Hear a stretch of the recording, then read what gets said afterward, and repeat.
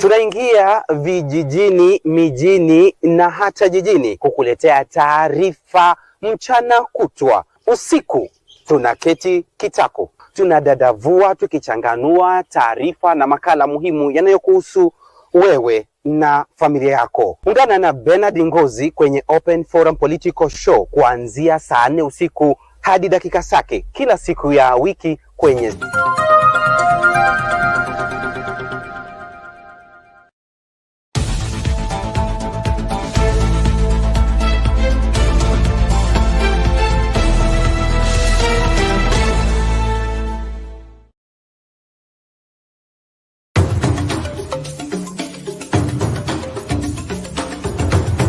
Sound Candy Talk Live News.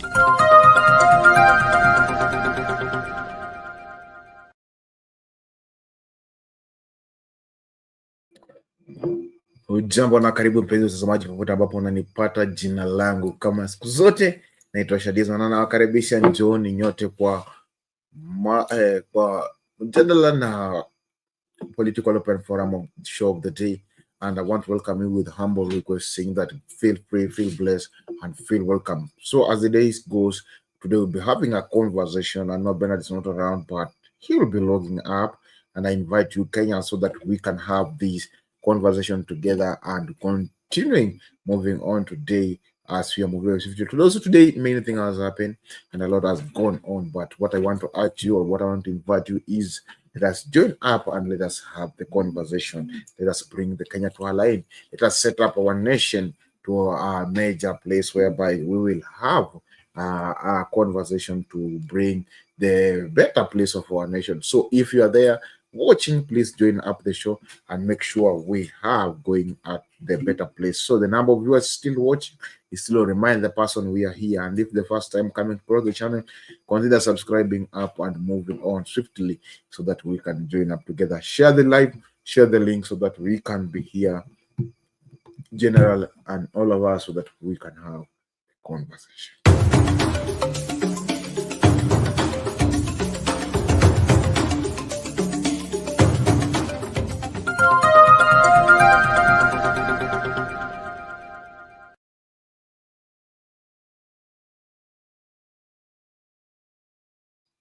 Welcome back, and as we roll down, I will be bringing you with the briefings of what the topics today, whereby we will see the story of Uasin Gishu schools and other scams. Also, we'll see the crisis, and today a lot has happened. One of the things that happened today, it was when President went to visit Madare.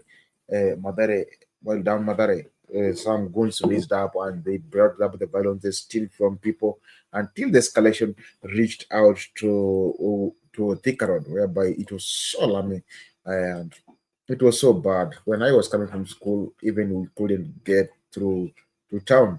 But what I want to ask you, let us Kenyans come up, let's speak out this. But tonight, the one that is opening the show, the one is opening the floor, is the story of the one and only, the old man. We normally name him Baba. So today, Baba will open us for the floor and we'll check out the story of Baba. And if you're joining up the studio, please use the link on the comment section. Don't wait until you are later, then you'll be saying that umenifungia nje, nilikuwa nataka kuongea. Mapema ndio best. Mapema ndio best siku zote. That's how we normally agree as Gens, and that's how the Lord is. If you come late, utakuta mwana si wako. Ama si wahenga walisema hivyo kitambo. I'm not sure, but I'm not good in Kiswahili. Neither did I create the msemo na mezemeti ya wahenga, but they miss the wahenga when they created themselves. So if you are a Kenyan and indeed you know that you want to align our nation together, please share up the live, invite somebody to watch with, and invite somebody to be part and parcel of this so that we can roll up together as we are moving on swiftly and as we are lining up something so that we can have a good nation. So today, opening floor is the story of Raila, the one and only Baba.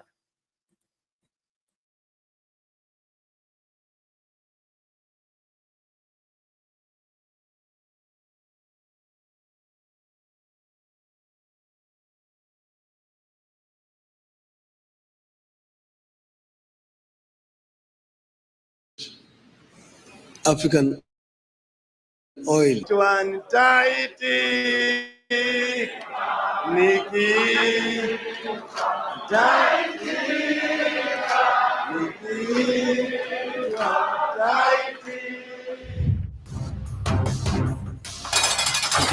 Shimolatewa Prison in Mombasa. This was Raila Odinga's home in 1982. He had just been arrested over the 1982 attempted coup against the then President Daniel Toroitich Arap Moi's government at the height of the single-party dictatorship.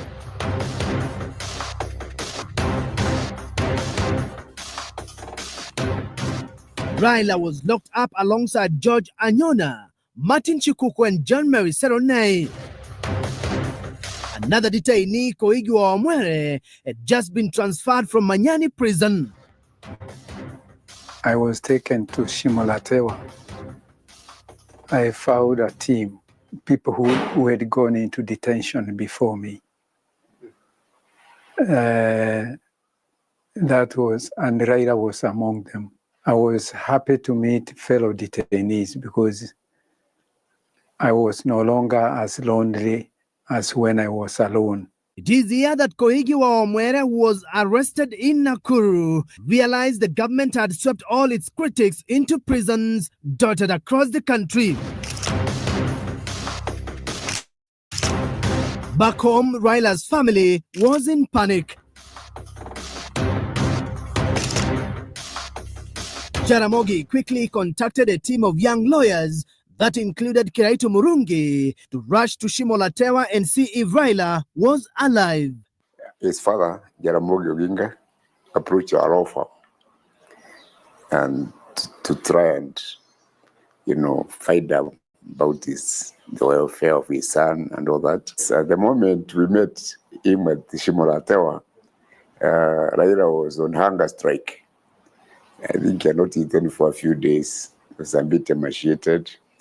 And he had said, "You rather die rather than eat the insect-infected food." With Raila on hunger strike, his health was increasingly deteriorating. I remember asking him, what do you think Moi would think if you die? Are you not giving yourself as a present? And you better alive so that you can continue the struggle. And we had engagement with the officer in charge and other prison people, and they agreed to improve his food. The 1982 coup took the country by surprise. A visibly shaken Moi addressed the nation. Nataka niseme kwamba yale yaliyotokea leo asubuhi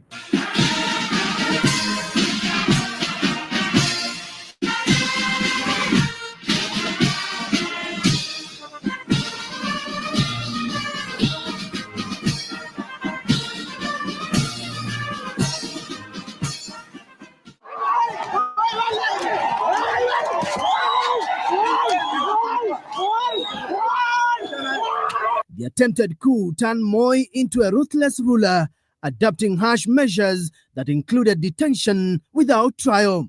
Raila Odinga became a frequent target. Raila was also subjected sometimes to worse torture than the rest of us. Like when he was kept at the GSU headquarters, and he was thoroughly tortured. And I have heard it said that he was hit.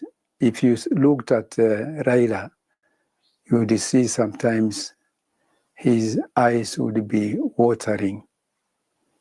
And I understand that came from being hit in the face with a chair by one of the people who were perpetrating torture against him. Raila was a very determined person, and he's not a person to give up. Even from detention, you'd have expected somebody to be cowed by those harsh detention conditions. But Raila still came out fighting. Certainly, he was not an armchair politician. He wanted action. I think that was very unique about him. Under Moi's rule, Raila was detained for more than 8 years, but he remained unbowed. Raila was a good fighter for survival. Released in the early 90s, Raila teamed up with the expanding and increasingly resilient pro-reforms bases, pushing Moi to open up the democratic space and cede to demands for multi-party system of government. In December 1991, President Moi caved in to the demands. No sooner voices came that they wanted government of national unity. Then I asked myself, why did we not remain in one party? The multi-party elections in 1992 saw Raila Odinga finally breaking into the electoral politics area, turning Nairobi's populous Langata constituency into his political bedrock, serving as MP uninterrupted for more than 20 years. As MP, Raila used Parliament as a platform to push for reforms. In Parliament, I think what is unique about Raila was that he was able to continue with his reform credentials, very progressive politics, but at the same time, undertake developmental issues in a very difficult constituency. In an ironic twist, Odinga dissolved his own party and joined the KANU party in what his insiders termed a change of strategy. The very foundation of our social fabric upon which we as a nation is woven together was under immense threat of being torn apart. Division, injustice, and despair were the fruits of politics of confrontation. And sadly, the loser was king. He kicked out J.J. Kamogo, who was the Secretary General of KANU from KANU, and he became the Secretary General of the new KANU. And that's when there was a story of the cock swallowing the tractor. So they destabilized KANU quite a bit. And then you remember 2020, the elections of 2002, he walked out with Akina Saitoti, Karonso, and then joined Kebaki. Then came the National Rainbow Coalition.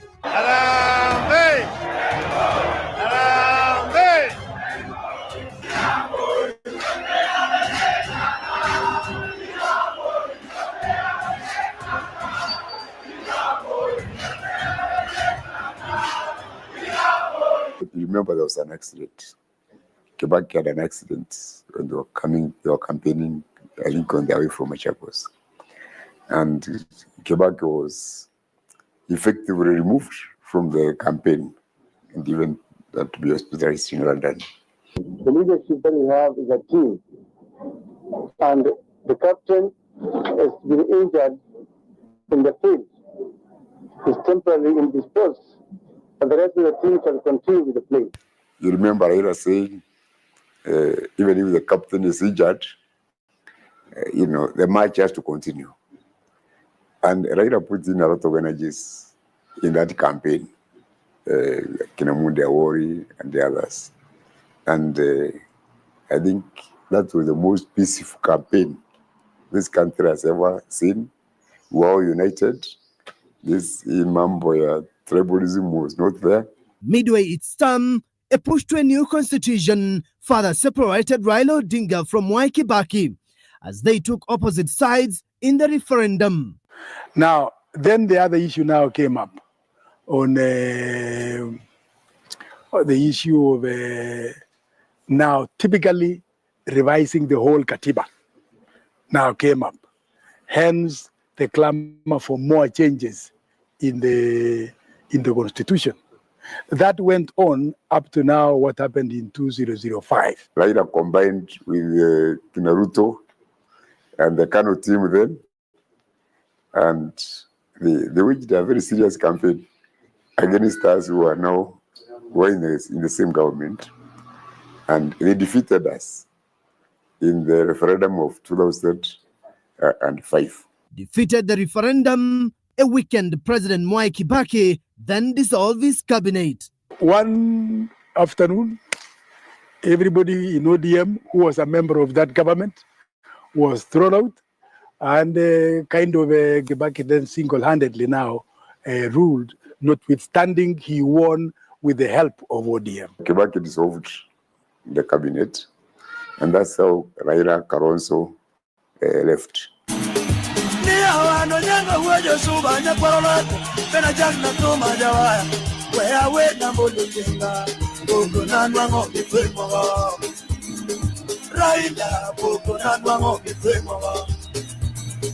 In 2007, a concerted campaign to unseat President Mwai Kibaki was mounted by Pentagon that included Raila Odinga as their presidential candidate, William Ruto, now Kenya's 5th president, Musalia Mudavadi, Joe Nyaga, and Najib Balala. Nyaga alikwepo, Ruto alikwepo, Mudavadi alikwepo.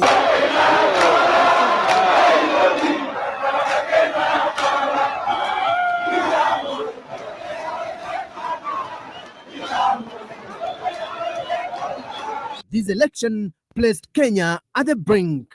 I know that the chairman of the Electoral Commission is under a lot of pressure to do this, but he would do a great justice to this nation by standing firm and for righteousness, and that if need be, resign rather than try to pronounce what is fraudulent for this country. The consequences are too grave to contemplate. So we do not want to plunge this country into chaos. On reaching Pentagon House came the announcement.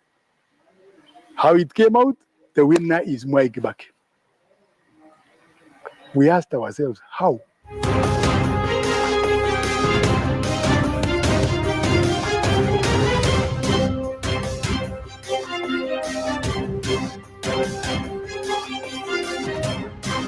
They went ahead and swore in the man. Nitatenda kazi zangu za urais. Raila, I can tell you, sat down for almost 10, 12 minutes, just the way I'm like this. The way you can see me, he sat down like this for close to 10 minutes.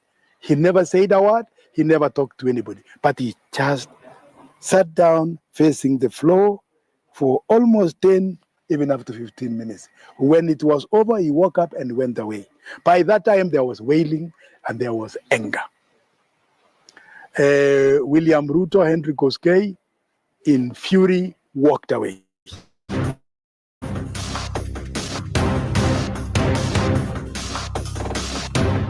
It was anger, it was frustration, it was, why have you done this to this country? Why have you stolen the vote? And we left after a while. When I got to my residence, then came the bad news. The country was up in flames.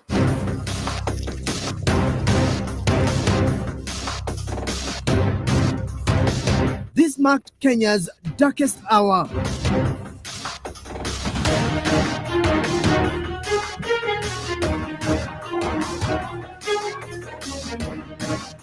Raila Odinga expressed his displeasure.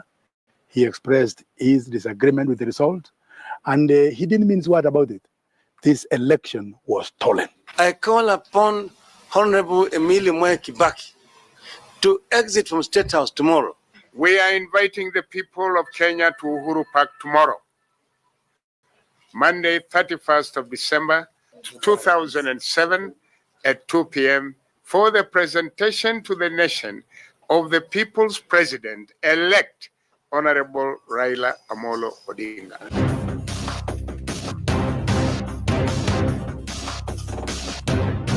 With the help of the international community, peace talks were convened in Nairobi with Martha Karua, Simon Ngeri, Mutula Kilonzo, and Moses Wetangula selected to represent the Party of National Unity, PNU, while ODM picked Musalia Mudavadi, William Ruto, Sally Kosgei, and James Orengo. If we are going to resolve this issue, time is of the essence.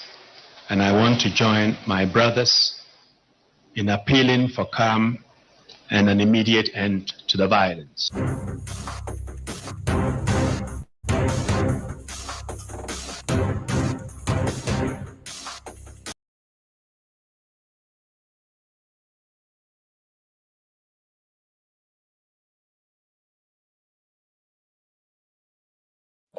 That is the story of Baba, and I hope we have get something. And then we know that some election was stolen, and today we are here. We want to bring some things in order a little bit because the chaotic that are being speak here that happened back then. Also today we have seen some chaotics today happening whereby vurugu zilitoka Madare after president visiting Mother, I see Bernard is with us inside the studio. So for those who are still joining, use the comment section. There's the link on the comment section. Please, bonyeza hiyo kidude uingie ndani ya studio. Wacha kuchelewa. You'll get later and then uanza kusema Shadizo umenifungia nje, Shadizo ukanipea nafasi niongee. But before I bring in Bernard, I want to roll up with the video of what happened in Madare today, and then people can notice we can be on the same page of what happened on Madare today because it was so bad until the battle escalated up to Thika Road, and it was so bad, not good at all. But the Kenyans are still speaking towards it, and also we are taking towards this. I want to bring up Bernard on board, but before we bring up Bernard on board, because Bernard is already inside the studio today, let us watch this and then we'll bring Bernard inside the studio. During and after President William Ruto's trip to Madare, Ruaraka and Roysambu areas, as rowdy youth ransacked and stole from innocent civilians going about their business. The looting, which continued unperturbed for the better part of the day, spilled over to the busy Thika superhighway after the rallies by the president, as the youth accosted motorists in private vehicles, passengers in public service vehicles, and pedestrians, stealing from them. Some matatus and private vehicles were damaged extensively, while others were forced to look for alternative routes to avoid the robbery and looting incidents.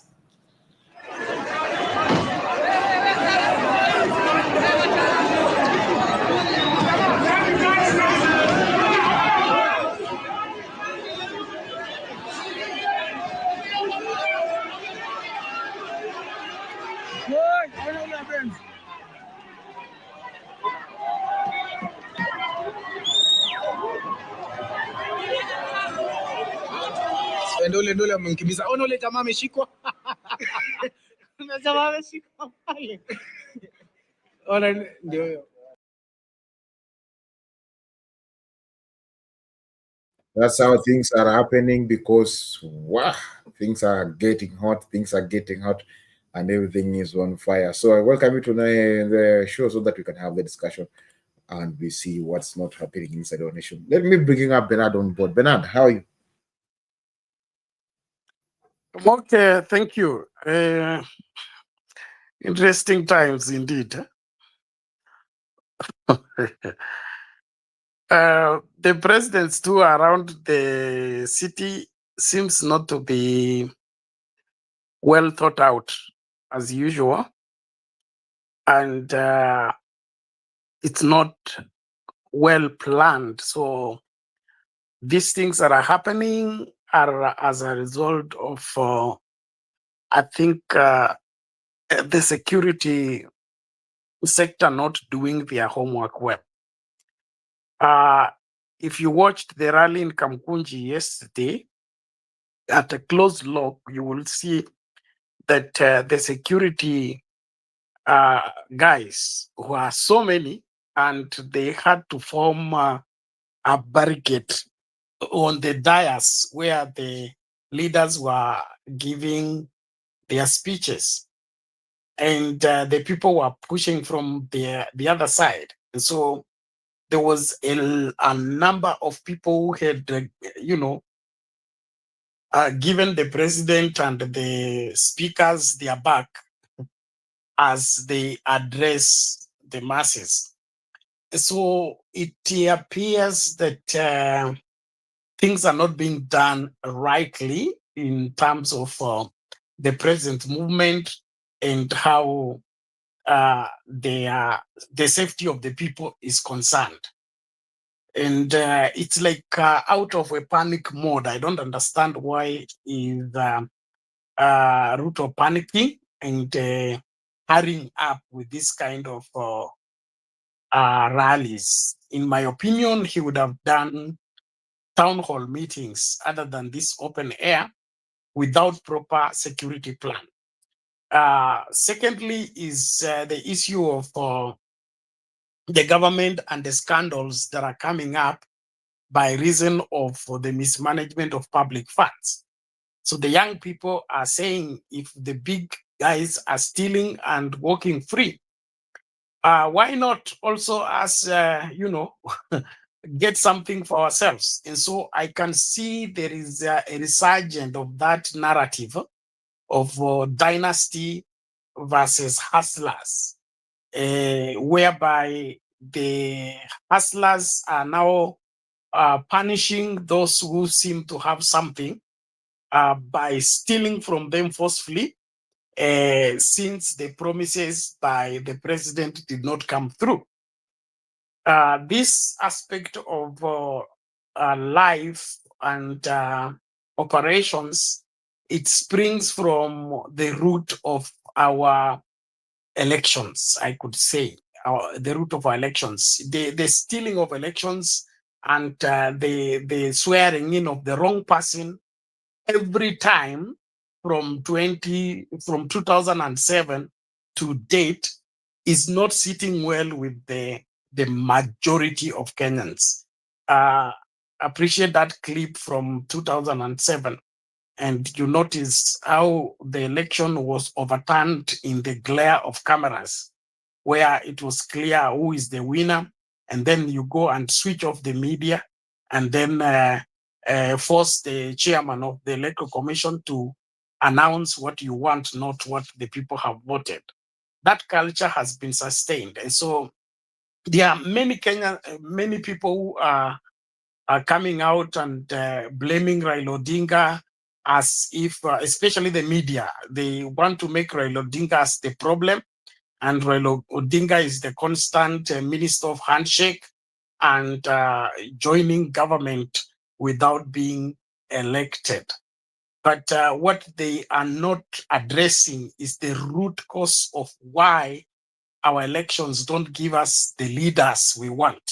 They give us the leaders that are incompetent, unable to stir up the country to prosperity, and able to cater for each and every Kenyan. And so our really problem springs from the stealing of elections, where if you can steal the presidents, what can't you steal? And if the children are like they say, monkey see, monkey do. So when the big boys or the leaders are seen celebrating theft and rejoicing in theft, then the young people are going to follow suit.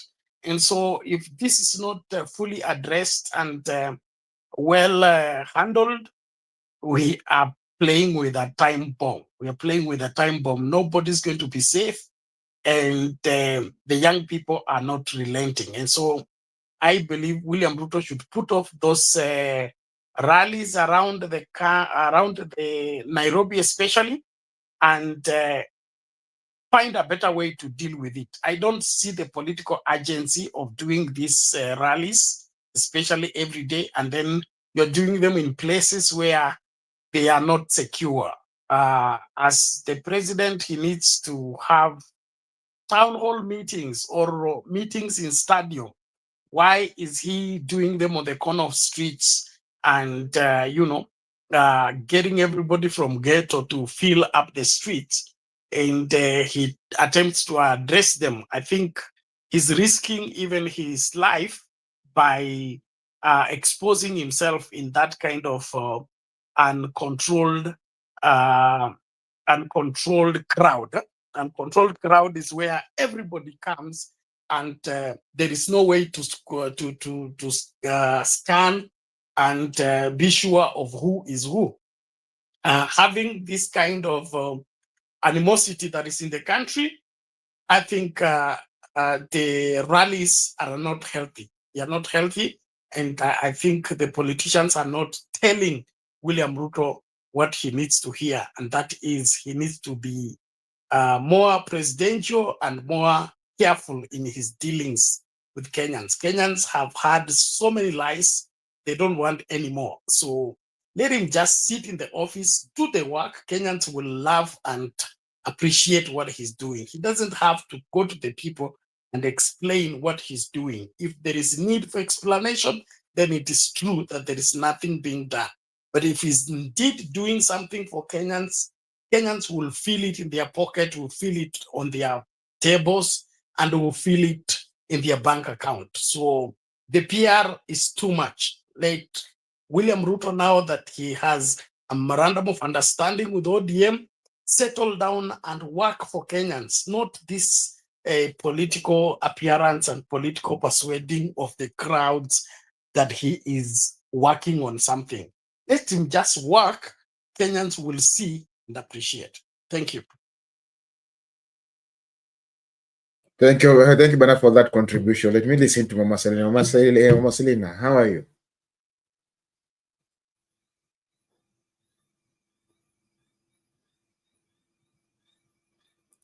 Mama Lashima, can you hear me? Yeah, can somebody else come in? I have a call. After I finish a call, I will come back. That is why I had to put myself here. Yeah, but I'm around. Okay. I have a prayer meeting. But let us move on. Let us move on swiftly as we are continuing smoothly. And I want to welcome everyone. Please let us be filled on board and let us join up early as possible. Use the link on the comment section to join up. And if you are being blessed so much, use the scrolling details on the screen. Cheza kiwewe, eh? Cheza kiwewe tu kidogo, and we'll be good. I want to take this conversation to another level. Today we have seen what has happened, and Bernard has contributed to what's happening, for what's going on, and we are seeing the slaughter is going on. I know much is not in order. I know much everything is not like moving on the way the Kenyan one expecting, but now the game is changing. The game is taking another turn. That Kenyans, we need to be very, very, very careful, and we need to be very, very vigilant so that we can get to understand where is the game going, or where is the movement going. We have seen the clip that I've played that used from there, then how the election was stolen, and everything was clear out, and but the clear movement or the clear picture never came out clearly. But you see, it caused chaotic so much. So what do we think that Kenya should do so that we cannot continue getting into such a dips? We not continue getting into such a commotions, because when you say that when Ruto speaks or Raila speaks, they say that the handshake that they brought up was to unite Kenyans. It doesn't mean to destroy Kenyans. So you see, if they are saying that the handshake that they brought up is to unite Kenyans, and yet you see that some part is looking like a dividing Kenyans. So what we're supposed to do so that we can make it to make Kenyans be a better part? Let me listen to Frahabat first. Frahabat, how are you? I'm fine, thank you, Shadizo. Hello, everyone.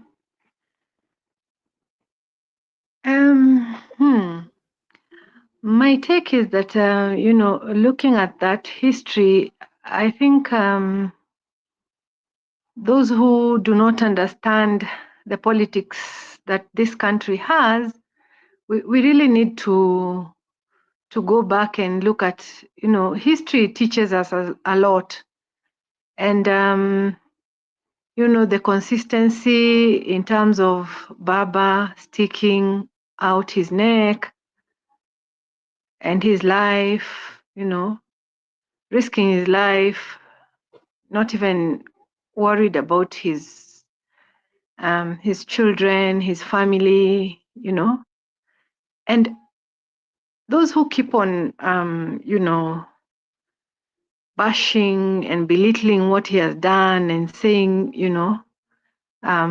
where he's betrayed, he's a con man, he's never been pro people.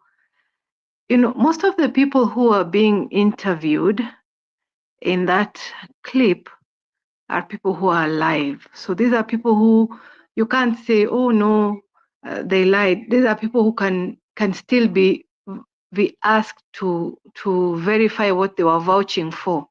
It's akina Kiraitu Murungi, akina Orengo, akina Koigi Wamwere, all those people who are being interviewed. Most of them are still here, and they actually are saying things as they saw them. So I think as long as we, even with the anger that people have and they don't know where to direct it, I think it's time to sober up, try to look at the facts as they are without putting in our own expectations, putting in our own objectives. If we just are very clear in what we want to achieve and what we want to understand, then we can look at that history without smokescreen and the tribal eyes, all this baggage that we have. If we look at things clearly, we will understand where we have come from and why sometimes people concede and shake hands or sign memoranda of understanding or national accord. There's a reason for that, because if it's a question of just getting the sake of the presidency, I said the other day, look at how Ruto is. He looks so confused. He is so worried. He is so not in control if you see the way he's behaving. So if that is what presidency does to you, then you'd rather, who wants presidency if that's all Ruto can give us after the campaign, after the gearing up towards this, supporting Uhuru, coming in as the deputy, now the president, and then what? You cannot sit in your office for a single day and perform your duty as the president. Then the questions arise that what is this presidency about? And as I conclude my initial submission, I would like to agree with Bernard on the aspect, because I was also asking myself, after the signing, okay, this is not a handshake. This is a memorandum of understanding, an agreement that they have, crafted. And I thought, you would think that if Baba has agreed to work with you, yeah, and this was your greatest nemesis, you would relax. But seeing Ruto for the last 2 days, it's like elections are on, I don't know, on Friday. I don't know. It's like elections are 2 days, or the push that he has is defeating, because you'd think that he would relax now and now start to work, given that he has the backing of the largest party, the party that actually has the majority, even though it was being called the minority. They're all on your side. So you have the minority, you have the majority, and still you're on top of vehicles, risking everything, messing up in terms of security lapses.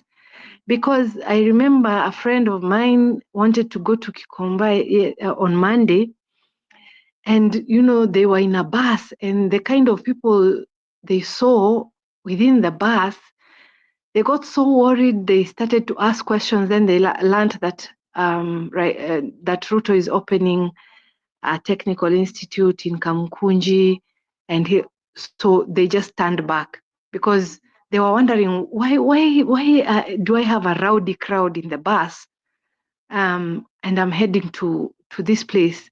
So they came back. And now today we hear there are some people who wanted to go to have lunch in State House. I think Ruto, there's something that we are missing, and that is to say that, even this memorandum of understanding is not giving him the peace or the footstool that he required in order to be able to sit down and make things work. So that is my initial submission on observation of what is happening. And I'm still here. Thank you, Frabat, for that.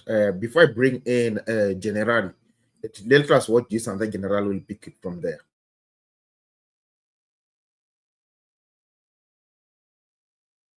Approved the dualling of the 175-kilometer Rironi-Mau Summit Road, with the project expected to kick off in June this year as the government moves to ease traffic congestion on the busy road. This comes as President William Ruto made more promises while launching several projects in Nairobi County as he continued to drum up support for the handshake deal between him and the former Premier Raila Odinga. Our political affairs reporter Emmanuel Tor was on the trail and prepared the following report. The note by the cabinet meeting, which was held Tuesday morning at State House, Nairobi, could be a sigh of relief for thousands of passengers plying the busy Nairobi Western Region route. In a cabinet communique sent to newsrooms, the cabinet gave a green light for the multi-billion shilling 175-kilometer Rironi-Mau Summit Road, which is expected to kick off on the 1st of June, just 2.5 months away. The project is expected to be completed by June 2027 as the government tries to unlock the traffic snarl-up experienced especially during festive seasons when many Kenyans travel up country.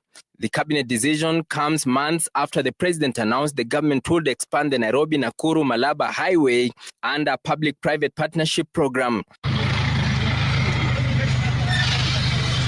Cabinet also ratified the construction of the Bomas International Convention Complex, which will begin in 2 weeks to transform the facility into a world-class conferencing hub. The government also promised to conclude the construction of the Talanta Hela Stadium at Jamhuri Park, Nairobi, saying it will be completed by the end of this year, stating that works are currently at 40% completion. This as the president also okayed several projects to the Nyanza region in a move seen as the first tranche of the broad-based goodies to the region, with the cabinet approving the elevation of Jaramogi Oginga Odinga Teaching and Referral Hospital to a national teaching and referral facility, upgrading of Siaya Institute of Technology, Bumbe Technical Training Institute, Kipsoen Technical and Vocational College, and Kisiwa Technical Training Institute to National Polytechnic status. Warakam Jambo! After the meeting, the president then made his way to Mathare constituency, where he launched several projects while promising others, including one that will bolster the dish in a county menu. Sasa napika chapati milioni moja. Nitaomba rais anisaidie na machine ya kutengeneza chapo, ndio hiyo? Ninunue machine ya kutengeneza chapo. Na nimekubali nitamnunulia machine ya kutengeneza chapo. Sasa wewe gavana, tafuta mahali ya kununua machine ya kutengeneza chapo milioni moja. The head of state, who was accompanied by more ODM legislators from Nairobi County, also defending his handshake with ODM Supremo Raila Odinga. Tumekubaliana kama viongozi wa Kenya ya kwamba tuache ukabila, tuache chuki, tuache migawanyiko, tuache ubaguzi. Kenya ni moja. Lazima tuwe nchi moja, taifa moja, tuachane na ubaguzi wa vyama, ya ukabila, ya dini. Kazi kwa vijana, 18,000 jobs. Vijana mwende kwa DCC, muandikishe majina zenu, upate hiyo kazi. Sawa sawa. Rais ametengeneza mambo ya mashule. Hapa Mathare mixed, ataweka darasa 6 na atawaletea basi moja. President Ruto also announced the gazettement of 6 sub-counties in Nairobi, as he also made several stopovers in Ruaraka constituency. It is a simple game of numbers, one that could turn very complicated with poor planning, and President William Ruto has now decided to stop.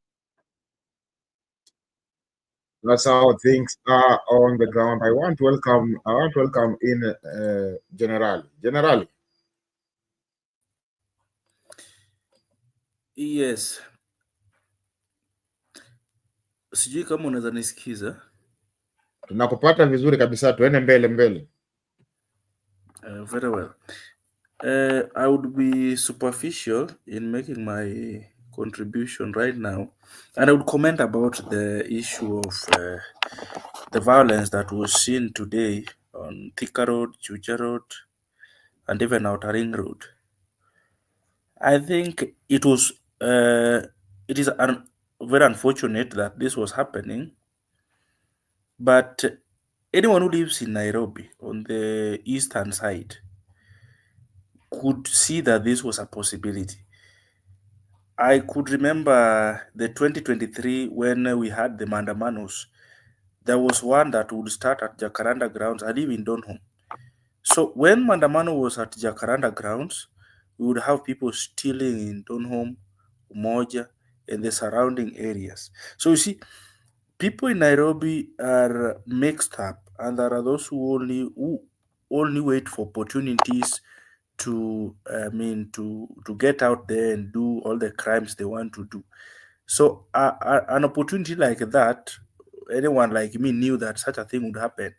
And since this is going to be a week-long thing, you won't be surprised if you see this tomorrow or the day after tomorrow. Or it is not the issue of security lapse, because even if you would send police officers to go on the ground to clear those people, the only thing they will do is shooting them. How would you do that if the president is around?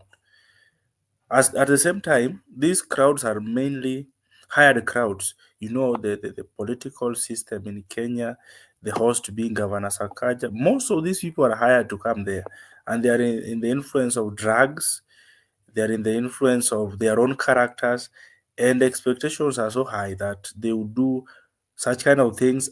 And even, I believe even yesterday, such were witnessed, although there was not as much coverage as which was witnessed today. So I think this is a culture of many people who live in Nairobi. They want opportunities to get out there, and they're never in the crowd where the president is addressing.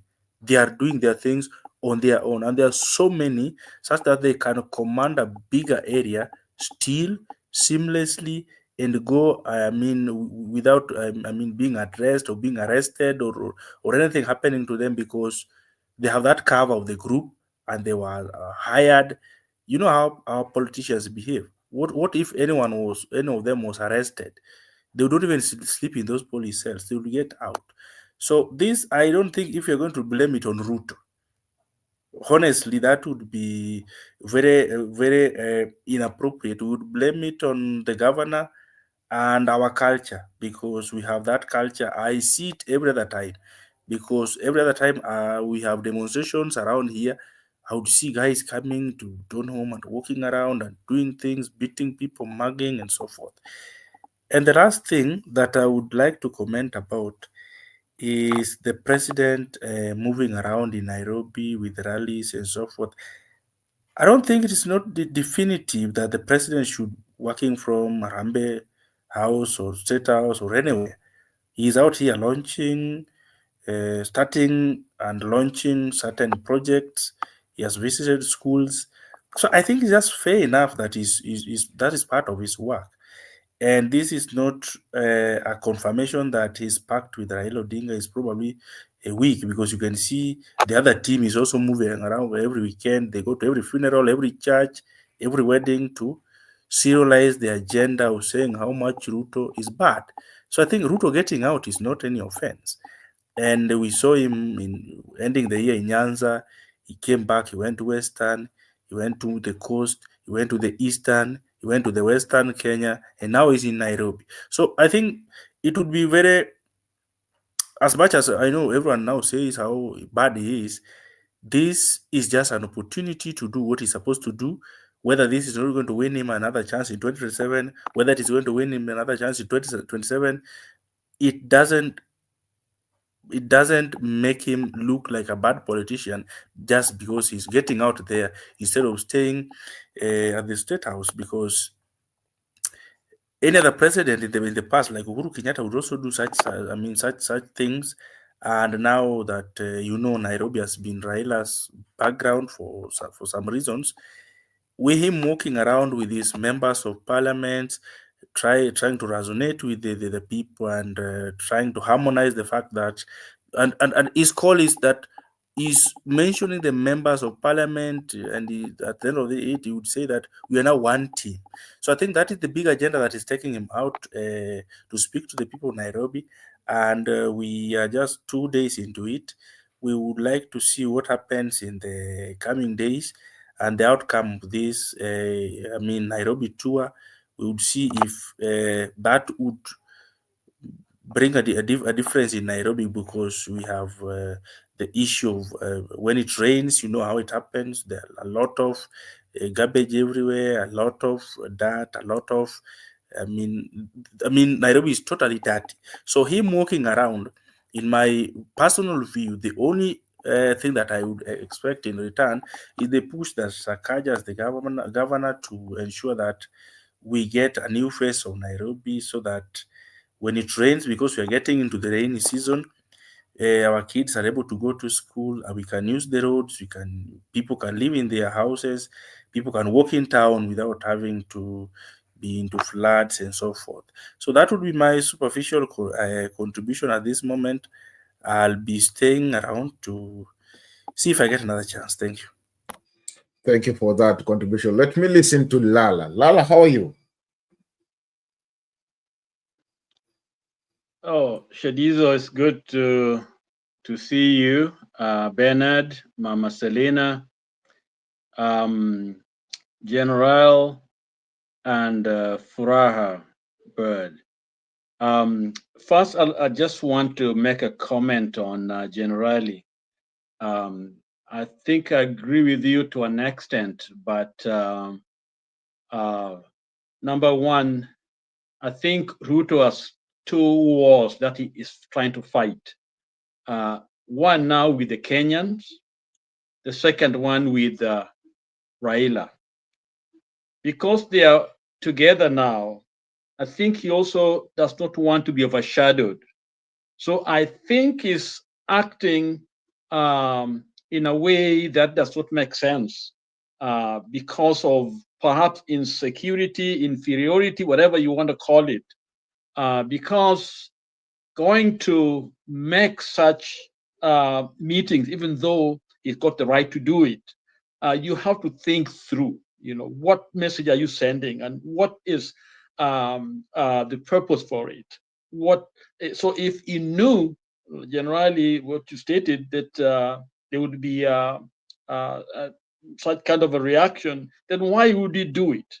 Okay, why could he use other method of doing it, or why could he wait for the right time? So my thinking is that I think he's acting in a way to first of all show that I'm still the president. Okay, so he's never had that. He has never stepped into that office because of the way he got in there, and that is, I think, the danger. When I think my sister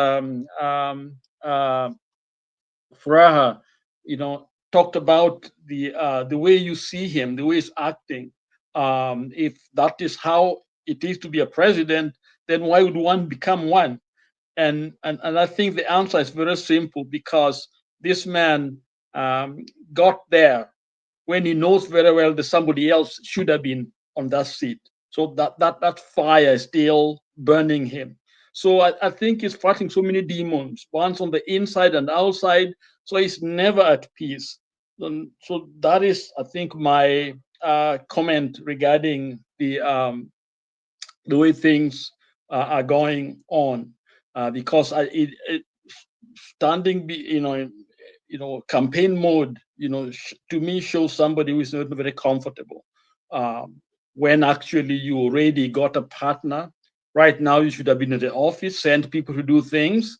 So you don't have to, you only act when you are very sure of the next move. But it's somebody who benefits from all the intelligence, and so you should be able to know when and what not to do at any given time. So in that sense, I think he still has to blame for all this. My position has never changed. I've not been very keen. Some of you knew I was away. I just got back probably early this morning to another country, and I was so much into that country.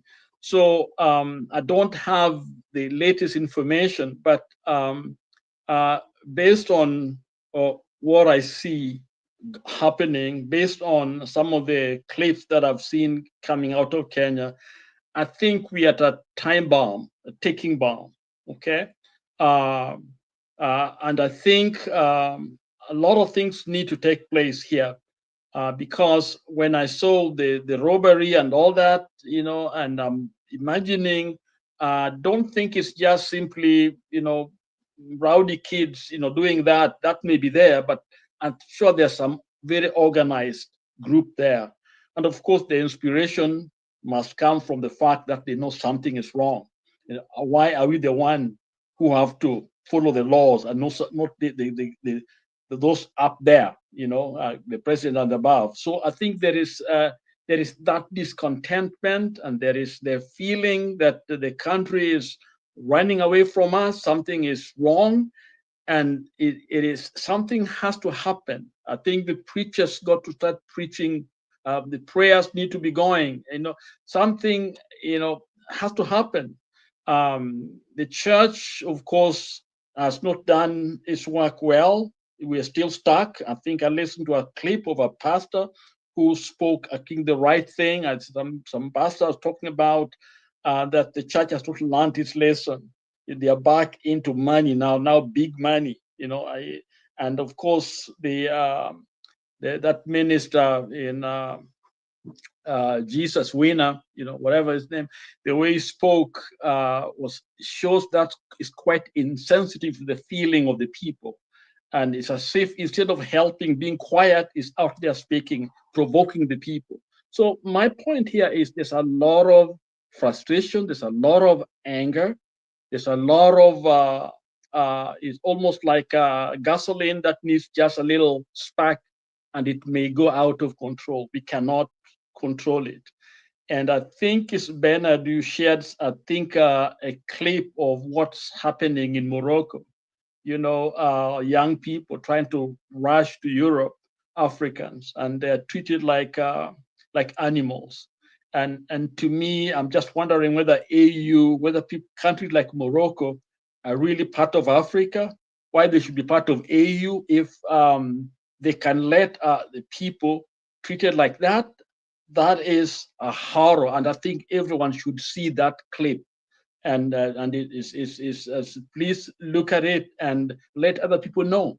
We cannot be part of an AU that treat your people like trash, like garbage, like non-human. And I'm told, I think the clip there talks of 700 people killed, and you can see exactly what's happening to a human being. And those are Africans in an African country. I mean, Morocco, those are Morocco police doing that to fellow Africans. I mean, that's, to me, is so sad. And what's happening in Kenya, what we are doing to our people, especially the corruption and lack of resources reaching the right people, is what creates situation like that, where people have to flee, be refugees in other countries. And I think we must do something quickly. So I think I will wait. I will listen to all of us. But that's my introduction. As I come back, that there's a lot of anger, there's a lot of frustration in people, and Ruto is not helping at all. He's not. So I don't know how they're going to work it out. To me, I thought stabilizing things and calling perhaps an election, reorganization of a country, I think may make a lot of sense. And lastly, of course, there are people that are blaming Baba, okay? And it is so interesting that there are some of them that have been praising Baba. All of a sudden now they have change tune. I think somebody called him a watermelon that is into money and into that. And these are the wrong people. These are the people that are always pretending to be reformers, to be fighting for us, but inside of them is something else. So I think we have wrong leaders out there. Baba is Baba. We know him, and as somebody who knows something about a war, okay, a fight, when you are strategizing, there's a conflict. You want somebody inside and outside, okay? You can fight to win any major battle. You must find yourself on the inside, okay? And also outside. And the Baba's wars have been that way. When he went to Kanu, he was on the inside. Other times he was outside. So if you know him, the kind of person he is, we know what it's all about. Ruto cannot change Baba, okay? If Baba's never been changed all these years, why would you think he's going to change, okay? People like Gachagua, okay, just the other few months ago, he was on the other side, strategizing how those Mandamano guys young people are being killed on the street. Now he's part of they're supposed to be the reformers trying to clean the government. I mean, whom are we bluffing? It's a joke. Guys, let's open our eyes. So when you hear these people, casting, calling Baba names, let's point out that these people do not mean well for the nation. Baba may have a different strategy, okay, going there, but for us to know what Baba thinks and what Baba's done, I think it's a big mistake. That he sold us. I don't think he has sold us. He has not sold anybody, okay? And I think there's some people on our side who are the ones who are selling us. That's what, let me say that. We stop there and wait for others to disagree or agree with me. Back to you, Shadizo. Thank you, Lala, for that submission. Indeed, we are moving on swiftly. And I want to urge people, for those who are joining up the show, because in the next few minutes, Douglas will be taking us to another level. But before we bring up that one, I want we roll up as we are moving on swiftly, checking out every point and every details. As we're still talking about the story of elections and story of what the story of stealing and people being killed. Also, another tonight happened today that we'll be also checking out that people were shot. Before we move to the next story, please let me respond to General and his take on security. The security of the president is not supposed to be left to chance. What I saw in Kamkunji is not presidential. Before the president goes in any place, be it on the roadside or in an estate, that estate is comped by security, is supposed to be comped by security forces. They need to be sure that there is nothing that can threaten the life of the president or the entourage of the president before he's cleared to go to that particular place. So what we are seeing is impromptu, is reactive. Security is not done that way. Like what I saw in Kamkunji, they are holding hands, the red beret, the green beret, the plainclothes police, they are holding hands like what we do in PE, what we used to do in PE in primary school, that they are securing the podium where the president is. What kind of security is that? And the people are charging, coming towards the dais. So they are not looking like they were prepared for this particular movement. And that is why the lawbreakers are taking advantage of that. We have had meetings in Kamkunji, the Azimio rallies, that the government refused to provide security. The security that was offered by the Jeshi la Baba and the other people, everybody was safe. The Mamambogas were selling their things. Bama did not close, the shops did not close, and we had a mammoth of crowd where in Kamkunji.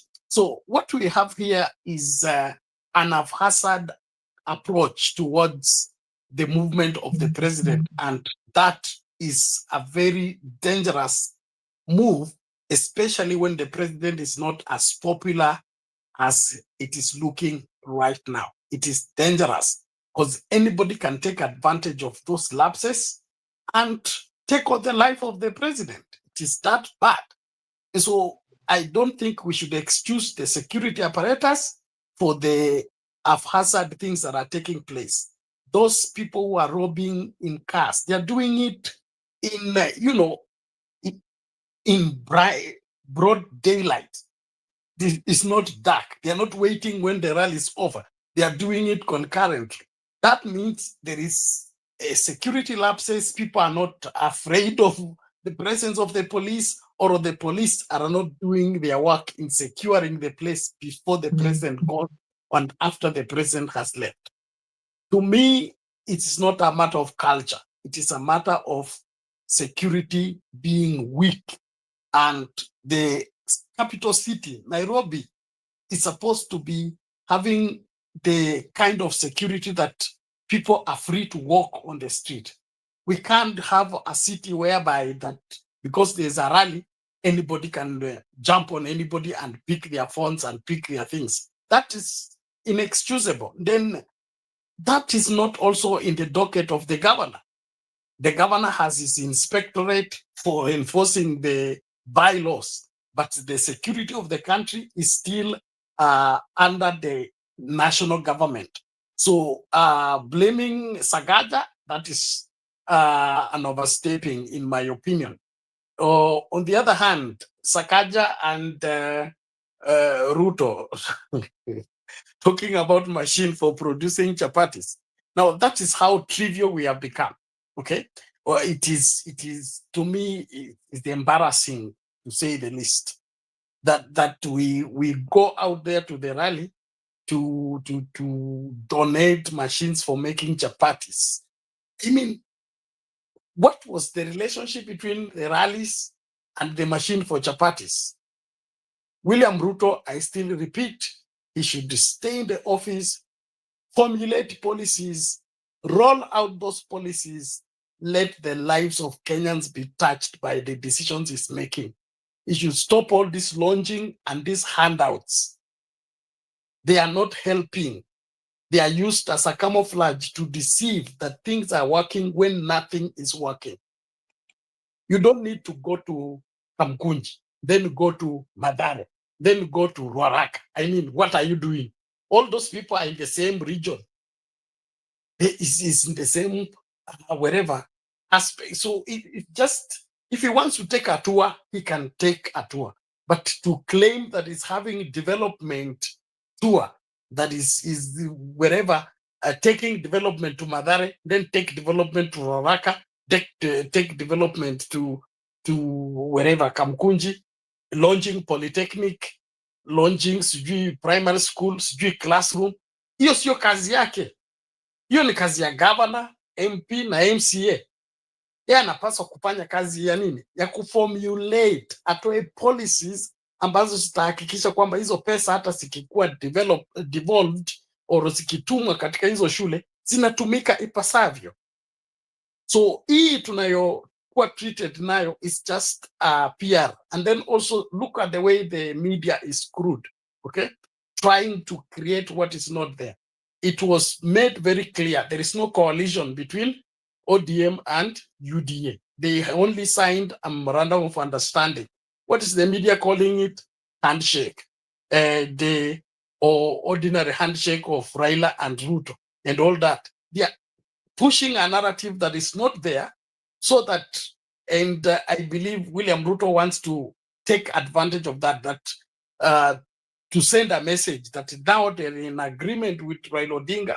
They are in one party. They are doing the same thing together. And so the nation should be prepared for a Raila Ruto leadership kind of, or power sharing. I think it's just a matter of somebody wanting to deceive again the masses of what is not there. listening to what Raila said in Kiambu, he said he did not go to Ruto. It is Ruto that went to him. Okay.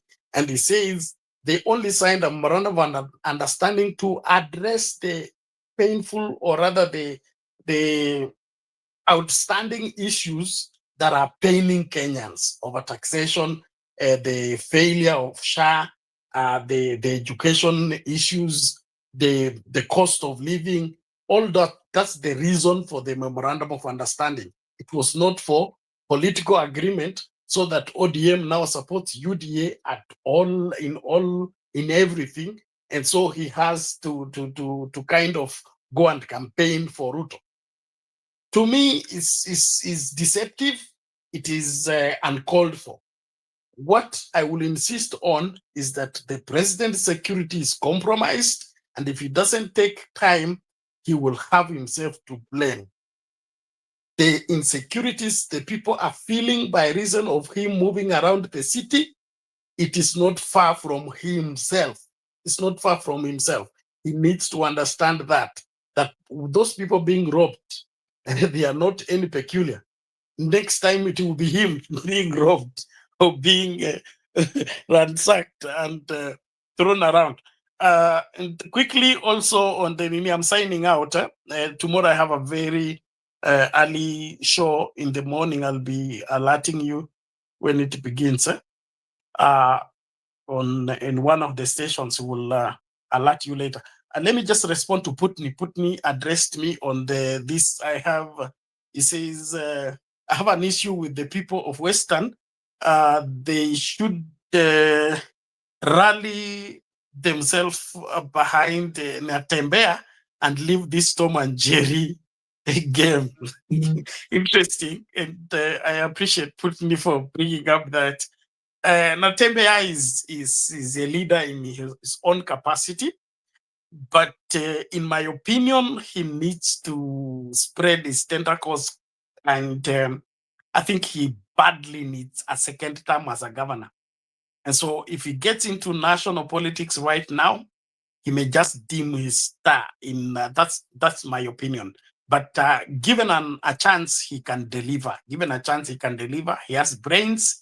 He has the passion and the commitment, especially on the people. Like you see his approach in the revamping agriculture in Trans Nzoia by distributing seed wherever the seeds for wakulima to go and plant. And then, of course, that alleviation of poverty. I think there is a program of building houses for each and every resident of Trans Nzoia, those that are living in wherever the poverty-stricken state. So he's pro-people, he's pro-change, and he will provide leadership, especially for the Western people. But also, on the other hand, this rallying behind has been our problem. And I wouldn't want to repeat the same, because the Luyas, or rather Western Kenya, rallying behind wherever Natembea is not different from the mountain rallying behind Gachagua. Then what happens? It will be Gachagua and Natembea to agree on how Kenya will be. At the end of the day, the other parts of Kenya are going to be disadvantaged. I would want us to separate local politics with national politics, so that the people who are really nationalistic and believe in nationalism are the ones running for the national offices. But this aspect of getting a village mind into State House, and now he begins to turn the State House into a village, that needs to stop. And how do we stop it? By letting Kenyans separate the two elections. Let's have, when we're doing national politics, we do national politics. When we're doing local politics, we do local politics. But this aspect of presetting on how you win by putting together, let's get the Kisses to work together with the Maasais and then the Luos, and then they will make enough numbers. Then they will look for the Kambas to add on their numbers. Then they go and convince the Merus to add on their numbers. So that by the time you go into the elections, we are not going to pick who is the best. We are going there with a preset outcome. that so and so has to pass because he has put together this tribal arrangement to support them. I would that we should leave that, and if there's anything I would want to propose for the new to the parliament, I think these elections should be separated. The presidential elections should be separated from these other seats, so that the campaigns for this particular national or politics needs to have a new redefinition, whereby people will now think of Kenya. But if we ramp them together, that's where we go to vote what they call three-piece suit or six-piece suit and all that. And in the process, we are voting tribes, we are voting Mutwetu, we are voting our political party at the expense of the quality of leadership that is needed. So national politics needs to be played differently as a lesson to Kenyans, as well as a way of, activating the Kenyans to think Kenya. If we separated the elections and the elections are done at a different, like we finish all these other elections, then these ones will come later, so that when we concentrate on the presidency, everybody will begin to think Kenya, think the welfare of Kenyans, and which part of Kenya and what part of Kenya requires what, and who is the best candidate for the same. And by the way, I saw Ruben Kagame, I think Ruben Kigame is in the race already. I have seen his online campaigns starting. He's a sharp guy, and he should also be considered when it comes to national politics. Let's use the best brains we have, the best capacity we have, and seize this mediocre presidency and mediocre leadership. From there, I rest my case unless there is any question arising. Otherwise, I just want to remind us, please, let's support the channel, and don't forget to support Frank. We need to keep him running. Of course, he must have peace of mind for him to stay in class and learn what he needs to learn. So let's not relent, and keep up with the sharing the the live, get more people to join. Don't wait to be told. Let's just play our role as leaders and function in the best interest of the Kenyan people and getting, of course, Kenya fixed. But in the meantime, Baba said the MOU is just a bridge to take us from where we are to so that we can safely get to 2027. It has nothing to do with how 2027 will be. And from the look of things, this MOU is not going to last for long. And probably that is why Ruto is panicking, and he wants to make good use of it before it falls apart. In the meantime, hakikisha watu wanapata IDs, watu wanaregister as voters, wanashinikiza IBC, na msiache wabunge wachague IBC. Wale commissioners wakifanyiwa vetting, jitokeze, peleka maoni yako. Tusikuwe na commission ingine ambayo iko na chepukati ndani. Mtu anakuja number 8 anapewa chairman, na yule amekuja number 1 anaambiwa kuwa assistant. So how do you take let me not finish that. Thank you. Good night. See you later. And thank you very for that submission indeed.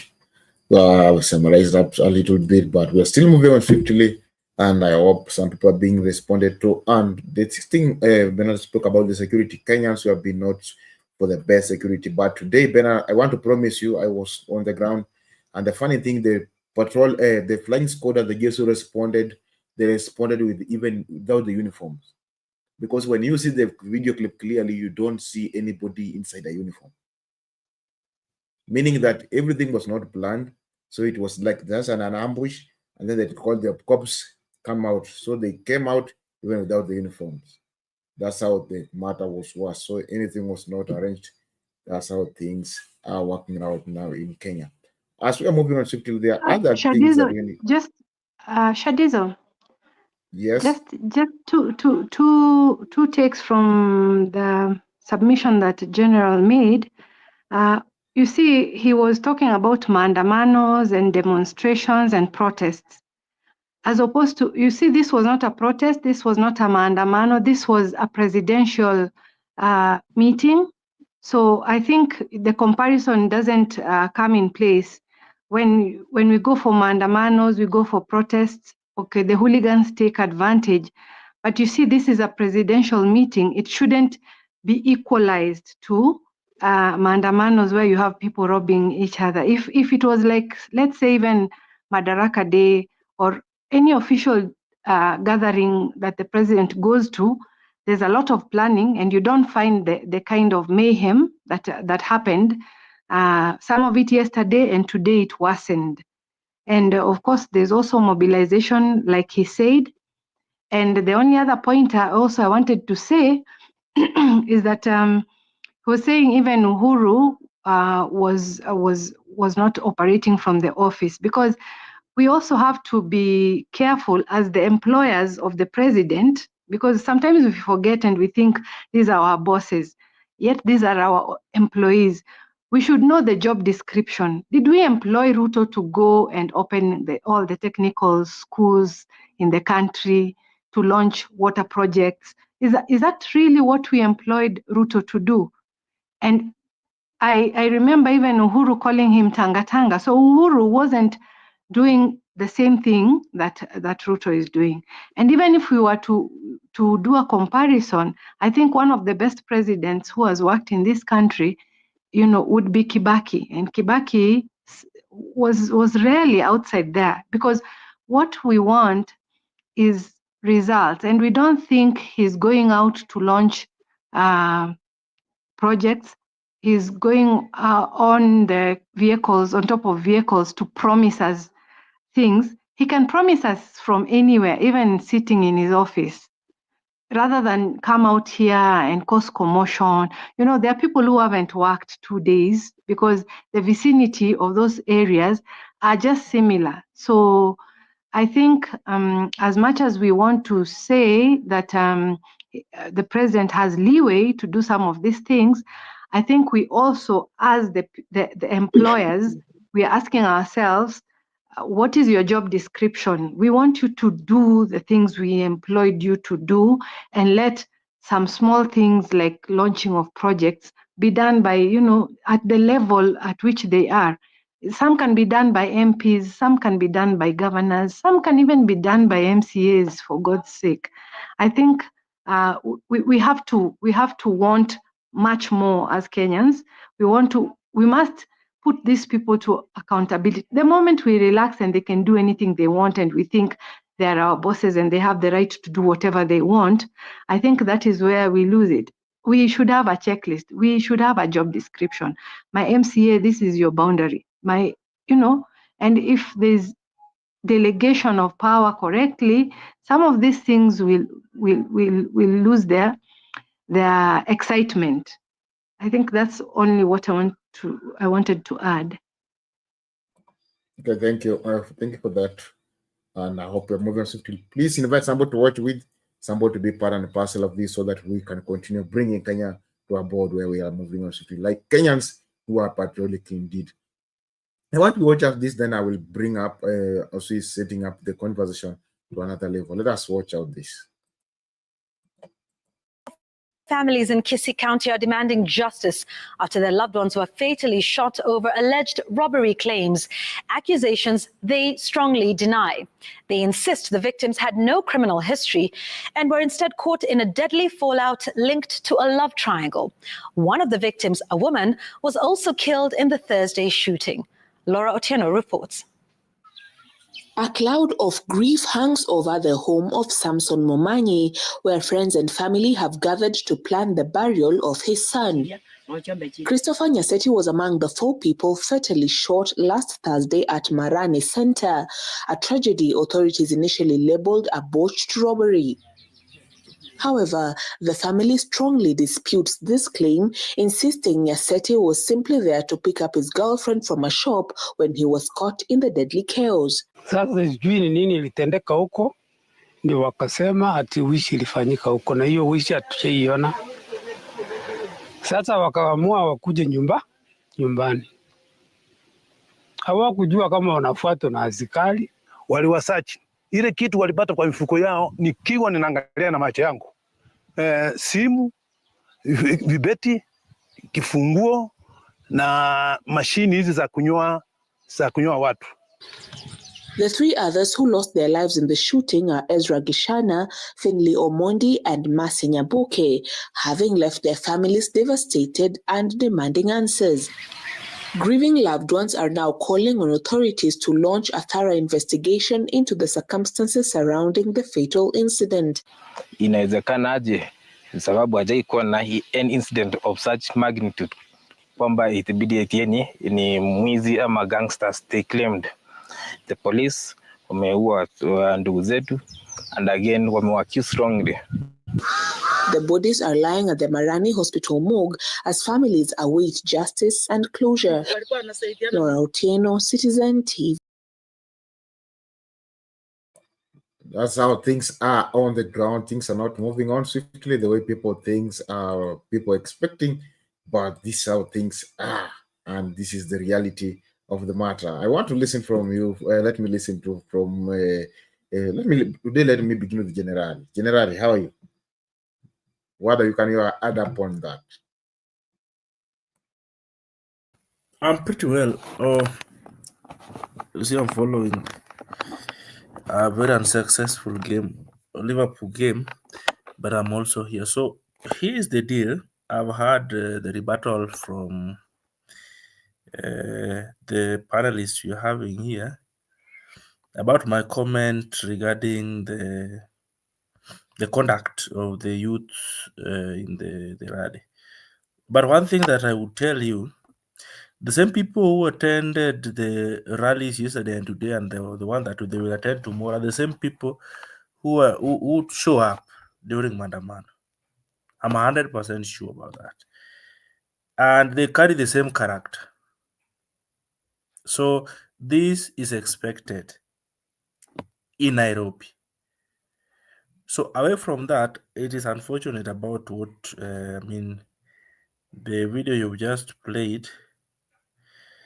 But you now see most of these things following up to get justice to those who are in question becomes difficult because if you look at it, the reporting by the police is that this was a botched robbery.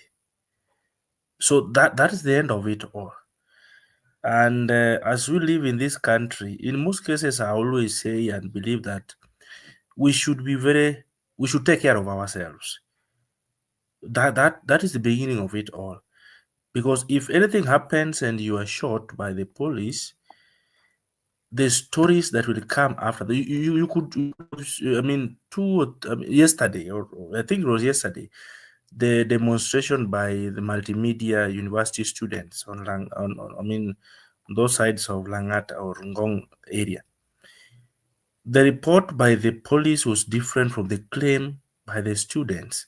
And now getting justice in such a case becomes difficult because the investigators are the police and their report is different from your report. So to live and survive in this country, just try to be safe. Don't be in a place where your security and safety is compromised, because that is the setting that we have here in Africa. That is the truth. So the only way to take care of yourself and to minimize these issues as much as possible, it is our responsibility to ensure that we are in places where our safety, our security is not at extreme compromise. Let me tell you a story. One day, it was in the evening, and I was going to Madare. I think that was my last time, and probably I'm not planning to go there again. It was in the evening, and I had to use a motorbike from Outer Ring Road, because I didn't know the place. So I ended up next to a school, I think named TJ Kajuang. I think there's a school of that sort in that area. And when I got there, the friend who was coming to pick me told me that if you walk here alone, you will be marked. Your phone will be taken, your clothes will be taken, and you'll be beaten. But if you walk with me, you are safe. And you tell me, look at those guys, that corner, they're smoking. So going to places where you know your safety is compromised, especially in Nairobi or in Kenya at large, I think the first responsibility that we take is to ensure that that does not happen. Now lives are lost. Nobody's going to account for that. Justice is a 50-50 thing in such a case, and it is sad that now families are going to bury their people and the story is going to end like that. That remains to be the status of Kenya and Africa by extension. So it is so unfortunate, and we wish that the families may get the strength during this time, and we pray that if there is a possibility, justice is served to the affected families. I would end there. Thank you. Thank you. Let me listen for Rabad, and then if Mama Sel will conclude, amemaliza call ataingia. Rabad. Yes. Yeah. Just one last time, I'll say that the president has a responsibility to all the people who are losing, who are losing their property and who are being mugged. If he cares, because this is not a demonstration, these are not mandamanos. If these are presidential rallies and he's for the people, I think better in terms of security. Going to the issue of the murders of the young people, you see, even if police say that these were robbers, you see, you only shoot to kill if your life is threatened. If your life is in danger as a policeman, as a police officer, your life has to be in dire danger, not just even danger, because even the threat has to be equal to the force that you use. If I'm just, throwing a stone at you, you're not allowed to take your gun and shoot me.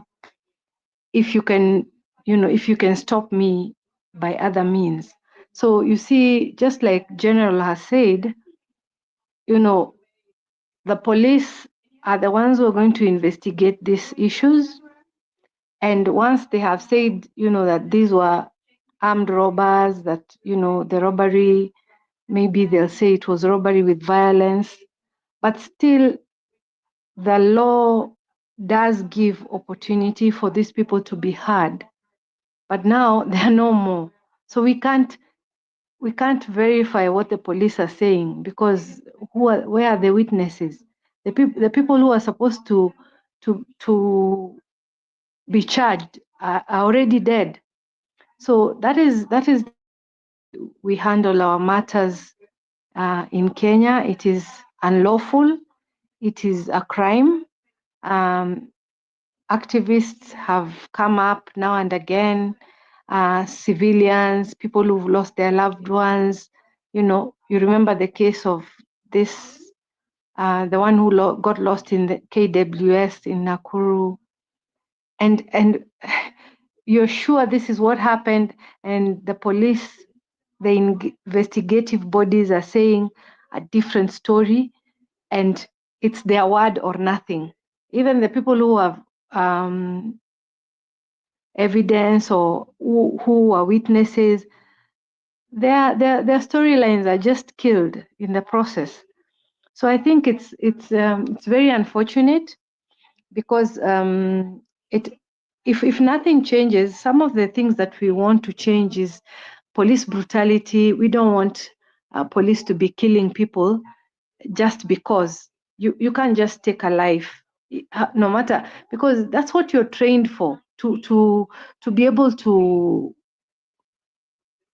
bring these people to book without necessarily killing them. If they are at fault, if they were in a robbery, then they need to come before court, and the court determines what is the just punishment for whatever crime they were committing.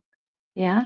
So I think in terms of police management. IPOA is there, but you know, I don't think it works. It has a lot of authority on how it can handle the cases that go before it when it's against the officers. So we are still a far way off in terms of justice against police brutality. That's what I'd say for now, Shadiza. Thank you for that submission, Mama Selina. Are you ready now? Yes, thank you so much. Nimewasikiza. Karibu ninashikana na furaha ya kwamba serikali ama rais naona alikuwa now I don't know, kuna rally, kuna maandamano, kuna kazi. Na wakati serikali ina launch project ama rais anaenda kusundua ama anaenda mkutano, naona kuna vijana, kuna watu walikuwa wanachukua vitu kama kuipa, lakini sasa turudi nje kama Tanzania. Unajua pia wananchi lazima tukue na protocol, lazima tuwe na heshima, kwa sababu serikali ama police, serikali ako na jukumu ya kutulinda na kuturekebisha. Lakini sisi wa Kenya, ukisema rais ana ruhusa ya kutembea Nairobi ama kufanya mkutano Nairobi ama kufanya kazi zake Nairobi kwa sababu si maandamano ama si mkutano, hiyo ni kumaanisha nini? Kwa sababu end of the day the government has to do the job. Wasipofanya kazi after 2027 wataulizwa mlifanya nini. Kama alikuwa amealikwa for example, na kama alikuwa Kamukunji, tuliona member of parliament ya Kamukunji alikuwa pale, councillors walikuwa pale, na MPs wa Nairobi walikuwa pale. So tena leo amekuwa Mathare na amekuwa wapi? Amekuwa sehemu mbili, and they are all members of parliament. Hata niliona women rep na kaona governor. Sasa nikaona watu wengine wanasema hiyo site rais ameenda ni huko kwa Mathare, wapi ameenda ni ile site ya opposition ama ni site ya wale Keto. But please, now tunakawanya Kenya aje? Serikali itafanya kazi aje? I really wanted to know, because kama haikukuwa rale alikuwa ameenda kufanya kazi. Sasa jameni, tutaambia rais, tutamupangia vile anaenda. Haya, niliona wanasema security haikukua. Niliona watoto ya shule alienda kulonj, nikaona wasichana ya shule wakiimba, nikaona wakitembea kwa shule. Hiyo ingine ya nje, hiyo ya baadaye ya nje inakuanga hivyo. Lakini sasa Kenya yetu, ukienda kama Tanzania, polisi anakuambia ndugu, nataka nikushike, na anaambia mtu chenye amefanya.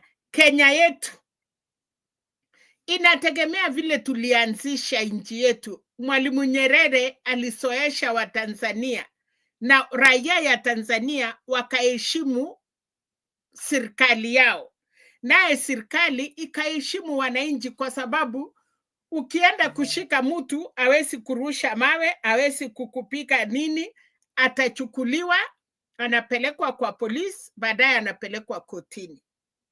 Sasa Kenya, sisi raia wako na punduki. Raia kama sasa, hata sahi mwishi akifanya, kama mtu ni mwishi, mwananchi anasema hapana, hakukuwa mwishi, ni serikali tu amekuja kuchukua. So sisi tungetaka, unajua today ni Ruto, tomorrow tutakuwa na another president, na ni 2 years, na ule mwingine atakuja hivyo hivyo. Tusipobadilisha, akianza tena kwenda, kama mambo haitaenda vizuri, wataanza tena kufanya the same. Tunaweza kaa chini kama Wakenya, tuweke makosa ni makosa, police kama raia amefanya makosa, bila injustice, ukishika mtu bila kurushiwa mawe kama askari, bila kushautiwa, wacha mtu apelekwe kwa polisi. Inasemekana kwa katiba ya Kenya uwezi lala kwa cell more than 24 hours. Mtu apelekwe, apukiwe kwa OP, na kama ni kupelekwa kotini, apelekwe kesho yake. Na kama si kesi ya kwenda kotini, apatiwe pon, arudi baadaye. Hapo ndio tutatengeneza nchi yetu. Lakini sasa tunataka kuchukua kila kitu kwa mkono. Serikali iko. Serikali haiwezi pembeleza, hatukupeleka police training Kikanjo, amujui vile wame train. Kuna Jeshu, kuna mtu nasikia Red Company, kuna Army. Hiyo watu kuna wakati wanasikia vile tunasema kama raia, lakini kuna wakati hata wewe mwenye tunaitwa raia, kuna wakati wanaweza kutufamia, especially watu hiyo naitwa Rek ama Jeshu ama hata Army. Kuna siku wanaambianga hata polisi wakue raia. Saa hiyo ndio Wakenya tutajua kumbe kuna serikali. Unajua saa hii tumekuwa friendly. Tunatusi viongozi, tunawachibu, polisi ndio hawa, raia ndio hawa, vijana ndio hawa. Lakini Wakenya tujue vile tunapeleka nchi yetu. Nilisikia leo baba akiwa Kiambu, akienda mashishi ya rafiki yake, ndugu yake. Na niliona walisikiza, nikaona walikuwa na heshima na aliongea. Baada ya hiyo akataja mambo ya hii prespel, hii government waliunda. Na akasema mnataka tufanye aje? Usipoingia ndani ndio urekebishe mambo. Nyinyi wa Kenya mnataka nini? So sometimes sisi nchi ni yetu. Na Kenya ikiharibika, inaharibika kwa sisi wote. Wale tuko ndani, wale tuko nje. Ndio sababu walisema itakuta waliyekuwemo na wasiyekuwemo. Tusipochunga nchi. Saa hii Ruto akaesa wacha na kusema amepeana kwa sababu yeye ndiye anapeana. Akipeana kwa jeshi saa hii, vile nilisikia Kamau wa Raila. Baba alisema msiseme hiyo ni mimi. Hiyo Kamau ya Raila alisema tukisukuma huyu mtu aamuke siku moja na kusema amepatia nchi jeshi.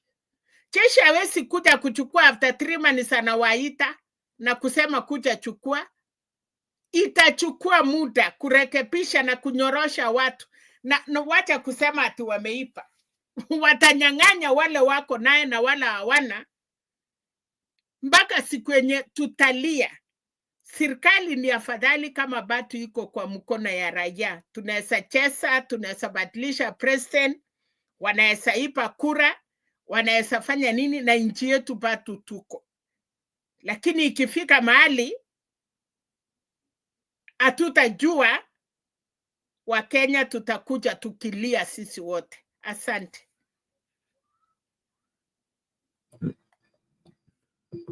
Asante Mama Selina. Before we continue, nataka tu kuamkua sijui ni nyinyi mnanikaribisha kwenye show. I'm not going to change the conversation. I'm just going to sink in and try to understand what you people are talking about. But in the meantime, sijui what was the order, who was coming in, but hello Furahabad na Real Generali Kenya na Mama Selina. I hope you people are fine. If you can hear me, since I'm on camera, I would have asked you to wave. But anyway. Yes, Furahabad. Hi. Real Generali. Mama Selina. Okay.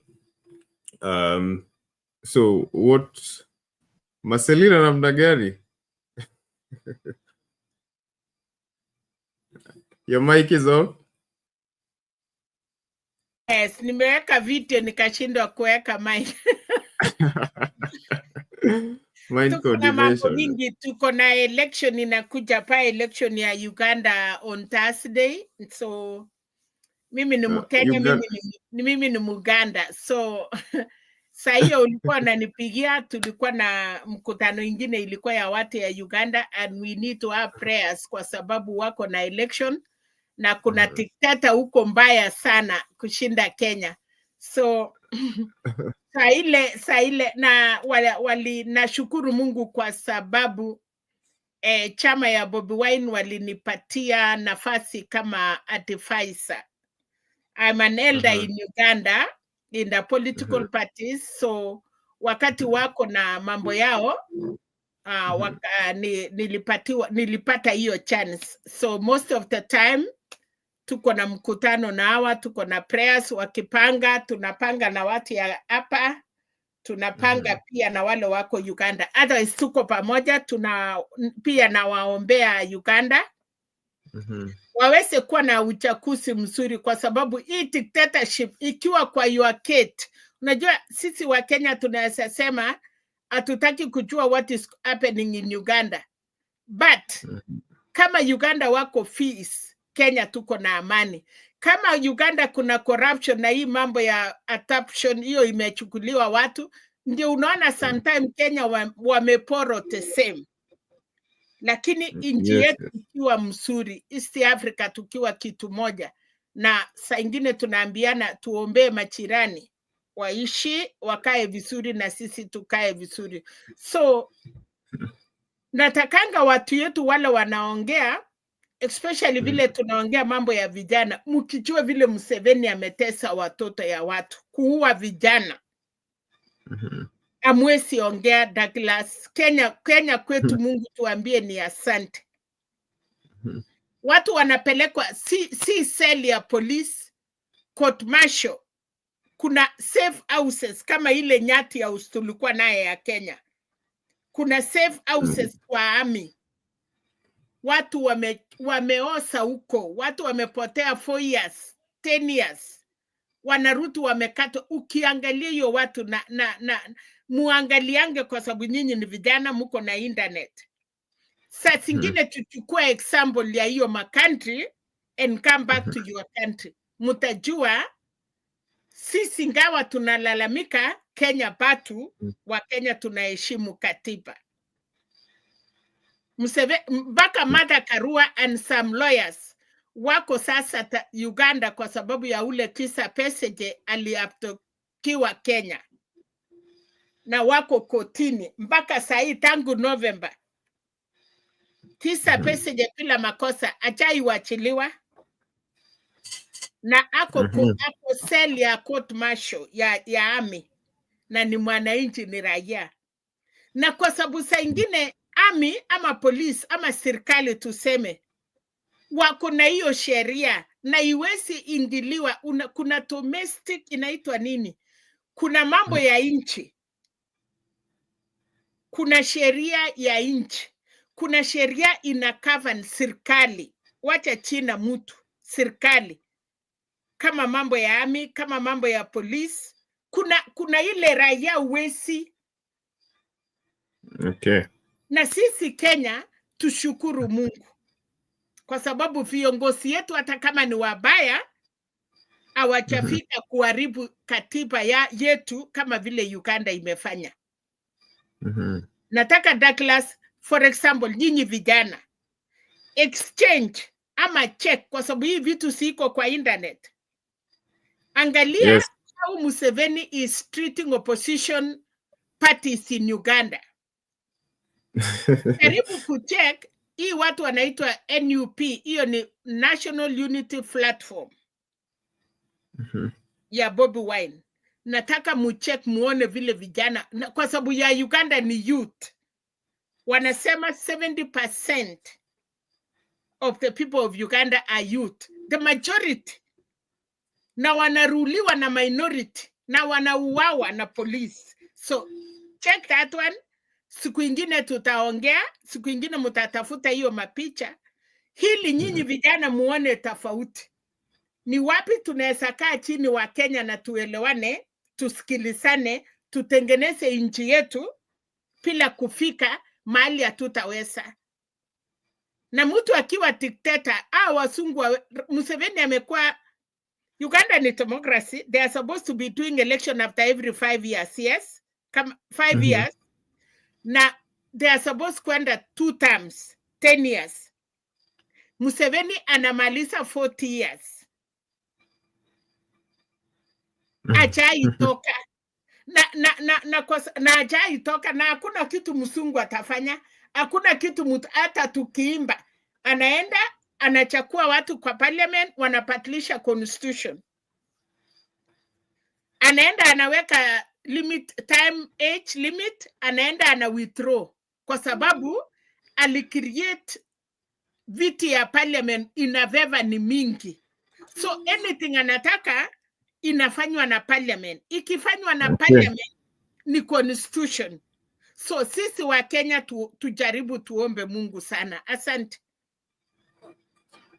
Thank you, Mama Selina, for that. Okay, nani amedrop? Furabad. I don't know if that's a technical glitch, somehow it's intentional, but anyway. Thank you, Mama Selina. Real Generali Kenya, I've not heard your voice. I could just say something before I play a bite. Yeah. Douglas, good morning. I think you just woke up and we have had a very good conversation here about what Mama Selina is saying. I think as much as we are supposed to thank God for what we enjoy in Kenya in terms of democracy and the ability to speak freely, Museveni is already setting a very bad example to many African countries.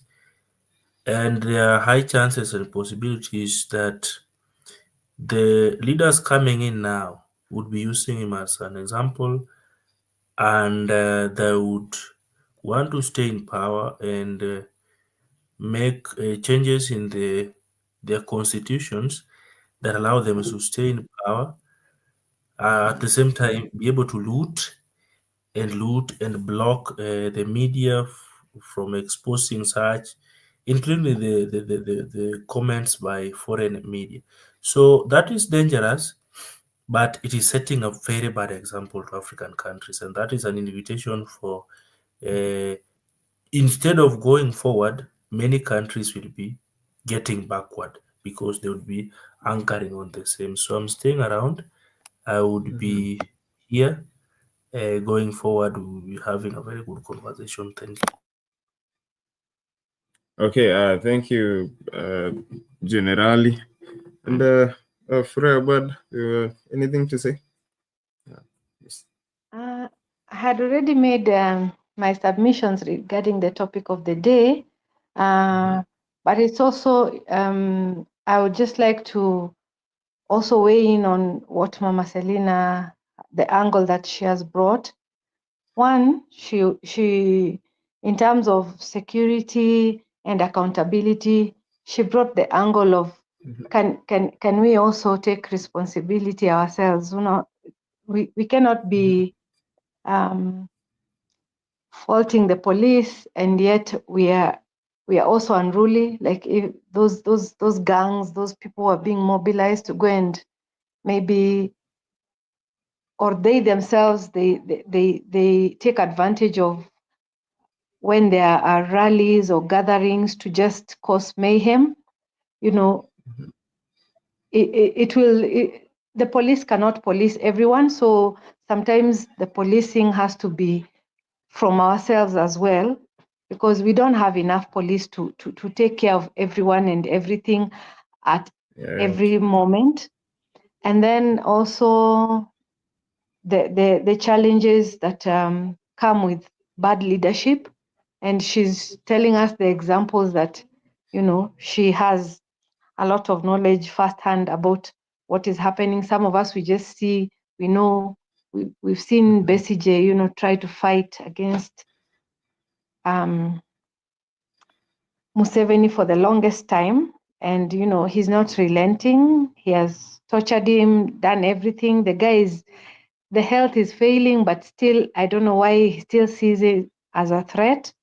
So these are learning lessons that we can take from all over the world. We just, whatever happens in other countries, they all serve as examples to how we can how we can better our own governance, what we can do, what we shouldn't do.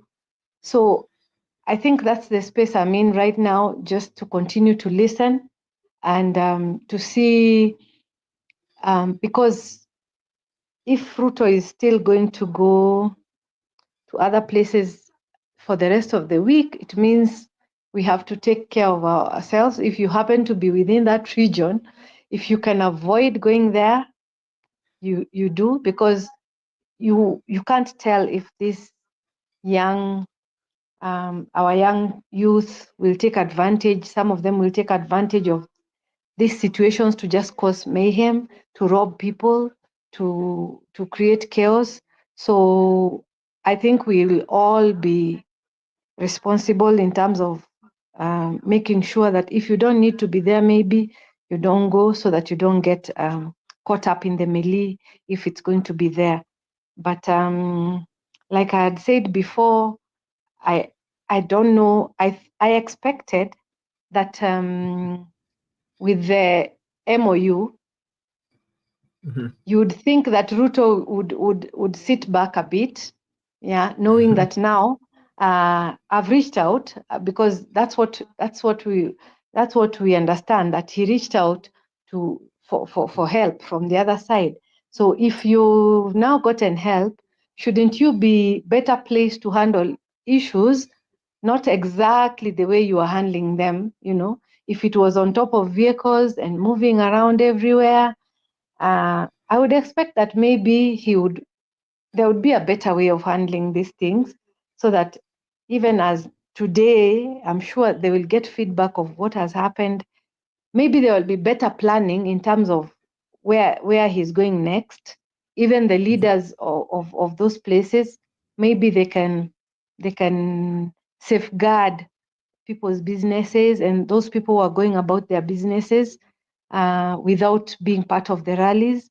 If they can be safeguarded, as much as they'll take care of themselves, the police and all the security personnel, if it can be planned better. I think the planning is the one that wasn't so good, because if you look at how the movement of the president is within these areas, you would think that if it is official opening, a presidential occasion, I think the security must be top notch. There's no two ways about it. So that's what I think, Douglas. Yeah, thank you, Kura. I think tomorrow they'll be in Kangemi, if I'm not wrong. And okay, so for those of you who are on your Wayaki way, probably tomorrow they'll be in your neighborhood. But from where I see it, I think Ruto is still suffering from whatever happened last year. It dented his image, not just internationally, but also here in Kenya. So from where I see it, I see someone. I see two different case scenarios. I see someone who is so desperate to shape that public opinion in his favor. So that's why he has to move around. He's been moving around in Wajir, in Western, and all these places, Coast, now he's in Nairobi. He needs to rebuild that image, because it's important in politics and governance, public opinion, what people are saying and think about you. But also on the other side, I see a president who knows that he doesn't have that public trust. So he needs to be out there to tell people, I'm your president and I love you people. But then again, there is that mistrust between him and the people. So there's that disconnect. So he needs to be safe while out there, but at the same time, he needs to be on the ground. Like, that has always been his kind of politics of is it called populism?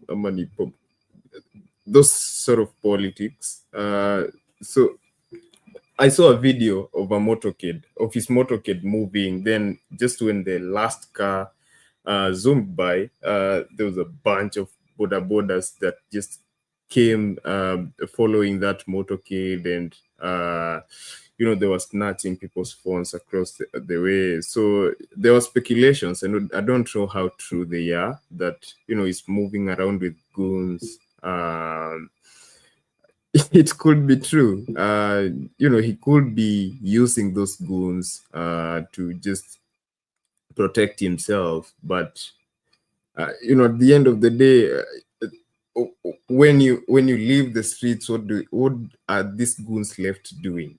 Okay, so for me, if that is true, because people have been saying that he's using goons, he's moving around with goons in his motorcades when doing these rounds, that is totally wrong. Because at the end of the day, when you empower these goons, they're going to terrorize the people, and that is just morally wrong. And you should be doing it as a president. But anyway, so for those of you people in Wayakiwe, tomorrow he'll probably be in your neighborhood. And you've seen what has happened in Mathare today. So you people be safe, and hopefully there will be sanity. And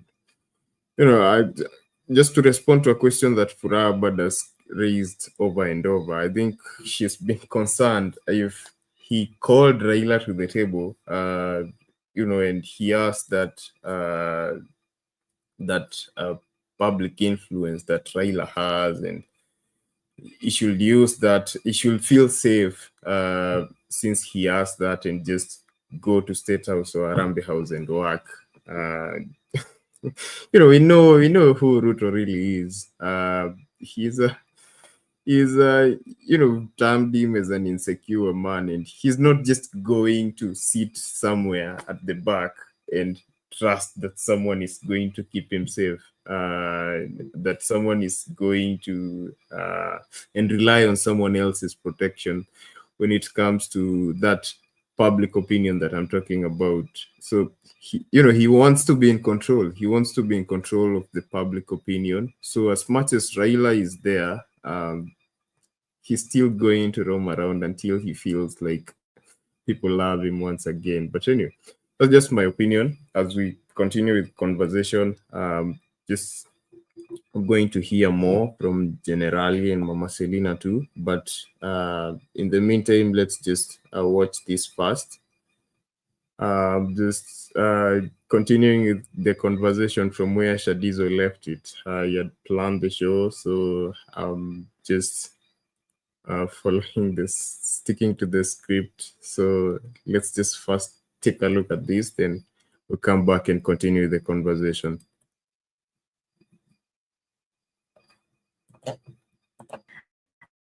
The hearing of a case against Uasin Gishu Senator Jackson Mandago and two co-accused persons, Joshua Lele and Meshach Rono, over the Finland scholarship scandal resumed this week, with one witness testifying in the 1 billion shilling scam. The witness detailed how he lost 1.2 million shillings. And as Marianne Nyambura reports, 38 witnesses out of the 202 lined up to testify have so far appeared. Shadrach Juma, a businessman in Uasin Gishu County, the 38th witness in the 1.1 billion shillings misappropriation case against Uasin Gishu Senator Jackson Mandago and two co-accused persons, took the witness stand on Tuesday afternoon. Juma detailing how he paid 1.27 million shillings for his daughter Irene Angela to further her studies at Laurea University in Finland. funds that were deposited in 2 installments, 918,000 shillings in August 2022 and 359,000 in October 2022. Nilipa 1,277,000 sana. Kufika mwezi wa 3 hivi mwaka imeisha, ndio tukaanza kuwa suspicious na kukaa katika mitandao za kijamii, kukaa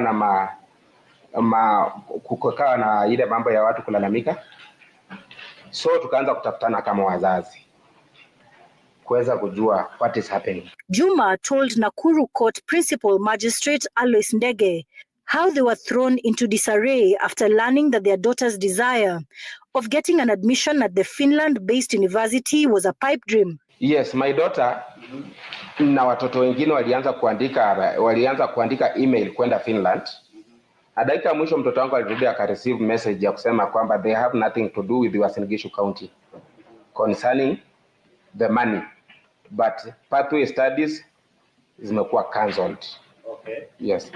The money was, however, paid to the Uasin Gishu Education Trust Fund account during the current Governor Jonathan B's tenure, and not that of the first accused person. Miongoni mwao county government of Uasin Gishu. Miongoni mwao county government of Uasin Gishu, yes.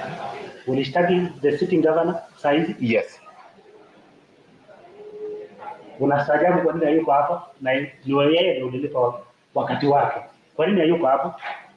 Hiyo inafikia kwamba mwenye anaweza kujibu ni DCI ama ECC. The hearing of the case resumes Wednesday, where 4 witnesses are set to testify. Maria Nyambura, Citizen TV.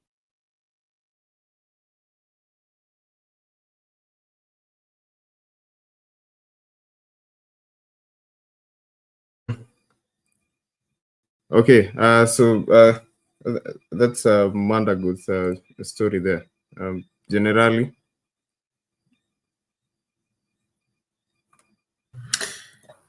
well, sadly looked at the story, and this has delayed for some time. So justice already delayed, looks like denied. The accused person is in power, like we all know. So he has that connection, he has that godfather and so forth.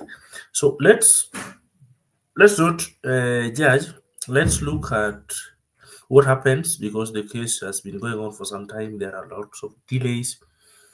But what is in my mind is what is going on with the families of these students.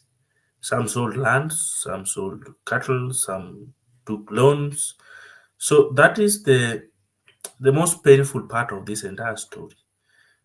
We are not sure if their monies will be compensated. I know for those who took loans, it had to require them to get other sources of money to service those loans. So this is sad to see that it is taking this long. And as well, it shows how much people are vulnerable in this country, to the extent that such dealings could trap tens of students, and now they are suffering. That level of vulnerability is brought by the belief that these so-called connected people have legit deals. And that's why all these people were able to get into this. So we are here looking at a story that should have been solved a year or so, but it's taking long, and that tells you a lot. But we know the law has long hands. Let's give it that benefit of doubt that justice is going to be served, but it is already delayed. So all that I would be praying for is that a possibility comes in that they get refund and even compensation for the extra time that this case has been able to take. That would be my conversation or my input now. okay. Thank you, generally for that. Anyway, justice denied. Justice delayed is justice denied. Okay, before I do that, Mama Selina,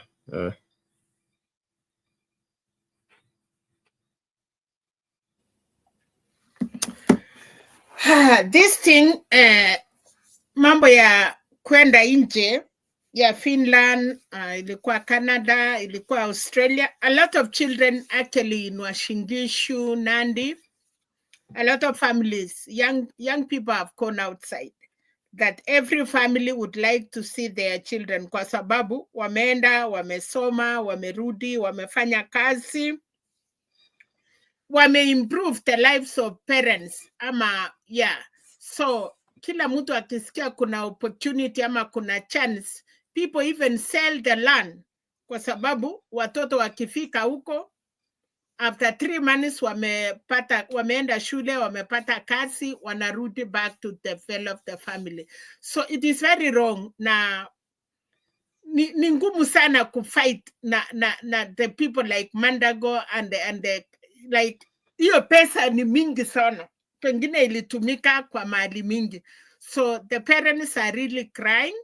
Wacha tuone vile hiyo kesi itaenda, but a lot of people have suffered. Children wamekuwa na depression, watoto wengine wamejiua, wengine wamekunywa pombe mpaka hata uwezi amini, and then the parents divorce imefanyika kwa most families kwa sababu kuna mahali wamama walikuwa nataka watoto waende, wanalazimisha baba.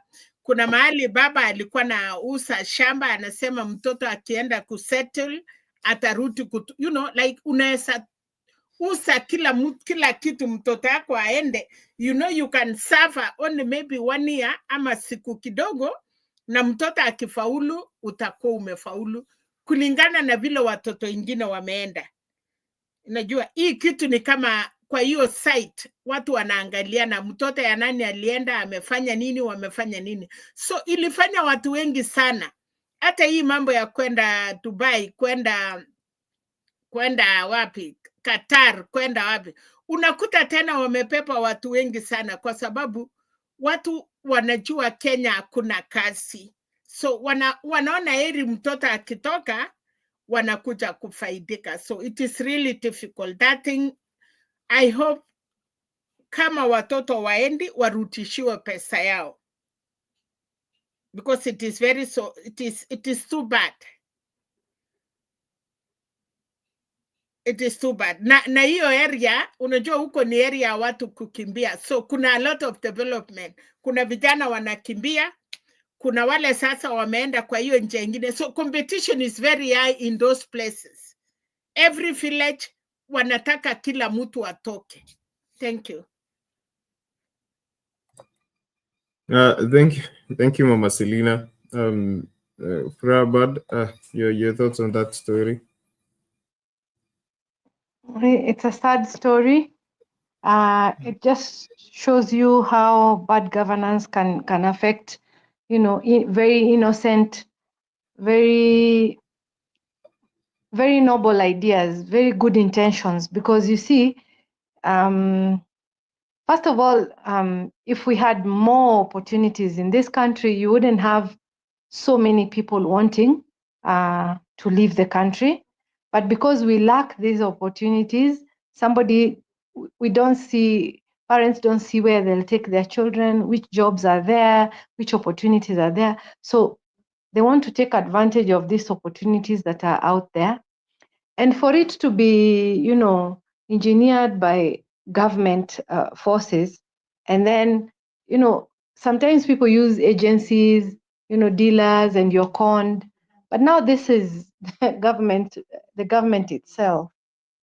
Because it's active in court right now, all I can say is that, maybe it will be one of the exceptions where once in a while a prominent person gets to face the law, gets to face his day in court.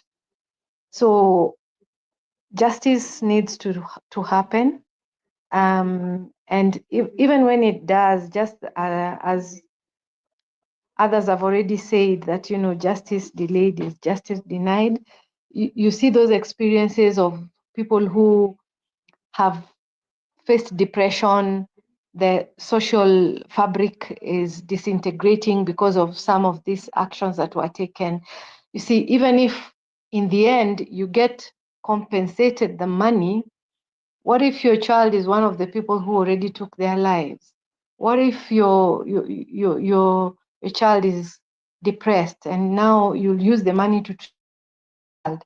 What if, so the damage is so big that, you just want that this justice can be so equal to the damage that is done, that people, especially those in authority who are charged with taking care of people, it can be a deterring factor. But you'll see, like, maybe in Waititu's case, okay, you're given a few years or alternative of some millions, but you've taken so many millions and you've had it for 7 years. Even if it was just in a fixed deposit account, it will have probably raised enough money, to just pay off that fine. So our justice system, let's hope whoever is listening to this case does justice to it. But it's a sad story because it's the young people, and these are they say it's the future, but you see, I've heard them say we are the future, but we are also present right now. So sometimes we tend to forget that, and we are just thinking of, ni viongozi wa kesho, ni viongozi wa kesho. As much as they are viongozi wa kesho, they are here right now. So what we do now does affect whether or not they become that future that we want them to be. So let's hope justice will prevail. Okay. Okay, let's just hope that justice will prevail, be it delayed. Anyway, let me just take a few comments here. You have Tunei Muhammad who says, Douglas, welcome. Thank you, Tunei Muhammad. We have, okay, we have, earlier we had Putin. Before I came in, I think when Bernard was still here, Putin was saying, Bernard, Ruto was blaming Uhuru for doing a handshake with Uhuru. Gachagua also was saying Raila Muganga ameharibu mtoto wetu Uhuru. I'll come back to that. Also, he says, Lala, after elections, Chebukati started being sick. Talk about it. Lala is no longer here. Those are old comments from before I came in. I think the rest, those who are here, had taken them. But anyway, I think with that we've come to the end of our conversations today.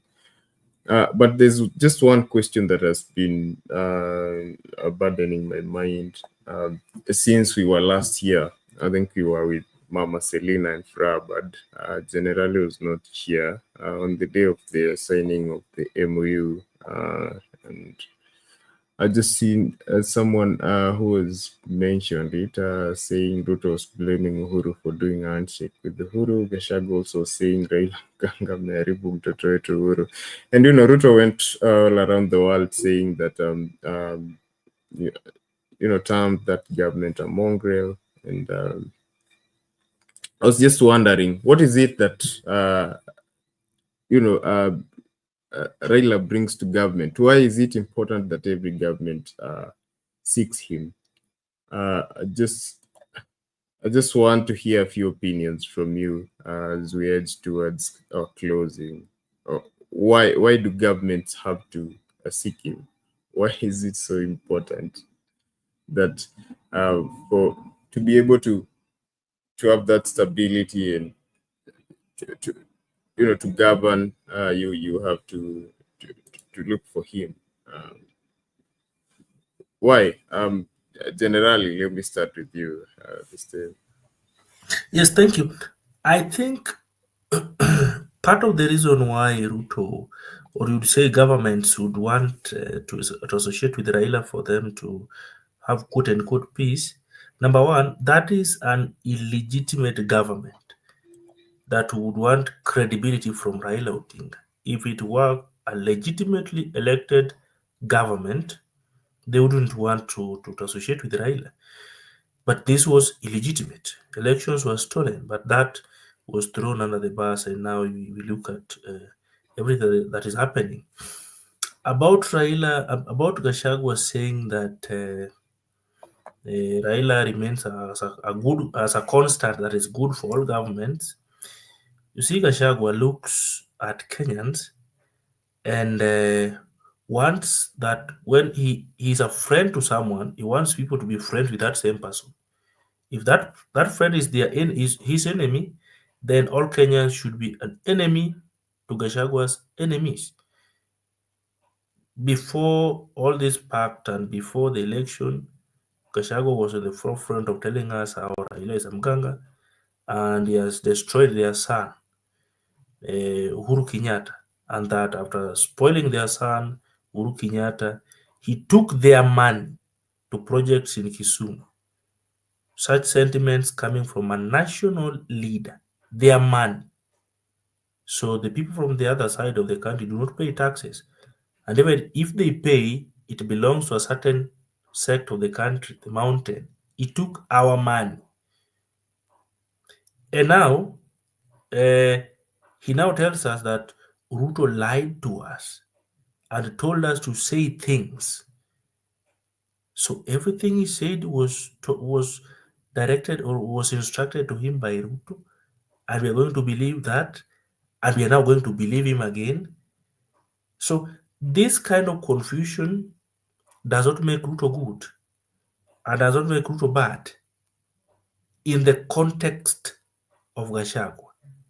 And therefore, if he called Raila Mganga and a few days ago he changed and said Ruto also told them he's a good person, Uhuru also said a good person, now he's good, he was doing that as a comment for convenience because he wants to form what looks like a grand coalition and he wanted Raila in there. If you look at the Standard newspaper, today's paper, the headline, I've just looked at it and I would not be able to quote it exactly because I do not have the copy with me. But if you look at what is on the front page, I'm struggling to get it. I'm not able to get it. Okay, I can see it. It says Raila grows cold feet. And this is in relation to his comment today or yesterday in Kiambu County. But see, this has been constant with him since he started, quote unquote, working with Ruto. So anytime he tries to distance himself from this MOU and any agreement with the government, that means he's already in and is just doing that statement to deal with emotions. The urgent emotions that are arising from what happened last week, but he's already deep into the government, and probably new changes will be done to accommodate his people. And this is not sitting well with many Kenyans and with many people from the mountain. But you see, as much as it does not sit well with many people, these are the same people who did not vote for him. So he is answerable to no one. As we speak, he holds no formal position. So he's not answerable to anyone. The president is answerable to the people of Kenya. So let us see what happens. But I do not think that Gashagua's statement making Raila look good was in good faith. It was just a way of trying to accommodate ODM in his upcoming grand coalition that they're here to form to ensure that Ruto becomes a one-term president. That would be my closing take. I thank you. Thank you, Generally, for that. Let me hear from you, Fura, but just the same question. what is this help that Raila keeps talking about, that every successive government has to seek from him to be able to govern this country? What is that pivotal role he plays in our politics that government can't really function without? It's an intense question you're asking, because the root cause is that our elections do not, our vote does not count the way we want it to. Our vote does not count at the ballot. If it did, then some of these things would not, because every time Raila has to come in, it's because the person who has taken the seat, there's controversy. There's a controversy on how they have acquired that seat. In 2002, when there was consensus that Kibaki has taken this clean and fair, that didn't follow. As much as there was an understanding in terms of him being elected, the departure point was different from what we have right now. If you compare to 2007 and then 2017 and then 2022. So I think what needs to happen in Kenya is we need to get it right at the election point. We need to be diligent about who is going to take who is going to be the jury in terms of the election process, this IEBC. Because Douglas, this story, and that's what I was mentioning the other day, that as much as it's supposed to be Gen Zote, but some people feel that the old generation did not do them justice in terms of elections. But Douglas, there's a generation just before me of old people who will wake up at 3 and queue and vote at 11 a.m., at noon, in the afternoon. That is why there was Githeri man, alikuwa mbeba Githeri yake, because they were not going to get an opportunity to go and eat lunch, And I'm not sure that Gen Z are going to want to do the same thing. That's part of the apathy that happened in 2022. Just them imagining, and they're going to queue there. You're supposed to protect your vote. I don't know how, you vote and you go, and that vote will count. But the moment you're supposed to protect your vote, votes are coming from false polling stations. There's just a signboard there. Votes are being stolen. Kamago is doing his thing. Those are the things that, if we take our lessons from the previous elections, what has failed us? We felt that Chebukati, God rest his soul in peace, failed us. And even as he failed us, we also failed, because we are saying when they were being vetted, we opted for somebody who was not the best candidate. Those, and the compromises, if it begins at that point, you've compromised and you've gotten not the right candidate, and then there's manipulation.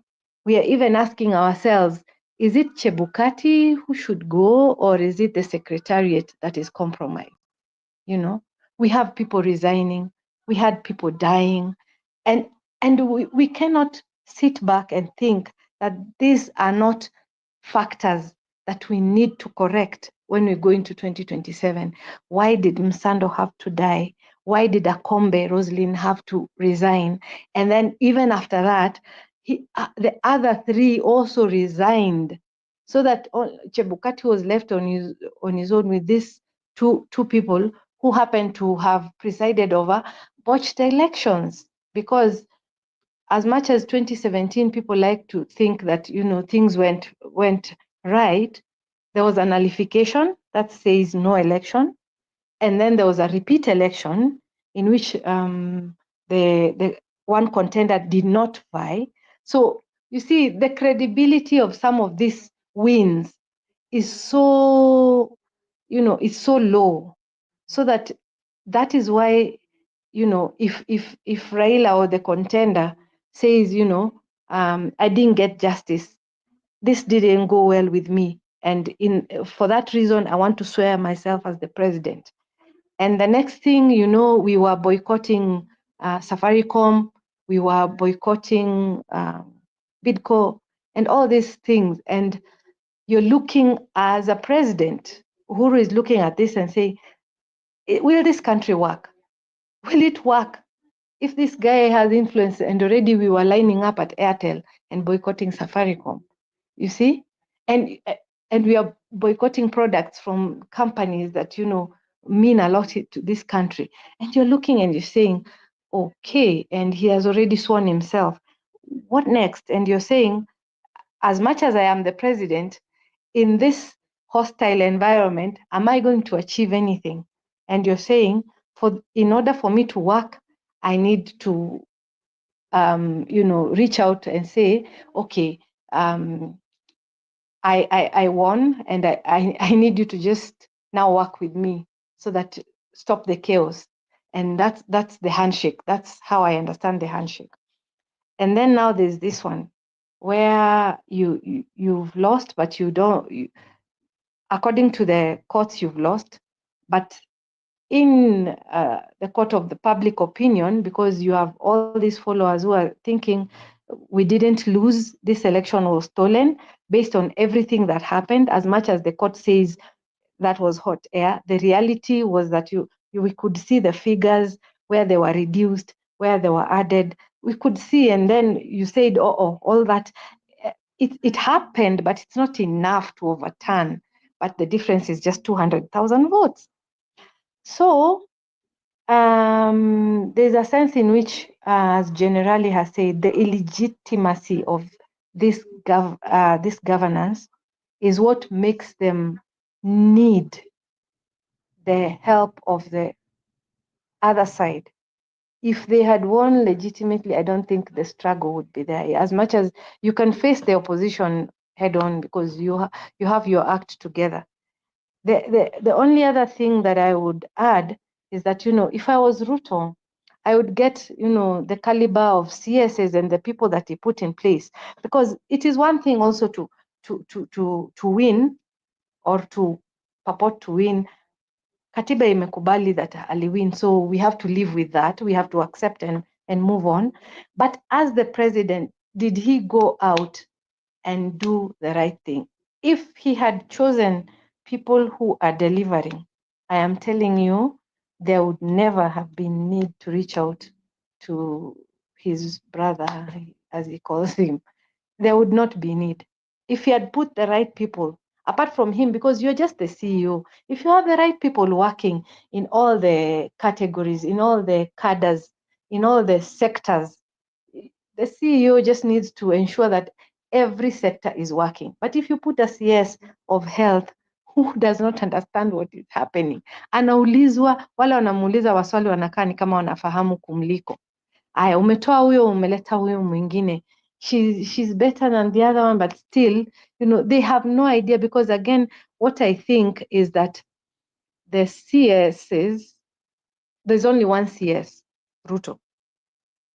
Based on what has happened even the last 2 days, I think Ruto is very difficult to advise. I don't think he takes people's advice. I think he believes in him being the big man. If he worked with other people, I think things would be different, Douglas.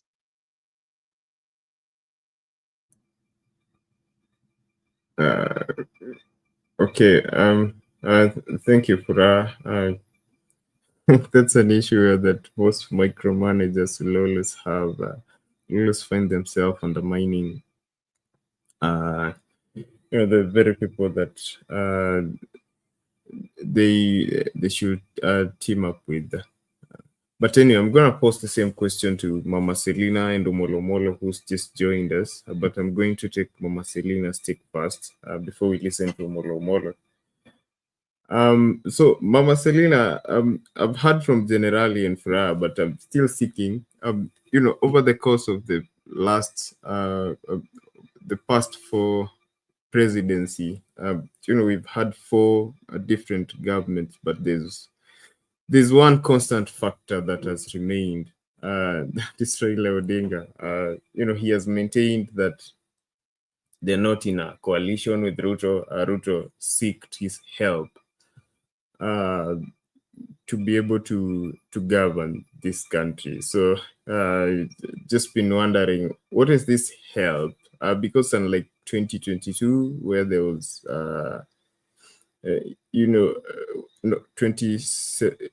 apart from Uhuru's time, I understand there were chaos and his supporters were angry that his votes had been stolen and whatnot, and Uhuru sort of had to seek peace by shaking hands with him. Same case 2007, but this time, it was a totally different case scenario. The chaos that were there had nothing to do with him.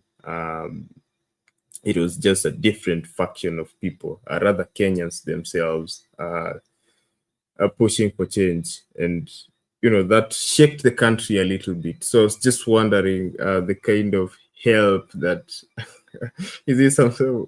What kind of help does he provide for government? Okay, Douglas, you have sent 4 presidents. Kura yenye Raila akupita ni ya 97. Alikuwa number 2 for real, ama ilikuwa the number. But hii ingine yote, wakati Kibaki 202 walikuwa Ford. Wakakampein Raila akasema Kibaki tosha kwa sababu ya opposition ya chai, watu wengi walikuwa. Then hiyo serikali wakachukua. Immediately after wamechukua hiyo serikali, kikatokea ile ufinafsi, wakakuwa sidelined. Unajua sasa yeye alisimama, Kibaki hata hakufanya campaign, alikuwa mgonjwa, akafanya kila kitu. Then after that, things change, fall apart. Now ikafika election ya after 202 ikakuja ya 97, I think so. Ile ililete shida. So Raila it's not like all of them. Raila is not like Ruto, Raila is not like Kibaki, Raila is not like Uhuru. Kwa sababu Raila ni mtu amejua Kenya, akona utu. So wakati kura zimeipiwa, kumbuka wakati walikuwa KICC na William Ruto na wengine, wakati ya ile furuku ilitokea, it was Raila aliserenda akasema tuachane nayo. Let's leave it alone, let's talk. Sababu kuna mtu anaona Kenya ni muhimu kushinda mtu moja.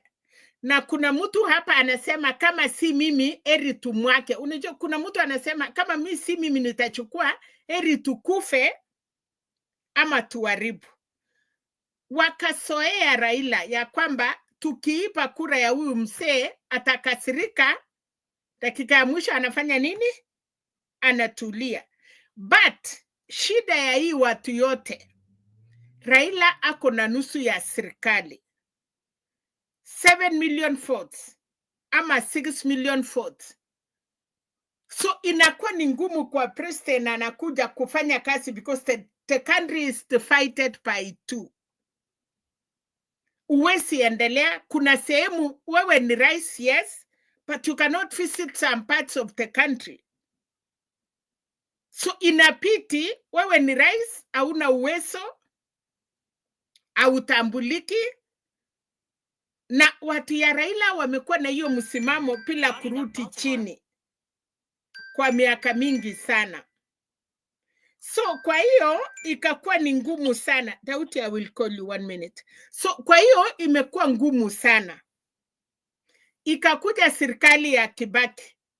Kibaki akaapishwa usiku. Ikalete shida. Mpaka Kofi Annan wakakuja. Kweli kila mtu akajua Raila alichukua, alikuwa na minority ilikuwa inaitwa chama gani hiyo, alikuwa na minority members of parliament, so wakakawanya nusu mkate, pia wakapigana hivyo. Uhuru akakuja, ikafanyika vile ilifanyika 2017, sasa wakiwa na William Ruto. So this Raila, yeye ananga hiyo ako na watu, anajua ako na watu, na nyinyi anajua hamutaenda mbali. You know, if you are not elected, kama uchapatiwa kura na wananchi, inakuanga ngumu sana. So Raila ana make sure ako na majority members of parliament. Wakati imekuja counties, ako na majority. Sasa wewe ni rais, unakuwa ele place, mpaka uhitaji msaada ya Raila ndio usimame. Because kama Uhuru sasa, serikali ilikuwa inamshinda, anasema ni wache. Kuwacha ya hii marais, ni aita waachie jeshi. So, mtu kama Raila amepigania demokrasi miaka hiyo yote, anakumbuka, anaona inamsaidia nini. So, watu wanakaa, na yeye ni rais kuongeleshwa. Unajua nchi ya Kenya, usisahau si kama Uganda. Nchi ya Kenya, United States, tuseme Europe, wawezi kubali Kenya ianguke, kwa sababu tuko na United Nation hapo, tuko na mambo mingi sana ya outside. Tuseme kama Mombasa, unakumbuka wanajeshi wa Amerika, mameli sao siko huko chini, wakiangalia, wakiset kuangalia hii nchi za Waarabu. Alafu Nairobi, so kila mtu anaokopa Kenya ianguke. So the first thing, saa ile wa Kenya tunapigana, na ndio sababu sisi hatujai chakuwa president wa Kenya. Wasungu wanataka they are perfect. Raila walimuokopa tangu kidambo. So wakati Raila amechukua kura, wasungu kwanza wanajua we are not comfortable with this man. Na ni fan Africa na anakuja kutuambia inakuwa ni ngumu kwa wapendi. So kuanguka mingi ama kuwekwa rais ya Kenya inakuwa interfered. Unaona kama ambassador ya US na wanashikana. Wanamwambia, for example, mwenye anatangaza tuko. So kura zetu sisi wa Kenya, hata tukilaumu Ruto ama tulaumu Uhuru ama tungelaumu Kibaki, the source of it inatoka outside, na Raila anajua inatoka western countries. So baada ya hiyo wanakuwa ya kwanza kukimbilia Raila. You know the country is speaker than you know the country, okay, we unataka nini? Wanaita rais, wanamwambia na wanataka rais pia hule hata mea pembe. So wanajuanga Raila tena akiwa mkali, huyu rais anakaa kama puppet. Akitaka kuweza Raila lazima ashikane na wasungu wa mkontrol. So unakuta Kenya sisi tunapigananga vita yenye si yetu, tunapigana vita ya wasungu. So ya Uhuru ikaenda hivyo. Hii ya Ruto kabisa kila mtu anajua vile ilifanyika.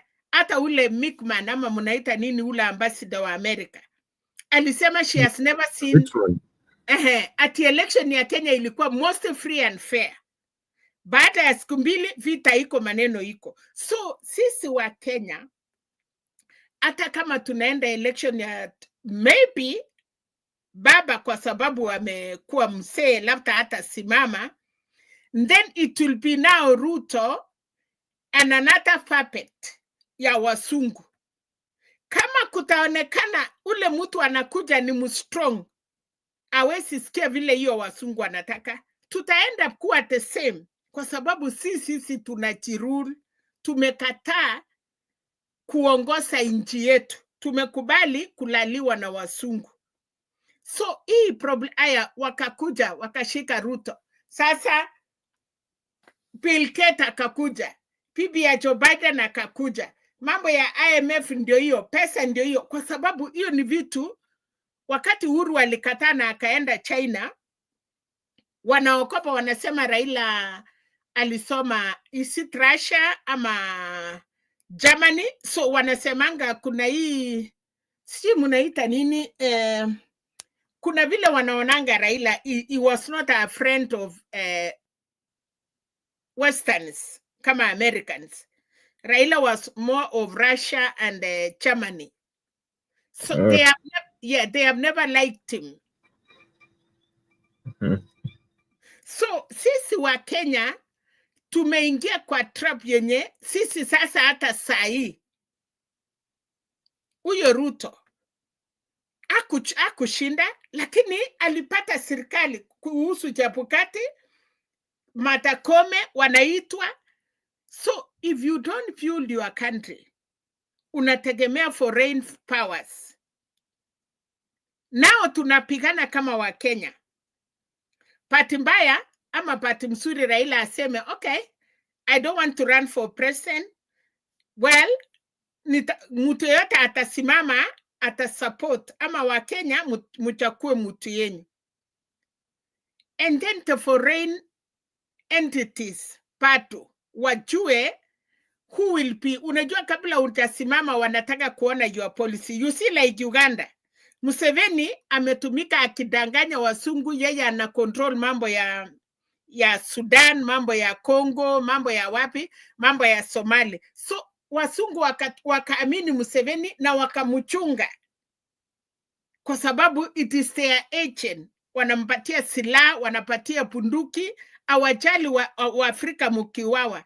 So like now we are talking kwa sababu ya Donald Trump, hiyo ni sawa. But again, Donald Trump interest ya America si ya president.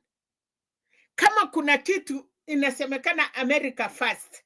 Kama kuna kitu Americans wanafaitika kwa Kenya. And kwa sababu ya hiyo ya Middle East.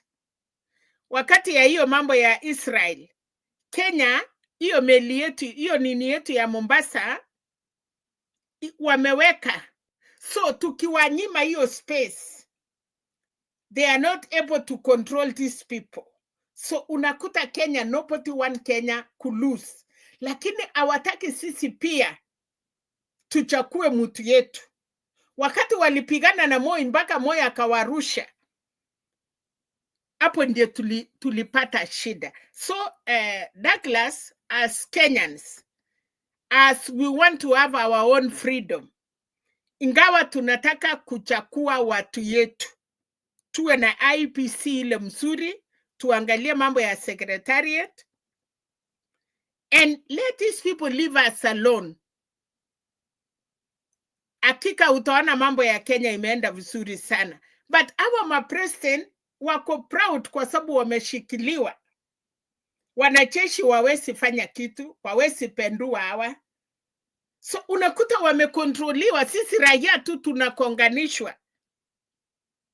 Mara unaona wakiona kama juzi, unaona mambo ikiharibika, unakuta hawa ambassadors wameita Kalonzo, wamekunywa chai na hawa. Mara kidogo unaona wameita Raila, wanaita kusema nini? Sisi wananchi tumaiuliza kwa nini wanatuita? Kwa sababu wana control watu wetu, wakiona wanapimia. No, msipikane. Oh, Raila sasa mtapelekwa ICC. Nyinyi sasa kama mnafanya maandamano na watu wameuawa. Wao umesema kitu mzuri. Ati hii vita ya sahi ya Ruto na Raila kushikana. Wewe ukasema ilikuwa inawahusu nini? Kumbuka ya kwamba wakati Raila alikuja wakaanza maandamano, ndio waanze NATCO report. Kabla wajaenda NATCO report, kuna ile ilikuwa inaongozwa na, ilikuwa nani? Otienda Amolo, members of parliament, ikakataliwa, ikakuja Kalonzo. Ndiye sasa Raila alisimamisha ile walikuwa naenda maandamano na watu kuuawa. Wakaenda NATCO report, wakakuwa Bomas of Kenya. Mpaka wakapeleka hiyo NATCO report, lakini haikufika mwisho. Ilikuwa imeitengenezwa. Wakati ilikuja finance bill, sasa hapo ndio mahali CNC wameingilia. NATCO report ilikuwa imetengenezwa kabla CNC.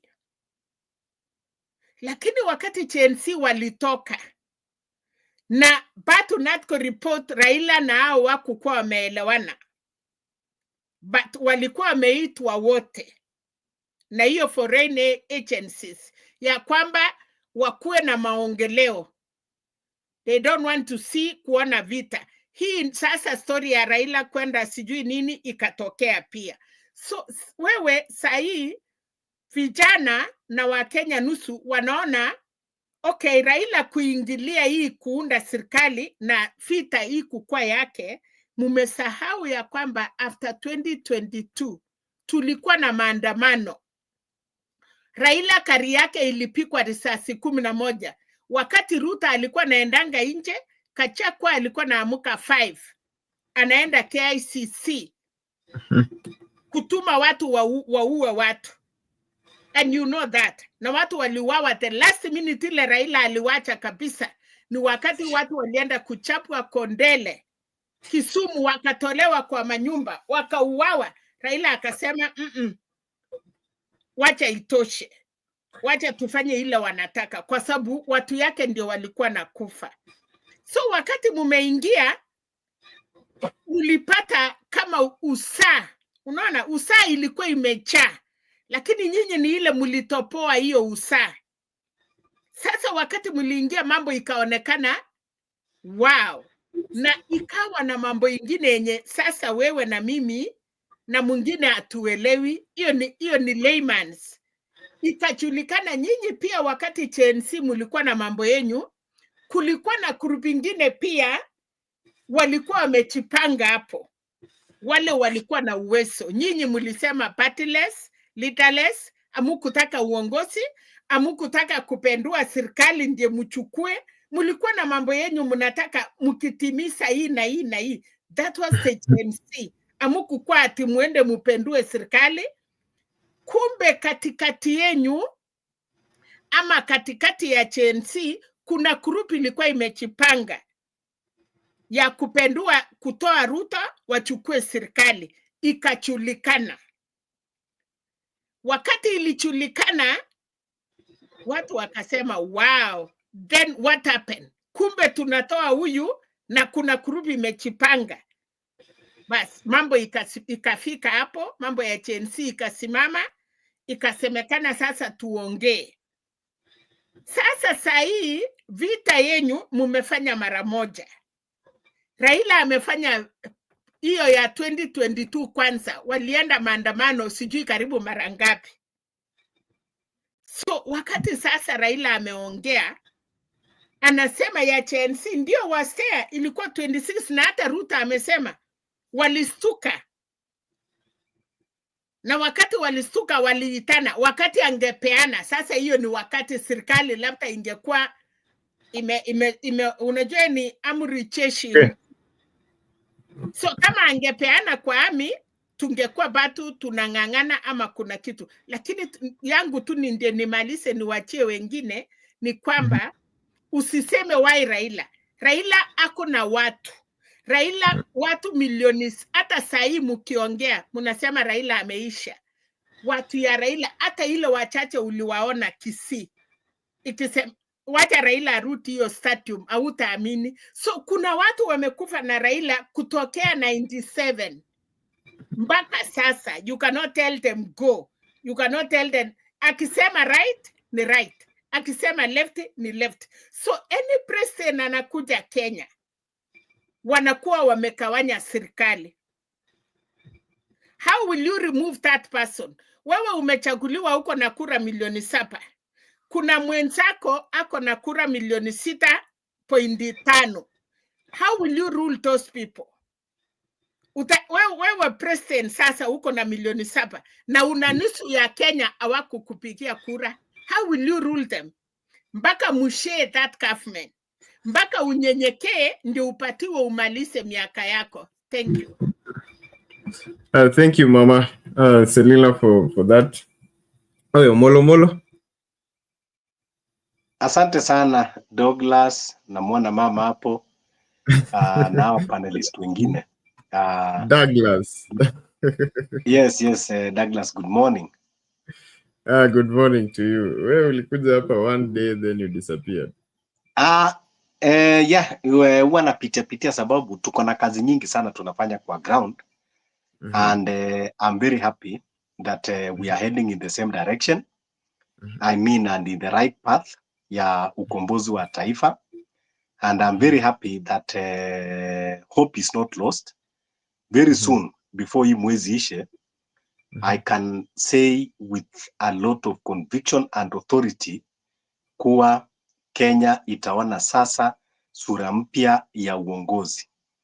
Unajua nikisikia mama akiongea kuhusu mambo ya Raila naelewa. Unajua sometimes they say all habit is difficult to die. So watu bado wako in denial because it is very clear that now we don't have a government. What we have is what we call a mongrel institution where you don't know which one is government, which one is opposition.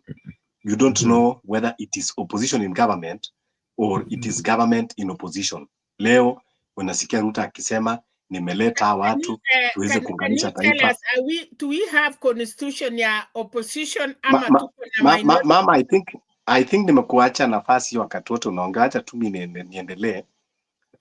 Yes. I'm just listening to everybody without interrupting. I just want everybody just unique perspective, then everybody will just make their own discernment. So, okay, the question is in your court now, Molo Molo.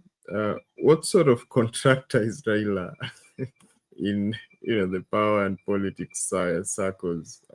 Nasemanga yeye ameitwa tu asaidie tu, ana mambo ingine. Sasa kwanza ndio nakuja hapo. Sasa unasikia Ruto huko anaambia watu, mimi nilisema niunganishe taifa nikaita kina Raila. Raila naye anasema hapana, mimi ndio Ruto anasema hawa jamaa waliona wanifikia. Raila anasema ende alifikiwa. So that kind of what we call political conmanship and political manipulation, there is no any other definition that you can give that wording. Kenyans now have cleared their eyes. Wamejua kuwa all this bunch of old politicians, they are the architects of the problem that we are facing today, and we cannot expect even one single iota of solution from them. What in fact we can expect is the opposite: more problems, more crisis, and more manipulation. Lakini what inspires hope is that now we see new faces coming and people are ready to take the leadership and at least change the face of our leadership in the country. That is what inspires. Ile mambo ilifanyika pale KICC ambao kwangu nasema kwamba it was the last kick of a dying horse. And wakati Douglas, unakumbuka vizuri wakati tulianza maandamano, we had a word that we were inspired by the almighty heavens ya kuwa draining the swamp. And hiyo kweli ilikuwa ni ujumbe kutoka kwa Mwenyezi Mungu, draining of the swamp. Ndio unaona in as much as tumejaribu kwa avoid, lakini the swamp is now gathering in one corner na inaturahisisha kazi ya kudrain. Raila ana solution, siwezi kumlaumu, manake unajua kama kuna kitu huwezi kufight and huwezi kudanganya katika hii maisha, kwanza huwezi kudanganya age. Umri nayo hakuna kitu unaweza kufanya, ikikufikia imekufikia na ni mambo ya Mwenyezi Mungu, hakuna mtu anaweza kubadilisha. Sababu mwili pia naye inakuwa na ile inaitwa exhaustion, tire and wear. So lakini ye pia bado anajaribu tu ku stay afloat, of which it is very okay, but I'm sure coming before even 2027 we might have a different leadership before 2027, or can be that 2027. This one I can promise you. Things are happening on the ground. There are a lot of alignment and realignment from the new generation of leadership. Kwa maybe wala ambao wamjui ni kuwa the Gen Zs, the Gen Millennials yote kwamba wame give up. In fact, there are a lot of alignment and realignment coming. Very soon you will see new faces with bright ideas of innovation. Si mambo ya kuambiwa kwamba sasa ati unatengeneza chapati milioni moja as a government project. What a shame. So watu wameongea sijui Raila anafanya. Raila kwanza amekuwa in every single government toka nafikiri azaliwe. Babaka alikuwa kwa serikali na amekuwa katika kila serikali. Amekuwa kwa serikali ya Moi, amekuwa serikali ya Kibaki, na sio tukua tu kwa serikali kwa position ya kawaida. Yaani kukua kwa serikali with authority. Nyingi amekuwa katika 50-50 basis. Serikali ya Kibaki alikuwa kwa 50-50. Even handshake ya Uhuru, he had a very big say. Ulikuwa unaona hata wakizunguka na Uhuru. Hakuna minister alikuwa anazunguka na Uhuru hata usiku wakiongea mambo yao na kipanga mambo ya nchi. Na wako katika serikali ya Ruto pia 50-50. So this kind of manipulation hata haitujalishi tena. Manake anaweza kufanya ile mambo anataka kufanya, is a Kenyan. Anaweza kuendelea kukua delusional, lakini wa Kenya sasa the one that have the future, because unajua now we have a generation that are going to retire, and we have a generation that they own the future of this country, and they have understood exactly the task ahead of them, and now that is why they are ready and they are prepared to take the mantle. So before the end of this month, I think Kenya sasa itakuwa, there will be a different national agenda. Manake sasa mutaona a new faction, a new face coming out and now ready to take the leadership of this country. Now this new generation, fortunately, is not only comprised of the young people, but we say it is the young people because they are the young people in terms of politics, ni watu ambao ni fresh minds. So tuko na watu maybe 50s, 60s, lakini they have that young energy, in terms of freshness in politics. Ile mambo ambayo inaendelea Kenya saa hizi, ati sijui tunaambiwa mambo ya 10 points. Hizo 10 points ni ile kitu naweza kusema kwamba ni stories za ajabu. I give you an example. One of the 10 points walikuja kaongea point number 6 ambayo iliongea kuhusu the right of peaceful assembly and picketing. And as God is gracious enough, last Sunday we say let us put that to test, that point number 6. We wanted to put it to test, tuone kweli kama what they are discussing, they mean it or they just put it in a paper. We went to the church in Roysambu to picket. We were not armed. We were not, going doing any distraction, but we went to display our displeasure, and raise our issues and our concern. Kuwa you cannot be going na kupeana mamilioni ya pesa na kugawana shamba ya public, shamba ya KDF, ambapo it is in public trust, kinyume na katiba. Lakini what happened? We were met with a lot of brutal force and violence, of which ika water down that number 6. So that means even what we are told about narco report is nonsense, because we have already put it to test, and that was the simplest thing. That was the bare minimum of which tungesema kuwa let us stretch now to the limit na tuone kama kweli they mean what they write in the document. So that is just a paper. Is what I call political gimmicks, because you say something that you cannot practice, and you are not ready to honor, those kind of agreements that you put. So we see that it is the same conmanship, manipulation, just only the politics of expediency. So this is their unity. I can say is a unity to just benefit those few elites, those few political elites that they feel, that they are entitled to leadership of this country. They are entitled to misuse the resources of this country. And of course the hypocrisy ya William Ruto alizunga wakati ile akituambia kuwa I need a strong opposition, I don't know, hakuna mambo ya nusu mkate, we are not talking about positions, we are talking of uplifting mama mboga wa mtu wa boda boda. Now are they uplifting mtu wa mboga? Now they are talking of positions. They are talking now of Raila sijua party prime CS nini. They have come to the same thing that they are talking about.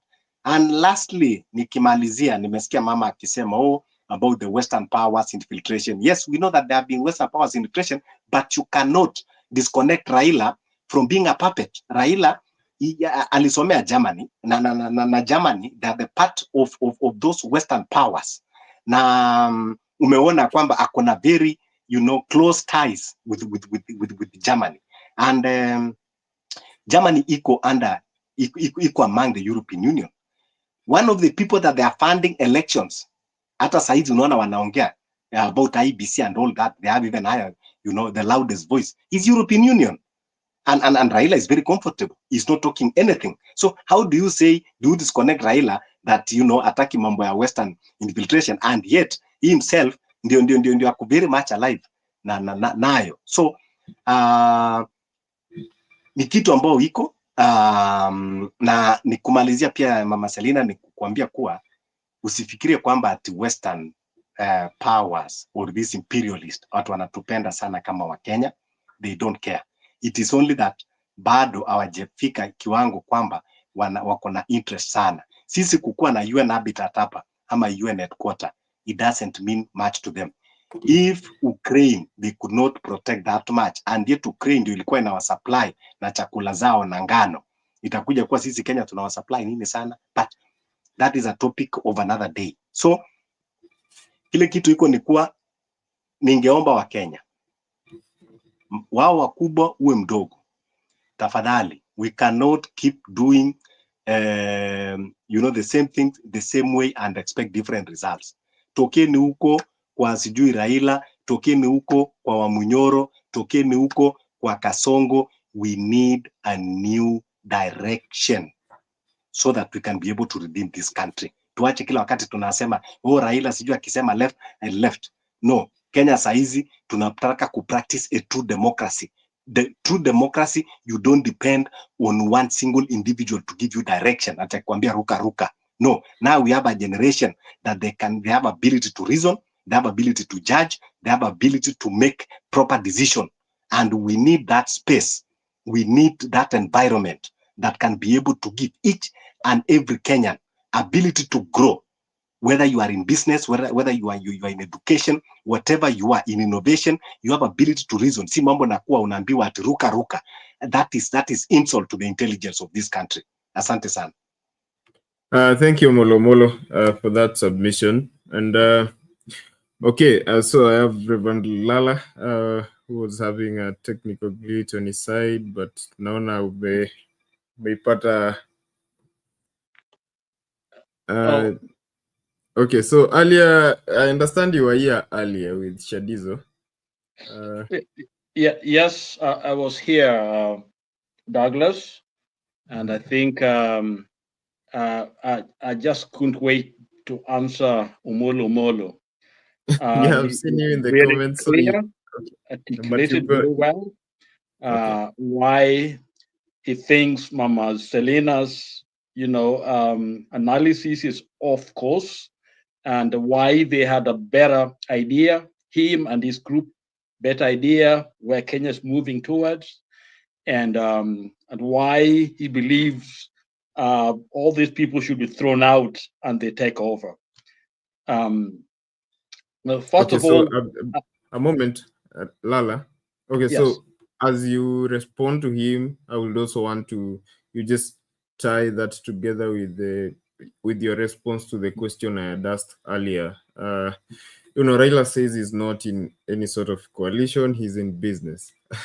So I was just wondering what kind of business he does with the government of the day. So as you just respond to him, maybe you can tie that response.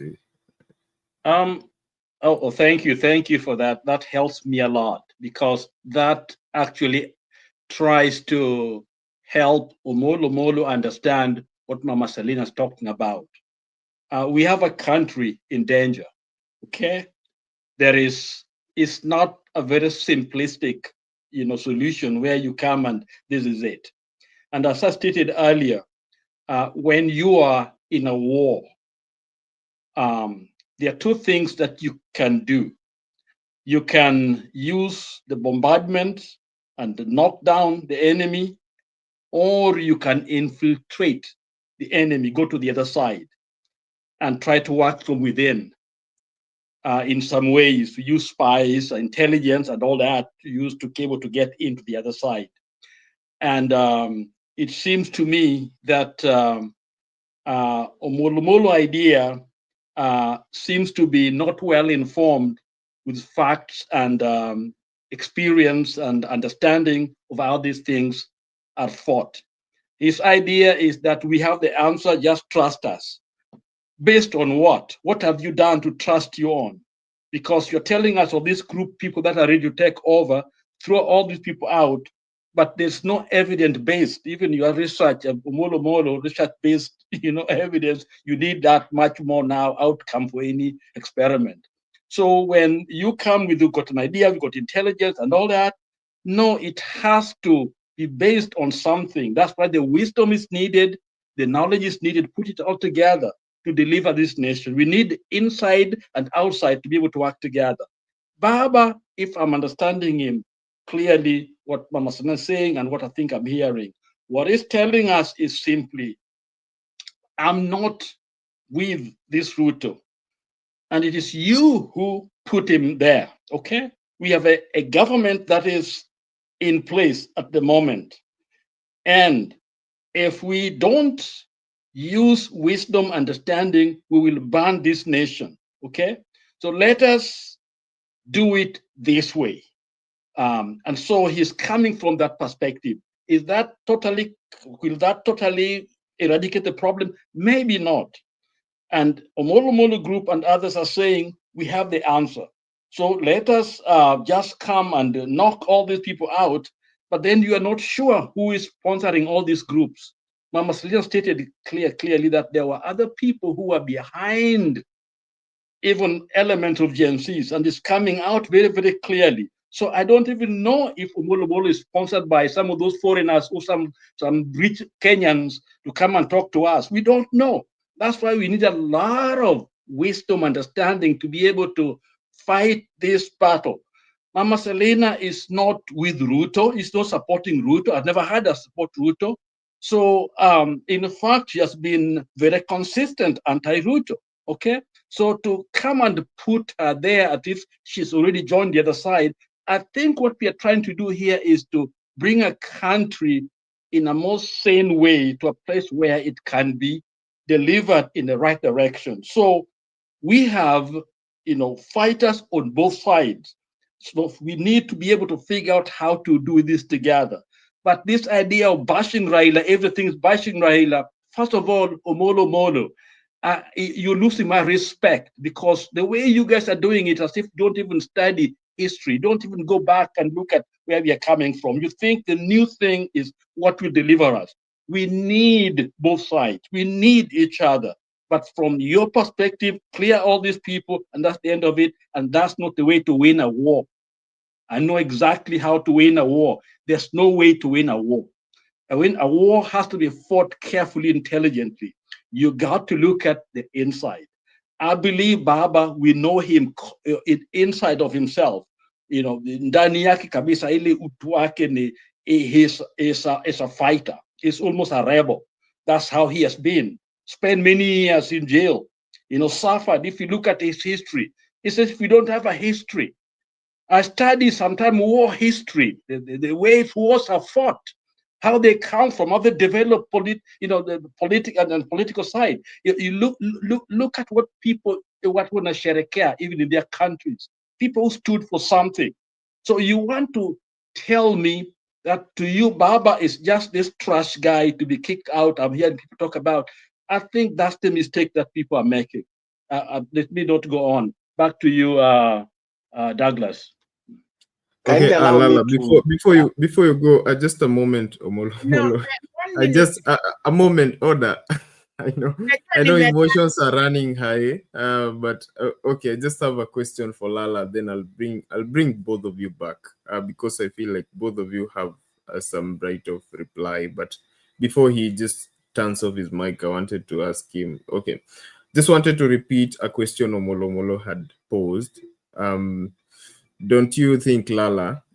Okay, you've explained your point of view, but don't you think that a question here does that, tying our democracy to one man is, detrimental to the very democracy we are trying to protect?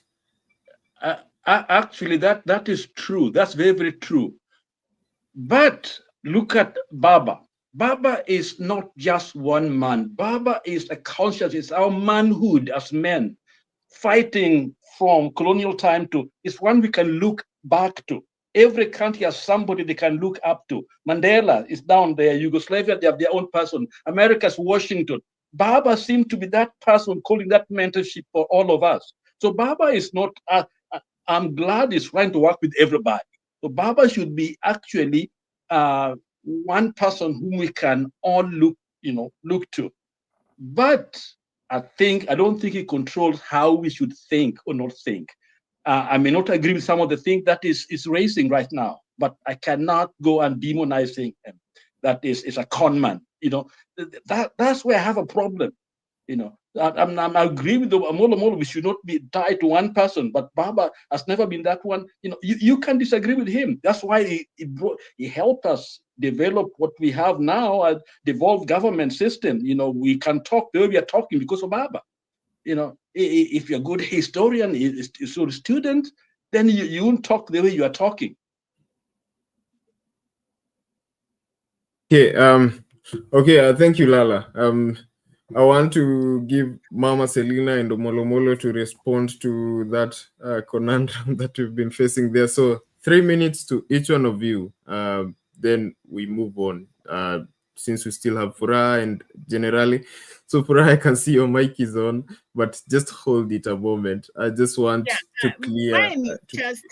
Nilikuwa nataka tu nimwambie, when somebody talk, Amolo, ukisema Mama Selina, I'm just saying what I feel, but kusema china ya mutu mbele kwa microphone, mara hiyo unasema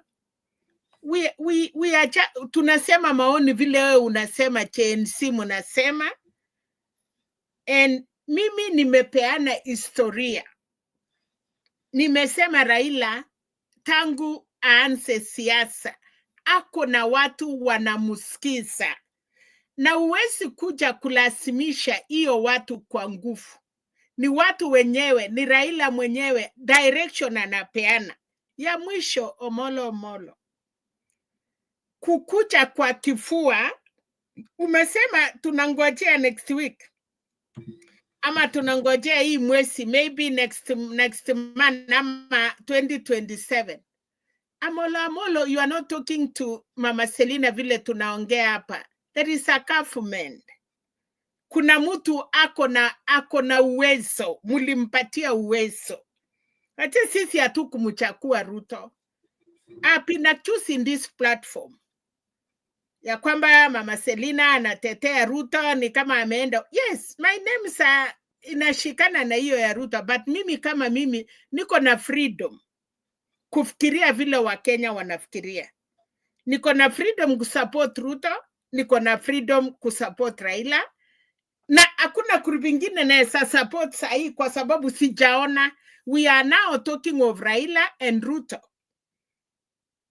ODM na UDA. The rest are none there. Hatuna president nyingine mtu amejitokesha. Hata CNC unasema mumechipanga, hatujaona mtu ingine ya kukombea proposal. Na hata si proposal, mtu anasema anataka kwenda engagement, achasema mwanamke yake ni gani in particular. Is it Grace? Is it Jane? Ninaenda kwa Onyango? Am I going to Kamau? Am I going to Wambua? Am I going to Kibrono for engagement? They have not said that. Nikimalizia, nikasema na usuri. Raila, yes. Amesoma Germany. Nimesema Western, nimesema America. Mambo yenye inaripikanga ya Raila inatokanga US. Lakini mimi nasema hivi. Sisi tumekuwa kwa hiyo serikali enyewe wakati ya ukweli ni watu wase ama watu wale wanataka kuhand over. Wanataka generation yenye watakuja kusimamisha nchi. They cannot be there for more than 20 years or even ama miaka 10. But we are saying heshima si utumwa. Hiyo matusi munatumia, unatusi. Biblia kwanza wewe, Biblia inakwambia you have your grandfathers in your homes. Muko na mababa zenu wengine ni wase. Wesi amuka na kuambia baba yako umekuwa mchinga na amekusaa. Raila may not be your father, but ako that age. Mimi kama mtu Mama Selina, my father is 96. Anaenda 97 and he's still alive. Na ninamheshimu na mimi nasikia. Siwezi kuja hapa kutusi baba ya watu wengine ama msee mwingine, ni kama vile nesa tusi baba yangu. Hii generation inakuja, the leadership itawakuta. Na kwa sababu hamutaki kuchukua leadership na heshima, munataka na matusi, si ati mutamaliza wala wanawafuata. Unajua usuri ya hii mambo inakuwa hand over to. So mimi badala nimalize wakati nimeshukuru, but wakati tuna discuss, please, don't go to a name. Usikuje kusema Mama Selina, nilisema maoni. Na mimi maoni sangu, ninasema kulingana na vile simeenda. Ukiwa mwerefu, PAT kama Ruto, ama kama kuna ingine masomo ingine kubwa kushinda hiyo, sisi wengine tuko na ile masomo tulipata na tuko na wisdom ya Mwenyezi Mungu. Hatukuchangi hapa kupishana na nyinyi wenye mko na manaita nini BAT na profesa sa kitabu. Sisi wengine tuko na wisdom ya Mwenyezi Mungu na tuko na leadership ile tuliona kwa wakati ya Moi, ikakuja Kibaki, imekuja Uhuru, sasa ni Ruto. You young people go slowly. Thank you. Okay, but sinyenyewe wazee mlisema kiwa na PhD huwezi ambiwa na mtu mwenye ana. But anyway, Molo, right of reply, 3 minutes. Yeah, thanks. Kwanza Mama Selina, thanks. Unajua nikisema Mama Selina because you represent your statement. Kwa hivyo hata mimi nikiongea kama Molo, I represent, for the group that we believe in what we believe. So you can use me as a reference point. Lakini siwezi sema kuwa ati I'm accusing you of what you are saying. It is a normal, when we are discussing, because you are just representing, you are just a tool. Ile kitu nataka kumwambia Reverend Lala kwanza ni kuwa I'm disappointed. Unaweza rudia hapo. We tool, nimesema maoni, unasema I represent what? Nina represent wase ama nina represent serikali? Sema vizuri. Hapana, una represent what? Usijai yangu, tuseme tu na maoni. Okay, sawa, well guided. But mimi mnaweza kunirefer mimi mwenyewe, manake I represent on for my belief on people that we believe we share the same line of thoughts. So unaweza kunitumia kama reference point. Anyway, Reverend Lala, kwanza I'm disappointed that there are some people at this era that they believe kuwa ukiongea your mind, when you speak your mind, you are sponsored to speak. I want to tell you that I cannot be sponsored to speak my mind, and I will always speak my mind. So there is no one that is sponsoring another one to come and speak here or somewhere else. Just the way you are speaking your mind, that is the way I'm speaking. So this notion, it is part of propaganda by this regime that because when the young people come and air their views and voices, they are paid. I don't know by which organization. I don't know, they are paid by foreigners. I don't know, they are funded by millionaires. You know, because we have a culture in this country where this manipulation has been going on to an extent people don't believe that somebody can have independent mind to talk, to speak, you know, what they feel. So, and that is why we are having this tussle. When you talk of history, you know, everyone has their own opinion, even in that history, because you refer even Nelson Mandela. Nelson Mandela was regarded as an international icon. But some of us, we saw Nelson Mandela, we saw a traitor in him. Somebody that you have been jailed, your people have been killed, tortured for 27 years, only for you to come, shake hand with the oppressor and saying you're working with the oppressor. That is why South Africa today is in the crisis about, you know, the land issue, which Mandela, which they fought for many, many years, but Mandela did not come to resolve. He just come and want to enjoy, you know, the government at the expense of the people. And it is the exact same draft that Raila has been playing.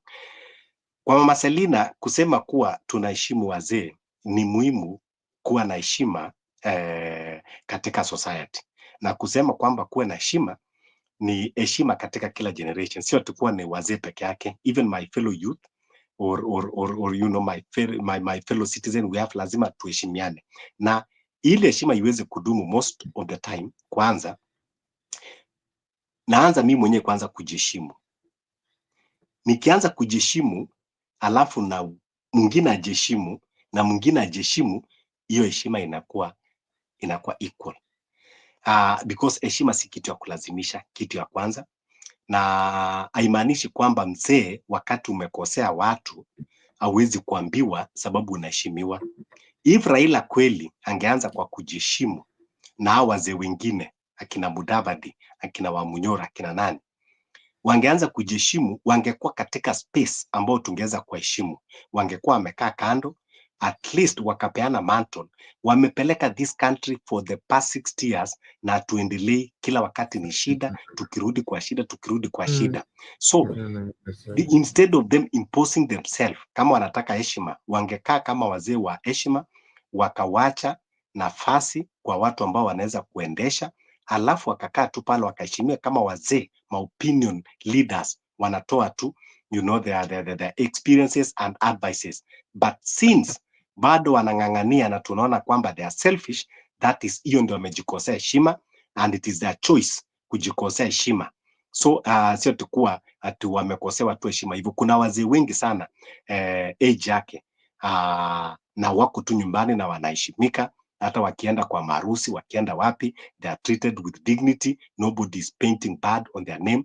But yeye ameamua kuja katika murky waters, you know, always anakuwa katika those controversial scenes. That is why heshima endi anajipunguzia. So ikiwa ni mambo ya heshima, it is his decision and it is their decision ambao wataamua kwamba wanataka waheshimike ama wanataka kuendelea na hiyo mambo yao. Reverend Lala, you talk about history. I don't know which history exactly you are reading that we are not reading. Because if you are talking history of Raila as an individual and the milestone that you want to say that you know, he has undertaken, I think history is judging him on 50-50 basis, because he has not been that reformist as you know, he want to put himself. Nikasema kwa mfano, you are saying that, you know, to win a war, of course there are tactics that you have to use. One of the tactics is you have to fight within.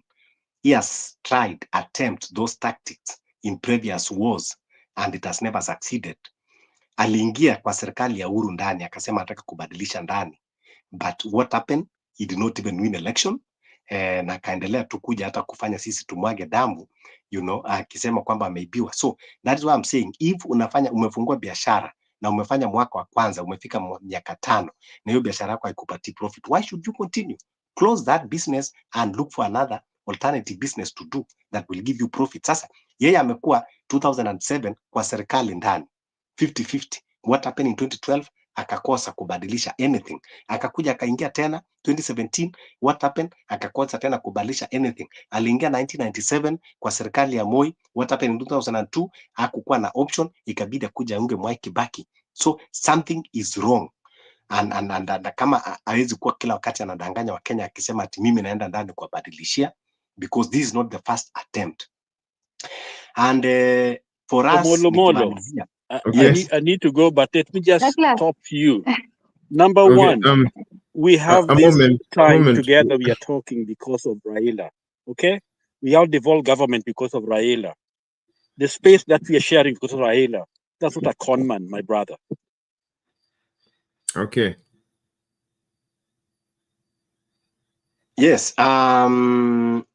Maybe Raila is not a con man, but he has been using contacts to stay afloat in the political spaces. Anyway, wacha tuacha hapo. So ile kitu iko tukisema kwamba we are draining the swamp, or it is not a matter kuwa kuwa ati tunasema it is a generational change, that we are saying that we have old leaders who have lived with integrity, who are very accountable, and who they believe in justice.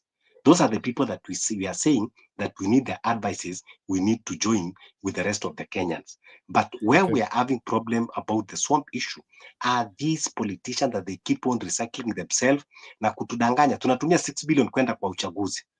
Only tumalize uchaguzi, watoto hawaendi shule, madawa hakuna hospitali, alafu wale watu ambao walikuwa wanashindana wanaenda kufanya handshake. Mbona hamkufanya handshake before muende kwa hiyo uchaguzi? Mumelicit emotions za watu, hata zingine mnafanya watu wanapigana, damu zinamwagwa.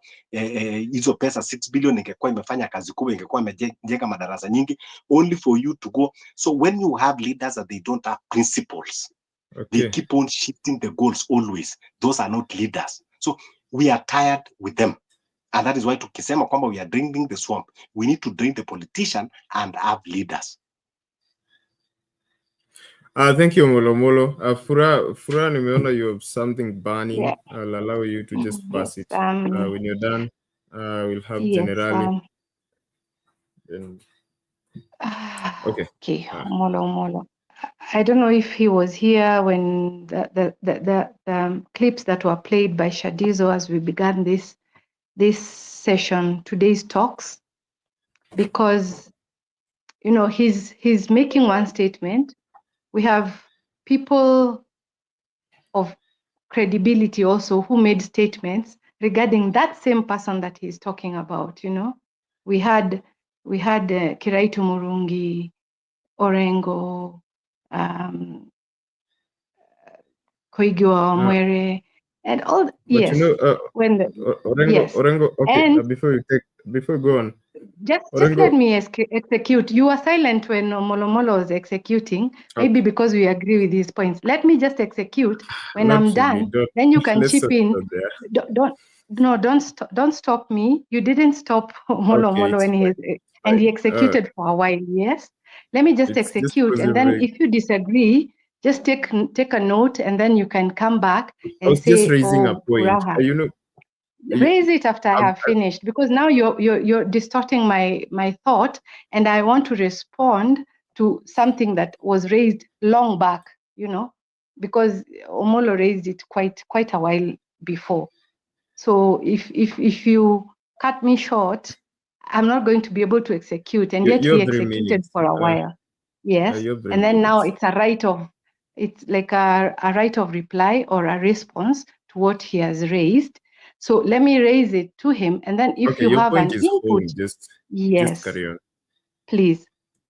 So you see, we all have our take on what this person means to the country, to the cause of justice, to the fight against bad governance, and all I want to point out is that I don't know if he was a voter. I don't know if he voted in 2017 or if he voted in 2022. I don't know if he chose Uhuru. I don't know if he chose Ruto.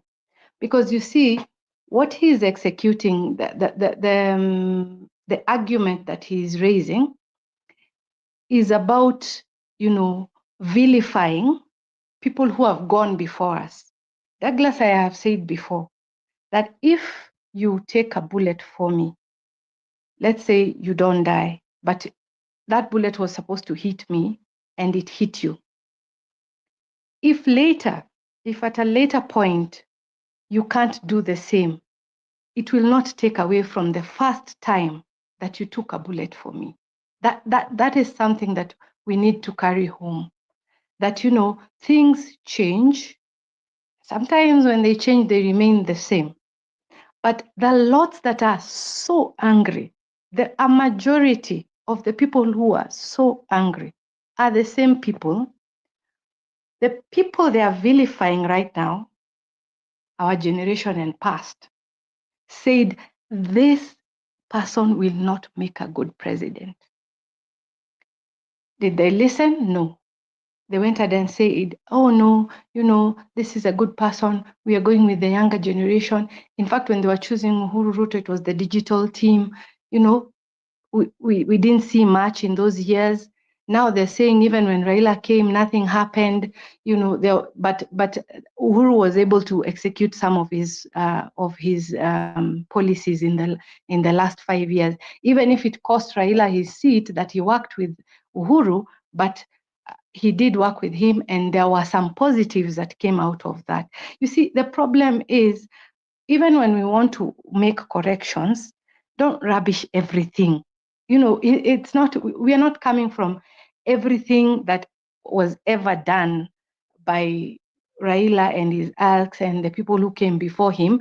It's not all garbage. You see, you learn when you pick from what is negative, what is positive. You cannot dwell on the negative and say, based on this negative, I am going forward and I'm going to change everything. Because my advice is this: if we want to take out Ruto, this is the same person who outmaneuvered Uhuru. And the Gen Z and Gen Zote and the people who feel the fresh blood and the new brains and the people with integrity and the people with, the ideas that we want to bring in, this is my advice. We do not have an opposition as this constitution sits. Let us get it straight. Let's get our facts right. And if somebody wants you to believe that ODM was supposed to sit on this side and challenge the government, that is wrong. John Kiari of Dagoretti South is supposed to challenge the president for his people in Dagoretti. The same way with Babu, the same way with an MP in the rural area. They are all supposed to work for me. My MP is supposed to work for me, so that if the executive is raising something that does not work in my favor, they're supposed to challenge that. That is the constitution that we agreed upon when we put in the 2010 constitution. All members of parliament, whether it's Ichungwa in majority or Junet in minority or whoever, they are all supposed to check the executive. It is not a role. Raila is not the opposition leader. ODM is not an opposition party. It was a minority by virtue of fraud. But the court set it straight that Azimio, actually not ODM, Azimio was the majority. Azimio and Kenya Kwanza were all supposed to check the executive. When we Kenyans, but are they? The political class, they make us, slaves. They're slaves because we ourselves, we buy into the narratives that they sell to us. And as we continue, because even now we don't want Ruto. Our MPs, if they were working for us, they could have helped us to impeach him. They combine wale wa Kenya Kwanza wenye wataki Ruto na wale wote wa Azimio wenye wataki Ruto. One way is to impeach him. They can't do that because they have their own interests. And we are buying into the narratives that they sell us. So if we want to make a change, let us not rubbish each other. Douglas, I am not your enemy just because I believe that Raila has, lived a good course. I am not your enemy. I am your fellow Kenyan who also wants the good things for this. The only thing is we are all going about it in different ways. Let us appreciate that some people feel this is the best route. This is the best route. When we converge and say, okay, I get your idea, but can you also buy into mine? You get my idea, but you're also telling me, can we also do this and then add on to that, and then we get to the right place? But the moment we are we are tearing ourselves down, there's this young boy who was on the show and said, an organized minority will always win against a disorganized majority. Right now, we are a disorganized majority. Rather than check on who is going to sit on the panel that is going to elect the IEBC, let us change. We can even say, why do we need to go manual? Why can't we go fully digital? Yeah, so that, we are not being told kuna vitabu mbili, 34 ni gani zilikuwa set mbili za vitabu zikawekwa extra, so that why can't we, as the young people who are ICT savvy, we are competing out there in the world as Kenyans. We are keyboard warriors. We are so good on the. Why can't we push as young people? Those are the narratives I need to hear. How many people are you registering? Are we talking about the people who have gotten the IDs? Because 8 million did not vote the last time, and they had their registration. They were registered. They didn't vote. A majority of those people who didn't vote were first-time voters. They are the Gen Zs who are making noise right now. So if we put our heads together and we realize, who are we fighting? It is not me who is in Raila's wing or Mudavadi's wing. We should look at the enemy and focus on the dartboard and hit the bull's eye. The moment we are still dividing ourselves, oh, this is on this wing, this is on this wing, that is where we're losing it. And I think that's where I'll leave it. Okay, thank you. Can I say No. Lala, just 1 minute. I've not listened to Generali, I've not listened to Jakindube. Just clarifying something. We are running out of time. Just stated. Very well. A moment. I just want us to edge towards the close. So I just wanted to pose a different question. Then I'll just listen to sweeping remarks from everybody, all the way to Jakindube. So on my private chat, there's Furabad who's just spoken saying we are stuck on government and opposition, but it is not there. There is no opposition. Parliament as a whole is supposed to check executive, period. But my question is, I was listening to Parliament today. It was a repeat, and there was Kimani Ichung'wah, the leader of majority, attacking the office of the Auditor General and the controller of budget. Just discrediting their reports, saying that the Auditor General's report is null and void unless Parliament approves it, and the controller of budget, I don't know, doesn't approve budgets. Just basically attacking those two offices and just discrediting them. And the leader of minority, I can't remember his name, but you can help me there. Yeah, Junet. Junet stood up and said the same thing. Okay, so I was, it's just something that bothered me. And when you say that Parliament is supposed to check the executive, I just wonder what Parliament. They don't. Now that no, just a moment. They don't. Before you. Yeah, they are supposed to. No, just let me finish. you know, Douglas, you are becoming a dictator too. You want to be a GNC, but a great dictator. no, I'm posing a question. I think I've just listened to everybody Because today. Nala amekuuliza swali No. unamwambia no. Now for No, I don't think that will work. I think I've listened to everybody. I've not interrupted everybody. I've had a balanced discussion with you people. And if there's anybody who feels like I've muffled their opinion, then you're free to say so. I'm posing a question, then I'll let you respond in whatever way you wish. But you have to let me finish posing the question. I'll let you respond however you want, and I'll let our viewers discern for themselves. Okay? So I'm just, it's just, I was just wondering if Parliament really exists for us people, or what is Parliament really protecting? Because attacking independent institutions, I think that is very low, and that's just my question. So I'm going to take sweeping remarks from all of you. I'm going to start with Generali, who's not spoken for a while. Then we'll take it from there.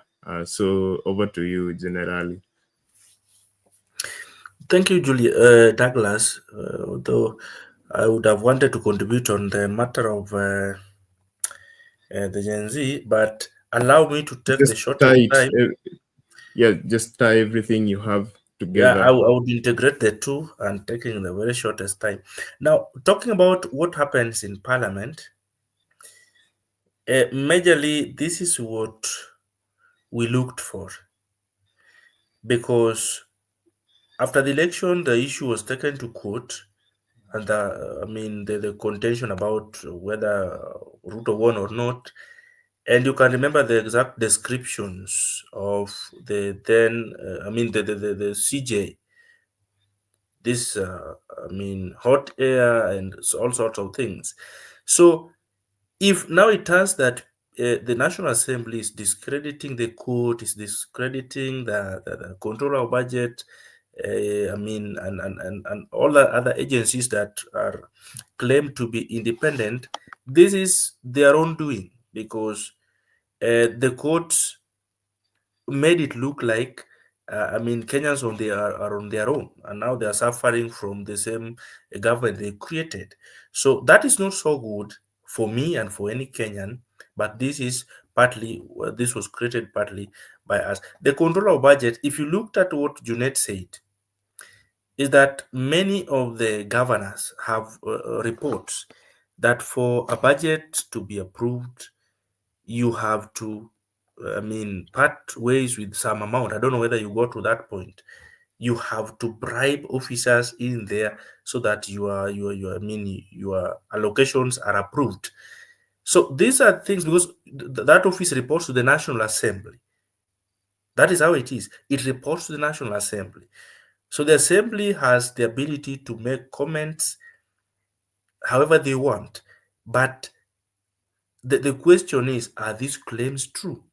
That there are corruption cases by the controller of budget for allocations to be made. These are something that is very serious. But at the same time, they report to the same house. So the same house has to discuss those reports before they are published. But apparently, from my view, they are playing the populist politics by publishing these reports to make the government look like there is a lot of inappropriate spending, which I know that is true. That is true from where we sit, from where I see it. But this is partly because of our own mess. People rushed, especially the young people, to vote in President Ruto, and this is what we were telling them is likely to happen. It is now happening. So that brings me to the issue of Omolo. I really envy and like what the young people or the Gen Zs are doing. I still believe I'm also a Gen Z. It is only that I do not do much of the things the way they do them. We must do things responsibly, and we must come in peace. These people are coming in violently. So even if you had a good thing to say and do for this country, But the way you do it is scaring everyone. If the best you could do was to ban the National Assembly, was to try to kill members of parliament, if that was the best that we could do, I think even if we are the next people to take over leadership and to take over, the control of political affairs in this country, it is right that we do it peacefully and responsibly. And the most important thing is, let us look at history and let us read history, because that forms part of us being responsible. If you say Raila this, Raila that, well, that is true. But you must be historically informed. It must not be superficial so that you read a few of it and then you are here coming to tell us ABC. No. Raila has done so much good to this country. The only thing you need to do is to take your time, read. It is not that late. You can read to inform yourself. If there is a new movement coming in next week or tomorrow or next month, do not try to hate anyone who has a different opinion, because they are entitled to it. They have a right to it. The same way you have a right to form a new front is the same way they have a reason and a democratic right to support whoever they want. And you see, from now up to 2027, it is too long. There are several political events that will occur, there will be new realignments. And so these new things that are coming into the lot of force will not even be there. So let us relax. If we really, if young people are coming in, they have to do that responsibly, and you have to relax, and you have to respect the opinion of others, because the world will not start and end with you. There are people who came before you. You are here with the rest. Some will also come. So tukuje pole pole. About the 10 points that the gentleman raised, he has left, that number 6 of the 10 points were violated on Sunday when they went to the church. That was not the right thing to do. People have gone to worship. You're going to cause violence in that church. Some of the members there have not, they don't have an idea what we're talking about. The 20 million, it was given to them. They have a right to go there and worship. You're going in to cause violence in that church. You're destroying properties. You're stealing from people. You're blocking roads. And then you say that that is a peaceful protest. If you're the same people who banned the National Assembly, if you're given the chance without the police, you would burn down the church. So the police were just doing because if you look at the self-proclaimed leader, Morara Kebas, on Monday last week he posted and said, on Sunday, let us go to that church. We are going to fight in the pulpit. So if you share such an information, there are so many people who follow him. There are so many people who believe in him. So the police operates on intelligence. They will deploy to ensure that no property is destroyed, no lives are lost, no roads are blocked. If there was to be a peaceful protest, because if you look at what everyone was doing on TikTok, and these people are very are very dangerous on how they come. They use the TikTok to serialize this idea so that by the time it is occurring, many people are already agitated. They're coming with anger. Then when the police come there, you're saying you're meeting a lot of police brutality. Some of these things, we can do them the right way. I will bring the attention to their demonstrations going on in the US about Tesla and Elon Musk in Boston. Those people are standing on the side of the road. No one is blocking the roads. They're just singing. They're just saying their things. They're not smoking. They're not drinking. No one is stealing from people. And their voices are being heard. It is making sense. If the Gen Zs are coming to be part of the decisions in this country, let us come responsibly and in peace. But all these threats, all this term chasing, all this name calling is inappropriate. And I see many of them are funded, and that's a fact that no one can dismiss. I remember last year between June and July, during those demonstrations, we work for people who are outside this country. During that period, it was difficult for them to send us money, especially from the Western countries. It would be held for 6 or 8 hours. doing a lot of interrogation and so forth, because they knew there were a lot of funding coming in from the Western countries. So most of these very abnormal energies are just funded. I thank you. Okay.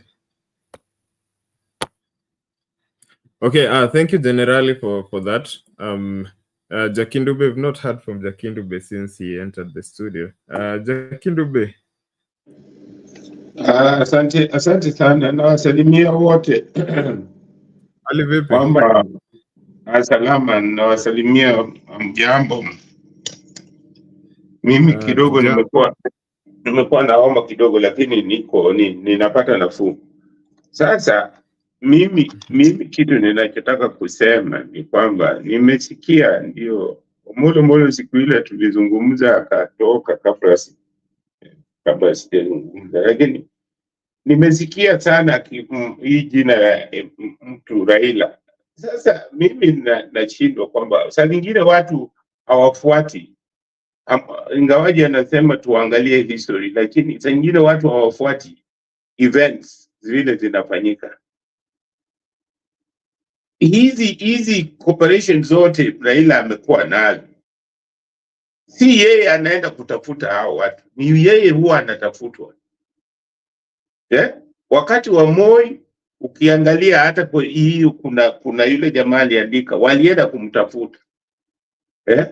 Na ukitafutwa na unaona ni kutaka kufanya nchi ama ile vurugu ambayo isiwepo, ni vizuri kufanya hivyo. Wakati wa Kibaki watu sana wanamsifu kwamba wakati wa Kibaki ilikuwa na Kibaki aliiba. Tunakubali na mtu ambaye anaiba, anafanya watu wanakufa wengi, na bado watu wanamsupport. Wa Kenya tunamsupport huyo mtu bila kuona yale makosa amefanya. Alafu sasa mnalaumu mtu ambaye amedhulumiwa. Mtu ambaye amedhulumiwa lakini akasema sitaki watu waendelee kufa, wache tufanye kazi pamoja. Sasa Raila analaumiwa na Kibaki ambaye aliiba na kuapishwa usiku. Mtu anaapishwa usiku, watu wa Kenya wanakubali kwamba hiyo ni sawa kwa sababu ni kabila yetu. Au what is the maana yake nini? Wakati wa uhuru watu wengi watu wa makanisa au maaskofu, watu wengi walikuwa wanasema Raila na Uhuru wanatakiwa wakae chini wazungumze. Nchi iko mbaya. Raila akikubali wakizungumza, Raila amekuwa mbaya. Sasa watu wa Kenya wanataka namna gani? Wakati wa Uhuru waangalieni, wa maaskofu nani, watu wengi, hata anaitwa Imanyara alisema anaomba Raila wakae chini na Uhuru wazungumze. Nchi iko na problem. Raila alipokaa chini na Uhuru wakazungumza, Raila amekuwa traitor. Sasa mnataka Raila afanye nini? Akisema wakati wa uchaguzi watu wanamwambia hapana, wewe lazima usimame. Akisimama hamumchagui. Sasa Raila ni kitu kigumu sana. Mimi nataka kusema kwamba watu wasiseme tu ati Raila hakuenda kutafuta Ruto. Hakuenda kutafuta Ruto. Uhuru Raila alisema Uhuru alimuomba. Mbona watu hawamuulizi Uhuru? Mbona sikii mtu akisema juu ya Uhuru? Watu wengine wamekuwa appointed kutoka kwa Jubilee.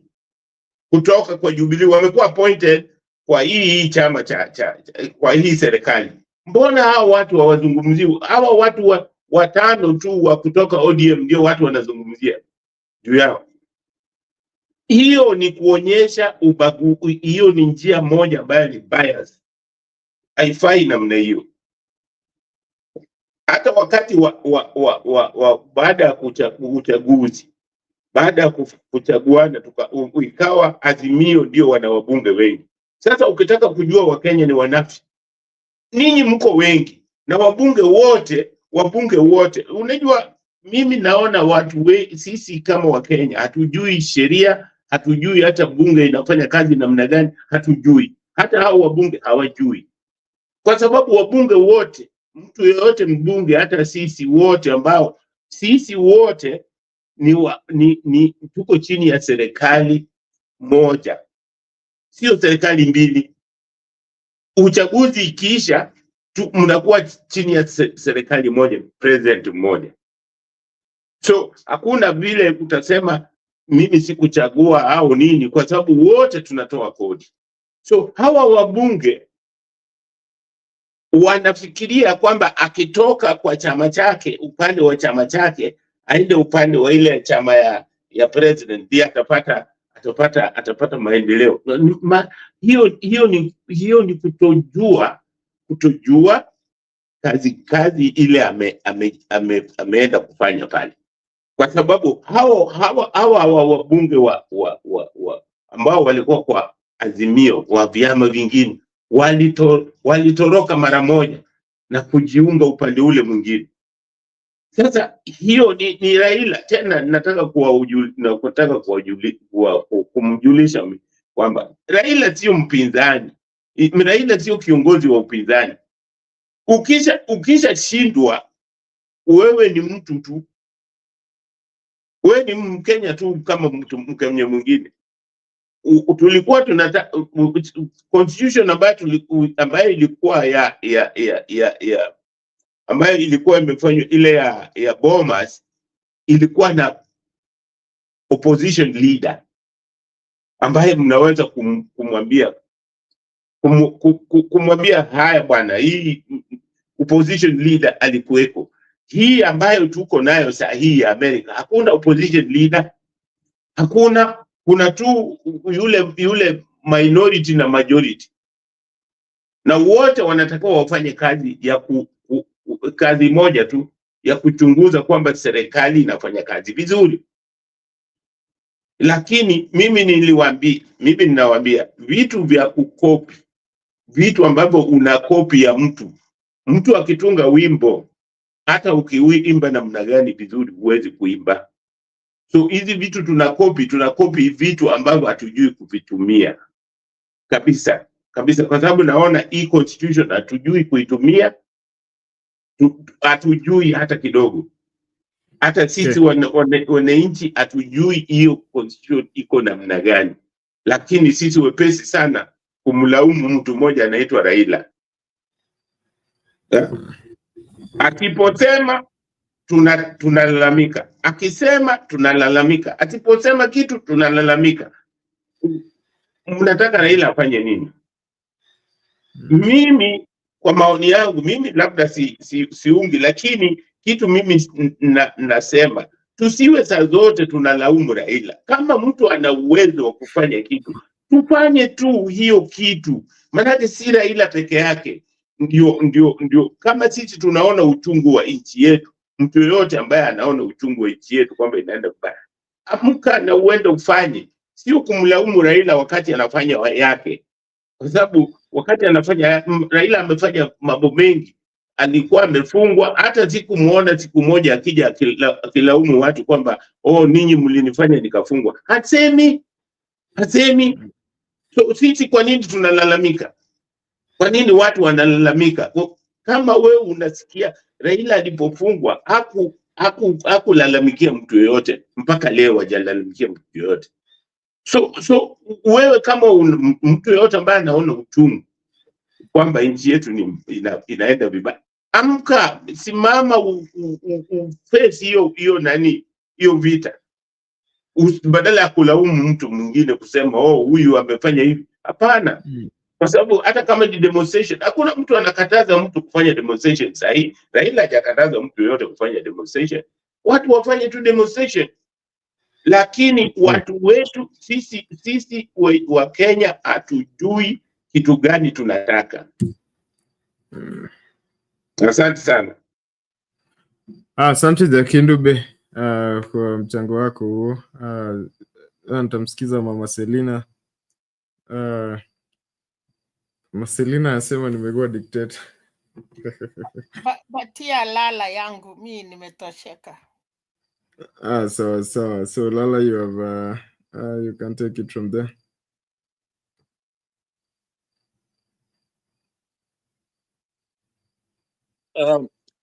Asante. Okay, I don't know if you remember the question I'd posed about question? Parliament. Maybe you can just tie it with everything you have. A question gani hiyo? I just posed a question about the minority in Parliament and the majority in Parliament just uniting to undermine independent institutions. I think watu wetu hawajelewa kikatiba, maanake hatuna opposition, na sijui kwa nini watu hata wamesoma wanazungumza hiyo opposition. Kuna just one government, minority and majority. So that's why they are governors from different parties. So the government yenyewe, all parliamentarians are part of the government when you think about it. The senators and others, those are part of the government. The same way in the US, there's nothing like opposition leader. Hakuna hiyo vile Jakindube amesema. So this idea to attack position, a strong opposition leader, that's not in the constitution. People yet talk about it all the time. Watu wanazungumza habari ya yani opposition leader, ni opposition leader. Hakuna kitu kama hiyo. Leader tu ni raia kama sisi. Na lakini watu wanafikiria yeye ni opposition leader. Basi I think we have a problem. Shida yetu hapo nyumbani hapo Kenya ni watu kutoelewa namna mambo inaendelea, na hasa vijana tunawahitaji. We need that energy. I think they are key to our liberation, but they can be misused. They can be part of the problem rather than offering a solution. Right now we are on the brink, vile nilikuwa nimeanza kuzungumza zamani earlier on, of a disaster, because when you see a lot of stealing and killing and all that, it means they are very angry and they are quite upset.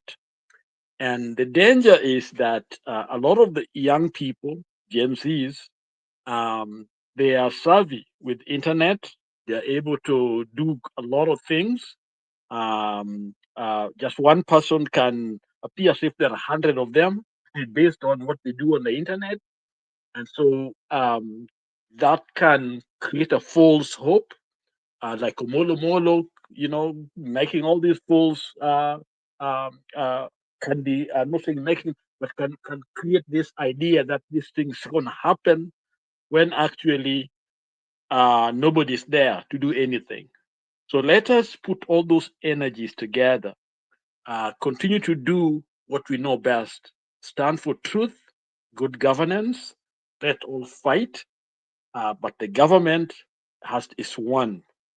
Whatever it is that we do to make it work for all of us is what is needed.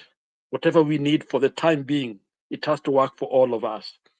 And I believe if truth comes out, if good governance starts showing, people start doing their own thing, it's possible that the government may fall very, very quickly, as those hizo madambi ambazo wamefanya kule mbele, things like election problems, the stealing and all that. So if it comes to the point where lazima tuwe na serikali mpya, yani tuwe na election earlier, ni sawa tu. lakini tuwe na Kenya ambaye inasaidia, ambaye watu wanaweza kusema tuko na nchi ambayo tunaweza kukalia bila uoga, bila kupoteza maisha namna inafanyika wakati huu. So kwangu mimi naona vijana poeni kidogo na tena, lakini don't compromise your truth, your integrity. And that's the reason why Omolo Mole was here. Many of us follow Raila because he tend to be that symbol that help us to see the true north, because he's never compromised his beliefs, his conviction. All the time I've watched him, he's always on the goal. And that's why many people still believe in him, because we can see an example.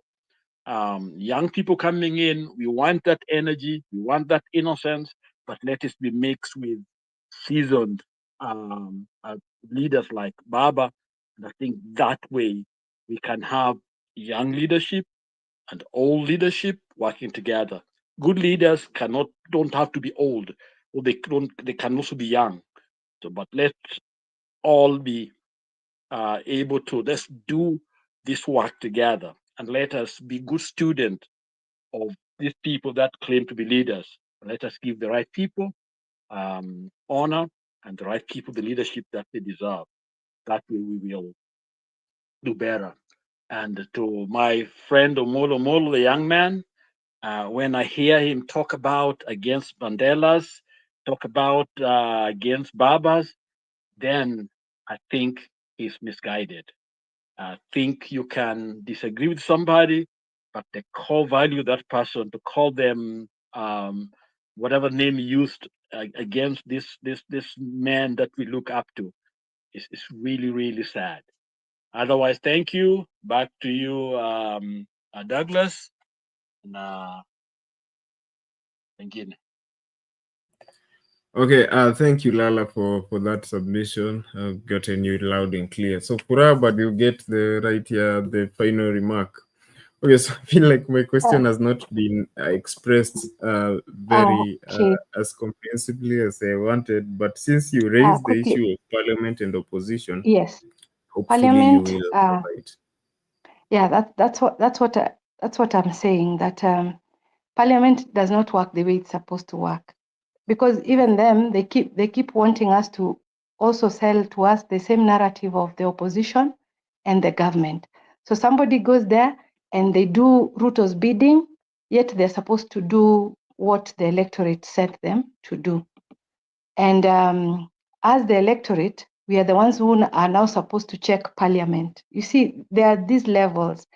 And the only place that it has ever seemed to work a bit is the devolved government, where we've had MCAs checking the governor to the extent of impeaching, because what they're doing at that level is the same thing that at the national level, the parliamentarians are supposed to do.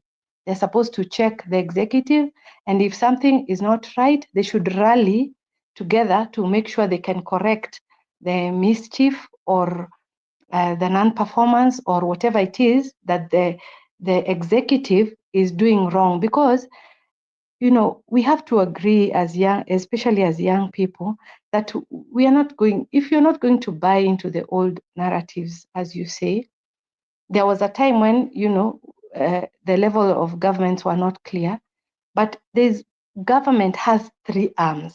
So when you say government, you're talking the executive, you're talking the judiciary, and you're talking the legislature. And the moment we try to merge them and not make them distinct, independent arms that we can make accountable, the people, they go there, and the politicians, they go there and they take advantage of the fact that we are not keen on making the boundaries, that we know the judiciary is not supposed to be in bed with the executive. The legislature is not supposed to be in bed with the executive, because they know that for us, we are looking out, we are still seeking this opposition that is not existent. As the electorate, we are now not putting checks and balances, because we are now supposed to task our MPs to be responsible. You task your MP. You say, I'm not happy with how Ruto is governing. I elected you to go and represent me there. This is what I want you to do. That is what is lacking in our space.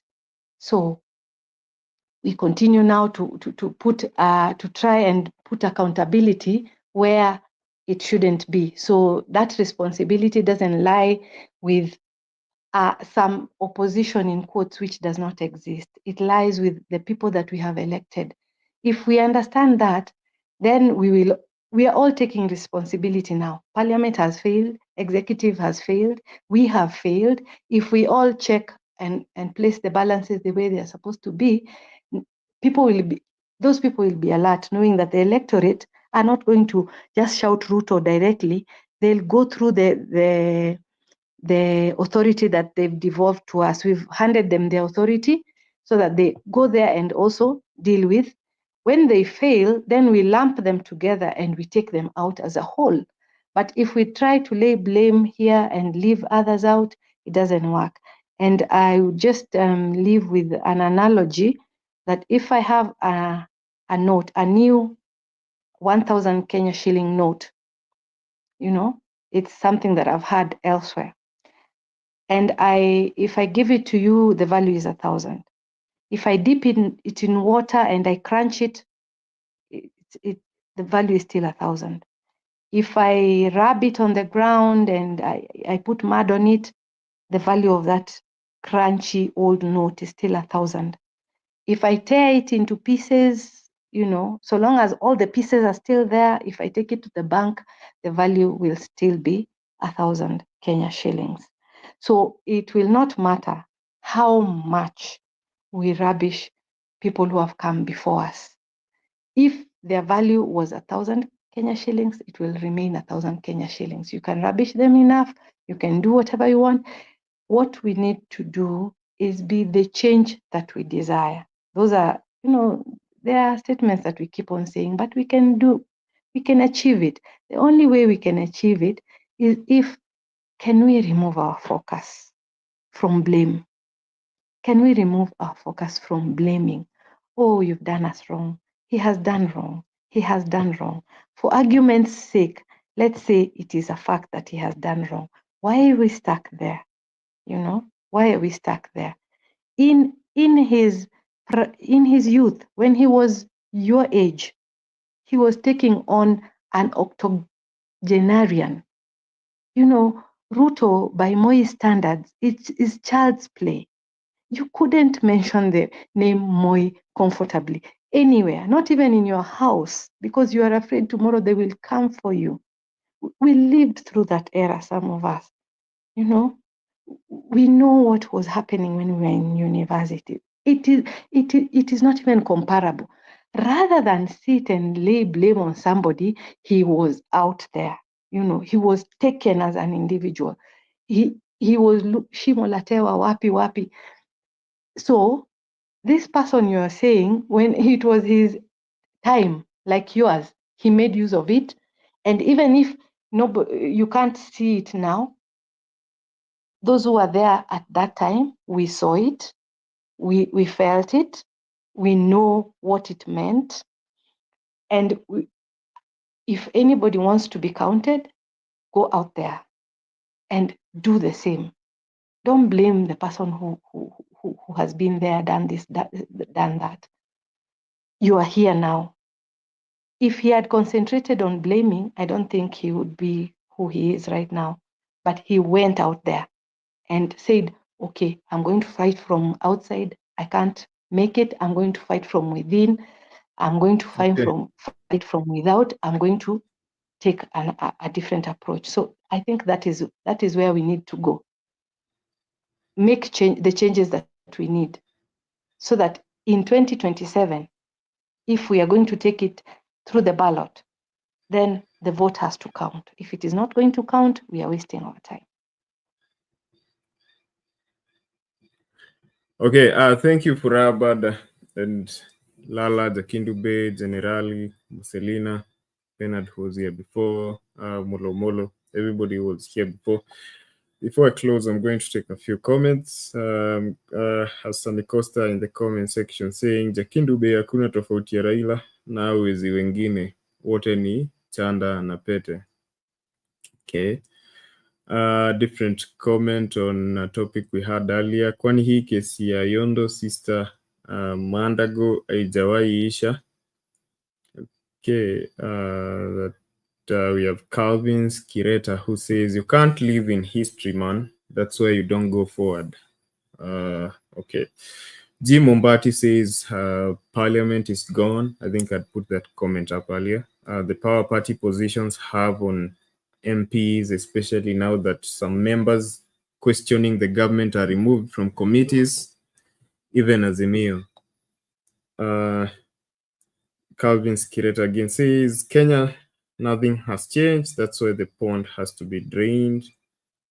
Calvin Ochieng says, stop calling Raila names. Mwania, Babayako. Okay, there's an insult there. I'm not going to read it out. Calvin's again says, which space did Raila fought for, and yet Kenyans are still being abducted and is just watching? Oh, okay. Beloriri, who's in the studio with me right now, was just saying, excellent presentation, Mama Selina. I think that was on a previous, when I first posted that question on her submission. Then we have Innocent Joe Obiri who says, somebody tell Sakaja of the machine that makes 1 million chapos, but I am selling it at 2.2 billion cash and installment is 2.7 billion. That is concerning Ruto's pledge to buy a machine that makes 1 million chapos a day. But anyway, just a comment of a quote I was looking for by Juvenal, a guy named Juvenal, who is a poet from ancient Rome. It says, give them bread and circuses, and they will never revolt. I just leave that with you, concerning what we are seeing right now in the country. We're seeing the president going around, just amusing the masses with motorcades and all this stuff. I don't know what the end goal is, but it's just recycling the same lies over and over that we've witnessed over the years, and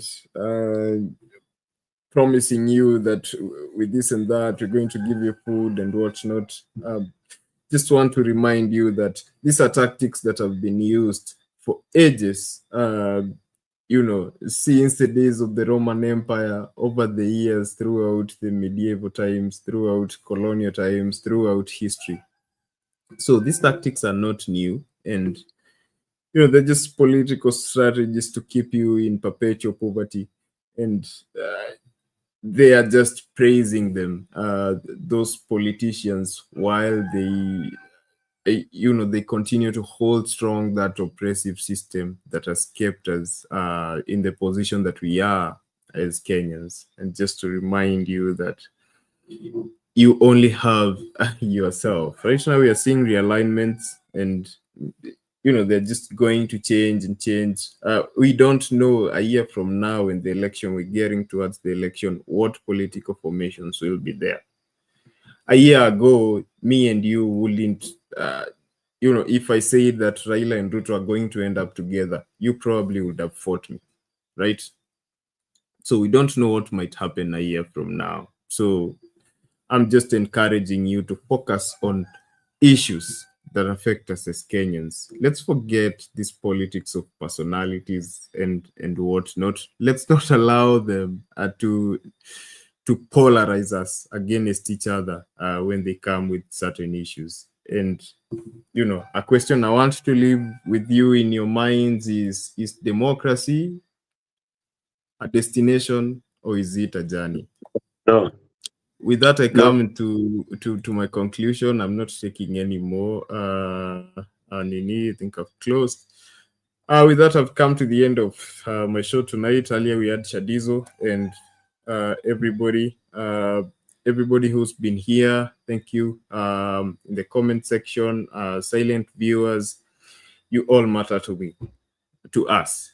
And before I close, I just want to remind you, the only support that I want from you is for you to hit that subscribe button. So if you've not subscribed to the channel, please do it now before I step out of the studio. Just press the subscribe button and like the video and share it out as usual. Okay, so as usual, it's Douglas. Nice to be with you here. Until next time, it's bye-bye for me.